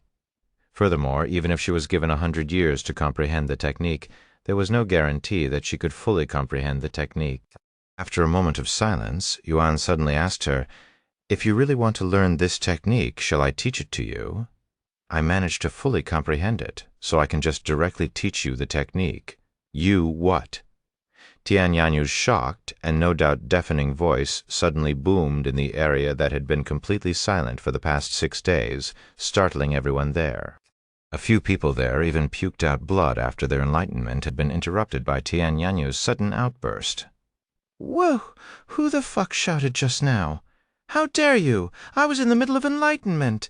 Now it's all ruined. Fucking fuck! I was also very close to enlightenment as well. Identify yourself, you bastard! Let me fucking kill you! Everybody there started cursing out loud. To nobody's surprise, Tian Yanyu's accidental outburst had caused a huge commotion. Shit! Tian Yanyu began sweating profusely when everybody there learned that it was her who screamed and disturbed their peace, their gazes so sharp it could kill. You idiot! Tian Suyen was shaking her head while rubbing her eyes at Tian Yanyu, as she instantly understood the gravity of the situation. Tian Yanyu's actions had led to everyone there losing their focus, with some even losing their chance to receive enlightenment from the stone statue, costing them 7 years of time, which is akin to disturbing someone while they were on the verge of a breakthrough, considered as one of the biggest taboo within the cultivation world. Sect Leader Yu Jian. This is the second time your Jade Sword Manor has caused trouble for everyone here. We'll have to ask your sect to leave immediately. The Blue Swallow Sword Sect and the Lightning Sword Academy began pressuring Yu Jian and his sect to leave.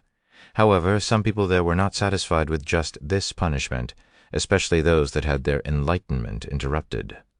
That bitch who just shouted needs to be punished separately. She nearly crippled some of us just now, so it would only be fair if we did the same to her. Yeah, cripple her cultivation. Tian Yanyu turned to look at Yuan, her only hope with despair on her face. Yuan sighed. It hasn't even been half a day since I entered the tomb, and I've already encountered 2 incidents. The future's looking bleak. Sometime later, Yuan's voice boomed. Everyone, please calm down. He mixed his spiritual energy in the voice, causing it to ring in everyone's head, making it impossible to ignore or miss. The chaos halted for a moment as everyone there shifted their gaze from Tian Yanyu to Yuan. I would like to apologize on behalf of my friend, as I am somewhat responsible for her outburst. I also understand your anger and frustration, so I am willing to teach everyone here the complete technique of this stone statue as compensation. What do you say? Yuan's words kept the place dead silent for many moments, as nobody there dared to believe their ears just now. In order to have the complete technique of the nameless stone warrior, one must have fully comprehended it, something that hasn't been done since its discovery 1,000 years ago, so it was natural for the people there to doubt Yuan's words. Knowing this, Yuan acted swiftly and retrieved his sword. Then he began moving according to the movements he'd comprehended from the nameless stone warrior in front of his audience, leaving everyone there speechless. Chapter 1117, Moon-splitting sword art flawlessly in front of everyone there. Yuan stopped and patiently waited for their response. Yi, you can't be serious. Did he really comprehend the technique from the nameless stone warrior? I comprehended about 30% of the technique, and from my understanding, his earlier movements matched the technique perfectly, not to mention how flawlessly and fluidly they flowed afterward. Although nobody there could confirm whether Yuan had truly performed the real technique from the nameless stone warrior, nobody there doubted him, as his performance was just that perfect and convincing. Moon-splitting sword art.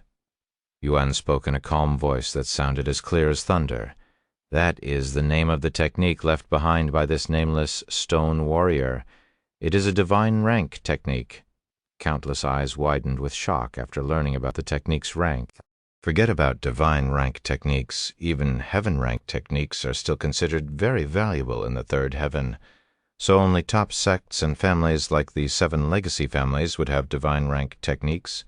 Yet Yuan was willing to teach everyone there such a valuable technique as compensation. It was almost too good to be true.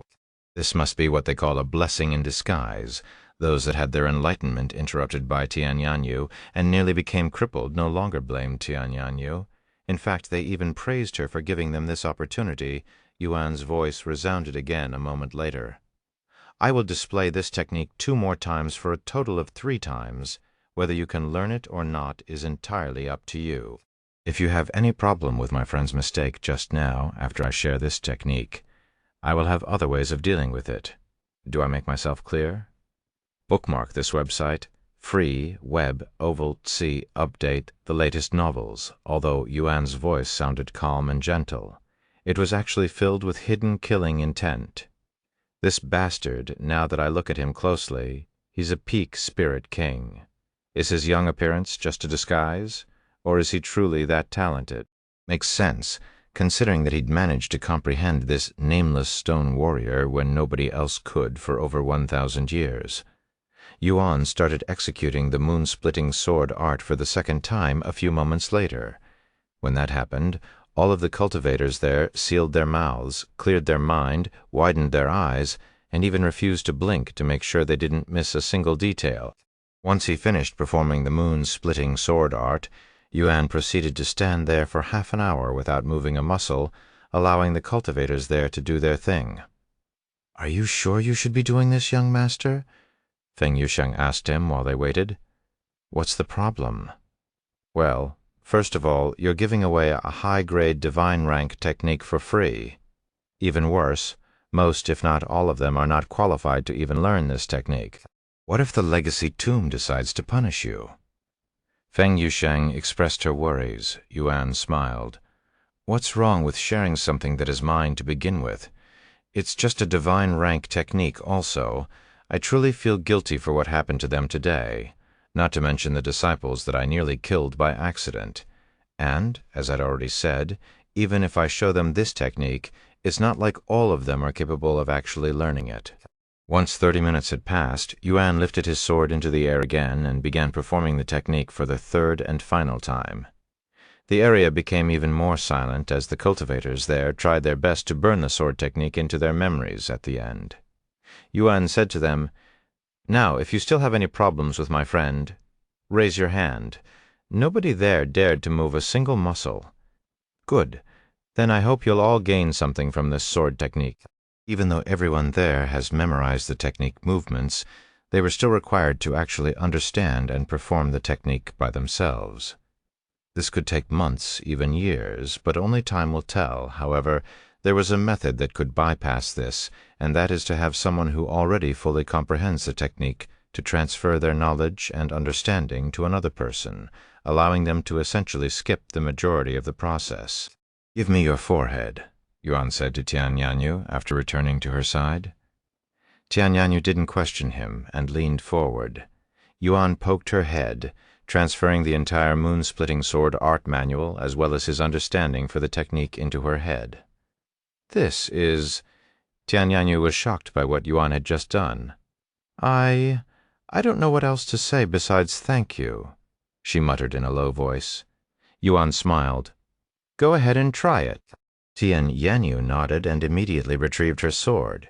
She closed her eyes and began moving her body a moment later, performing the moon-splitting sword art with seemingly no effort. When the others saw what had happened, they immediately became envious of Tian Yanyu, who was receiving all of the special treatment. This lucky bitch gets to skip the most tedious part all because she has a powerful sugar daddy. Damn it! Why don't I have a handsome young man spoon-feeding me techniques as well? Although I'm not as pretty as her, I am not that far behind. Yuan noticed Tian Suyen staring at him and smiled. "If you'd like, I can perform technique transfer for you as well." Tian Suyen swallowed nervously. Although she was an immensely prideful individual, she couldn't pass up such an opportunity, as this would save her years of effort. If you don't mind," she nodded with a somewhat rosy face. After receiving the technique from Yuan through technique transfer, Tian Suyen entered a trance-like state as she was filled with awe after learning the complexity and prowess of the sword technique, which is now her strongest technique. Tian Yanyu couldn't help but chuckle after seeing her mother in such a state. Meanwhile, the others could only swallow their envy and try their best to understand the technique by themselves. Chapter 1118, A Treasure Has Appeared. After learning the moon-splitting sword art, both Tian Suyin and Tian Yanyu began performing the technique in front of the spectators there. The two of them started at the same time while standing only a few meters away from each other. The spectators quickly noticed that their movements were perfectly in sync, almost as though their mind and body were linked to each other at this moment. The daughter and mother pair danced side by side with a sword in their hand, mesmerizing the spectators. Not only was their sword technique awe-inspiring, the wielders were also fine beauties themselves, but compared to when Yuan performed the technique, they were still lacking in many ways. As expected of a divine rank technique, what profound movements, even with his assistance, it will take a few years for me to fully grasp this technique. Tian Soyin released a deep sigh after she finished her sword dance. She turned to look at Yuan with a perplexed expression on her face.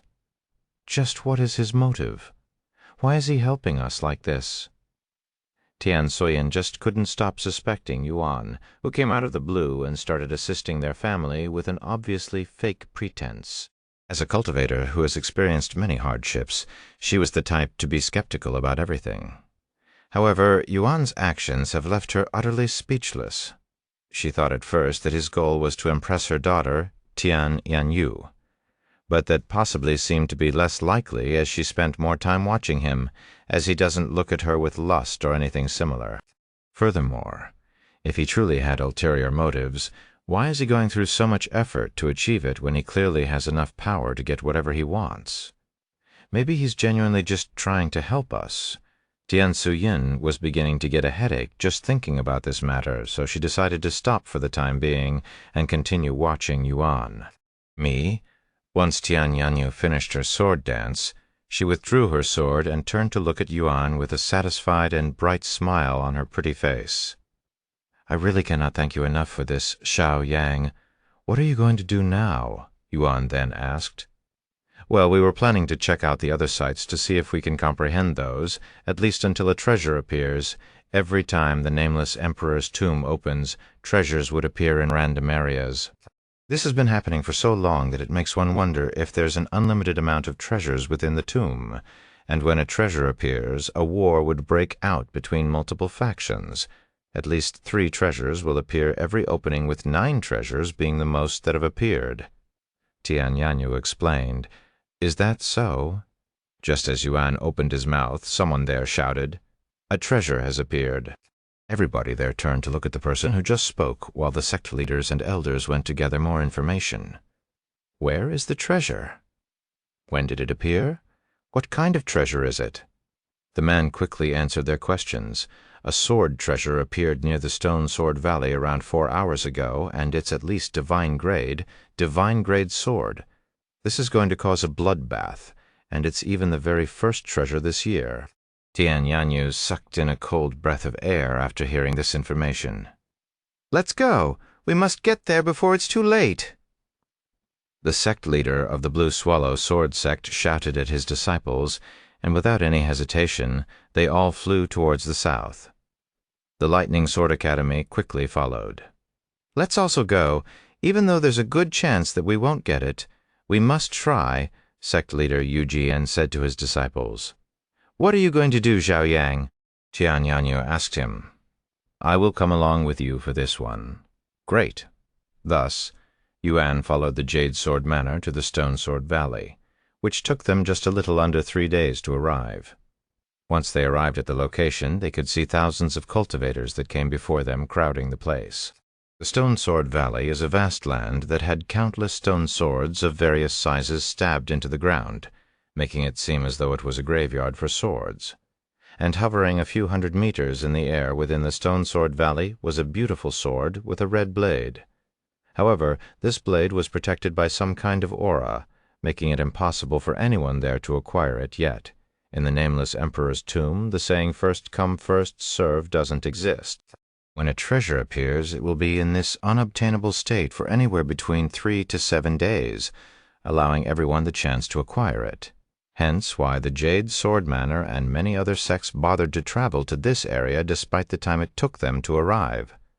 What a beautiful sword! Tian Yanyu mumbled in a dazed voice as her eyes were glued to the sword in the air. Do you want it?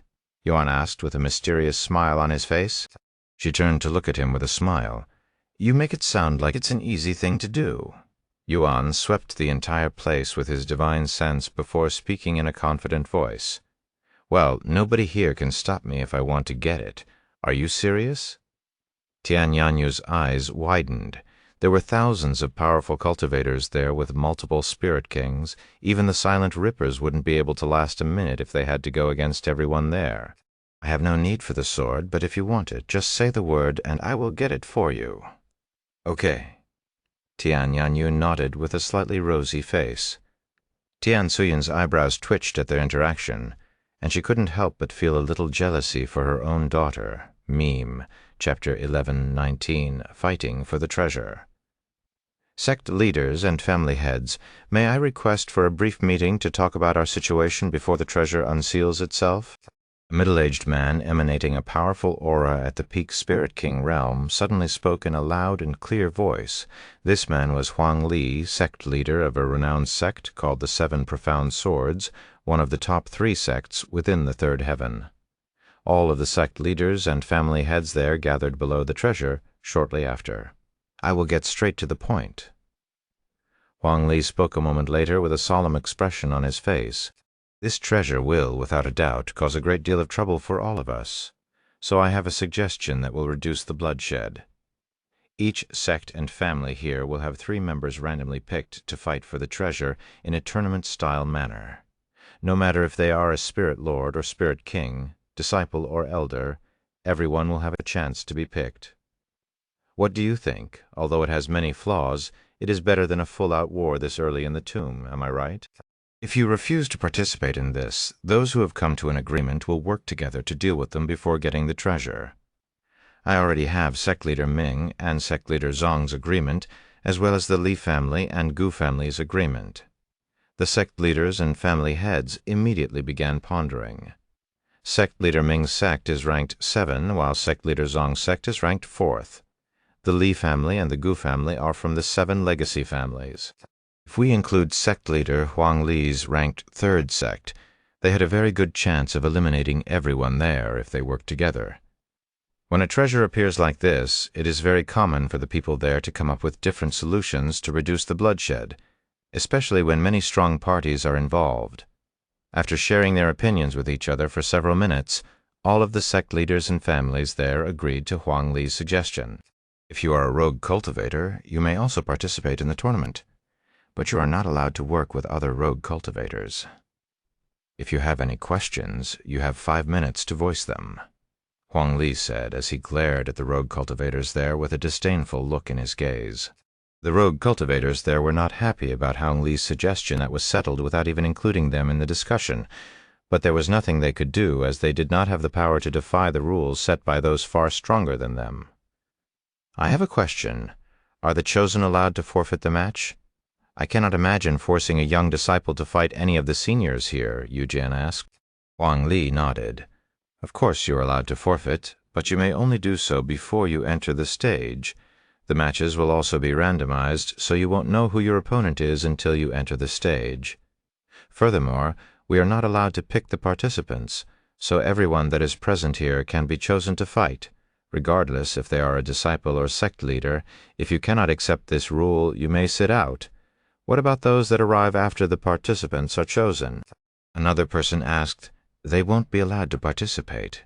If they dare to intervene, we will all work together to get rid of them. Half an hour later, once all of the sect leaders and family heads spoke to their respective people, everyone there agreed to Huang Li's suggestion. Then I will now begin the selection. Huang Li retrieved a talisman and showed it to everyone there. This treasure will randomly pick 3 people within a certain group. I will allow any sect leader and family head to inspect this treasure beforehand to make sure there is no foul play here. Yu Jian and others began taking their turn inspecting the talisman. When they found nothing wrong with it, Huang Li began the selection process. One by one, 3 individuals are picked from the sects and families there. When an individual is picked, the talisman would shoot out a green beam of light that immediately envelopes the chosen. Sometime later, it was the Jade Sword Manor's turn. Everyone associated with the sect swallowed nervously as the talisman shot out its first beam of light. A moment later, everyone there turned to look at the young woman who had just been chosen. This young woman's face immediately paled when she realized that she was picked. Good luck, senior sister Wan. Disciple Wan Ying was a core disciple of the Jade Sword Manor, and she was a 7th-level spirit lord. Although she is considered a top talent in her sect, ranking top 5 amongst all core disciples, she was akin to an ant in this small tournament, where multiple Spirit King had been chosen to fight, and before the Jade Sword Manor could even despair, the Talisman already picked the second participant amongst their group. Sect leader? It picked sect leader. The disciples rejoiced when Yu Jian had been chosen to participate. However, Yu Jian himself did not celebrate, at least not until their third fighter was chosen. A few seconds later, the Talisman picked the third and final fighter from the Jade Sword Manor. When the light was released by the Talisman, Yuan followed the light with his gaze. Eventually, he turned his head to look at the beautiful young lady standing beside him with raised eyebrows. Yu Jian could only sigh in silence after seeing the results. Xiao Yang. What should I do? Tian Yanyu looked at him with a terrified look on her face when she realized that she'd just been chosen. Despite being a core disciple, she wasn't any stronger than Wan Ying. In fact, she was amongst the weaker core disciples, as she'd only recently become one. Chapter 1120, Fighting for the Treasure. 2. Calm down, Yanner. Tian Suyin said as she smacked her daughter's back. Calm down? I have to fight Spirit Kings if I don't want to become a burden for the sect. Tian Yanyu frowned. You don't have to participate if you don't want to. I won't force you to fight. It's also unreasonable to ask you to fight a Spirit King. We simply got unlucky. Yu Jian appeared and said to her, Also, with how many powerhouses are present, I had no hopes to acquire the treasure since the beginning. They're right. You can simply forfeit the match. Yuan followed. Once Tian Yanyu calmed down a little, she gritted her teeth and said, If our opponents aren't at a level where I cannot handle, I will fight too.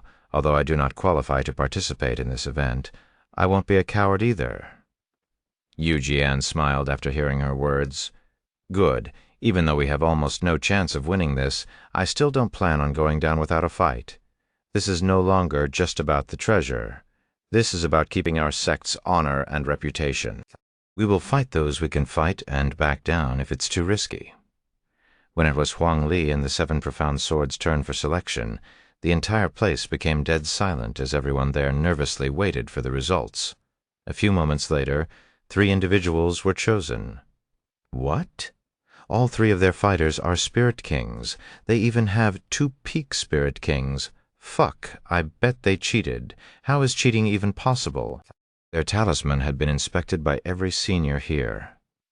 Many people suspected that Huang Li had cheated, but without any proof.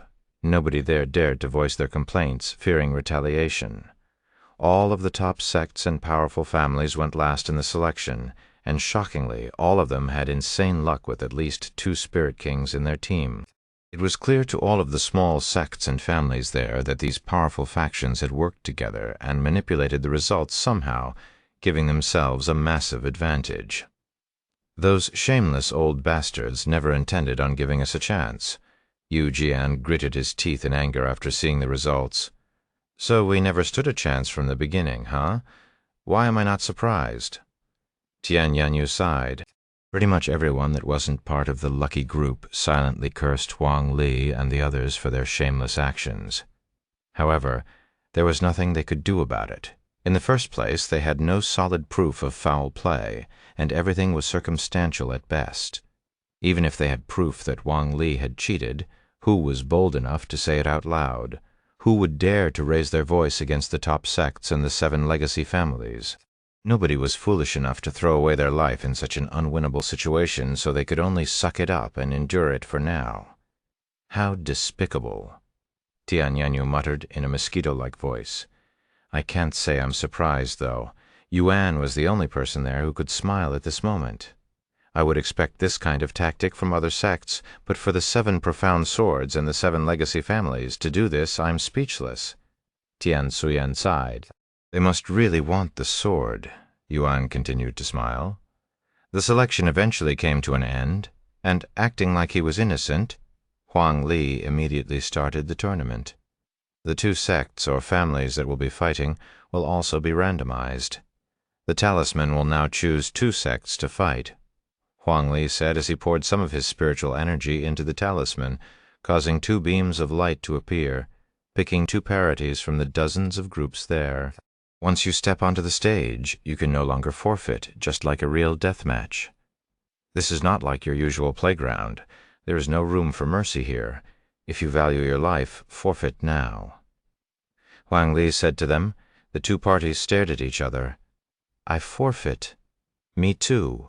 Both parties forfeited all 3 of their matches. What's the point of risking our lives when we don't even have a chance to acquire the treasure? Who's dumb enough to do that? Many people had this thought inside their mind since Huang Li and the top factions manipulated the whole thing. They no longer had any motivation to participate in the tournament for the treasure. The next several matches also resulted in forfeits from both sides. How boring. Huang Li sneered with an arrogant look on his face, with everyone that doesn't have at least 2 Spirit Kings in their team forfeiting. The tournament progressed with barely any pauses. Eventually, it was the Jade Swordmanner's turn to enter the stage. Our opponents also have 2 Spirit Lords and 1 Spirit King. Do you 2 want to fight despite knowing that it is a pointless fight? Yu Jian asked Tian Yanyu and Wan Ying. I want to fight, Wan Ying said, with a resolute expression on her face. Even if you might be paired up with the Spirit King and die? Even if your efforts won't be rewarded? Yu Jian asked. Wan Ying nodded. What about you, Disciple Tian? Yu Jian shifted his attention to her. It's going to be a difficult fight for you even if you aren't paired with the Spirit King. Nobody will blame you for forfeiting. Tian Yanyu remained silent. She wanted to try out her new sword technique, but she wasn't prepared to risk her life over something like this. However, she also couldn't refuse, as she didn't want to feel like a coward. If you want to fight, go ahead, Yuan suddenly said to her. Huh? Tian Yanyu looked at him with a puzzled face. You? Are you telling my daughter to die? Tian Suyin immediately began fuming. Relax, as long as I am here, nobody can kill her. Yuan smiled. He turned to look at Tian Yanyu and continued, Don't you want to see how powerful your new technique is? I do, she nodded in a dazed manner. Then do it. I will protect you no matter what, I promise. After her recent experience with Yuan, Tian Yanyu had gained blind faith in him, so she didn't even question how he was going to protect her before so many experts. All right, I will fight, she said in a resolute voice the following moment. Are you serious? How can you believe him so easily? Tian Suyen was still doubtful, because he promised. Tian Yanyu responded with an innocent smile, leaving her speechless. And before Tian Suyen could say anything else, Tian Yanyu approached the stage. I'm sorry, Yu Jian said to Tian Suyen before going after Tian Yanyu.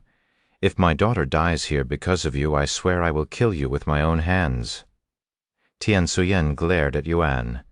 And I won't resist if that really happens, Yuan said with a confident expression on his face. Do you plan on acquiring that sword for her, young master? Feng Yuxiang suddenly asked him in a curious voice. It would pair up nicely with her new technique, don't you think so? Yuan chuckled. You're spoiling her too much. I'm a little envious. Feng Yuxiang could only shake her head inwardly.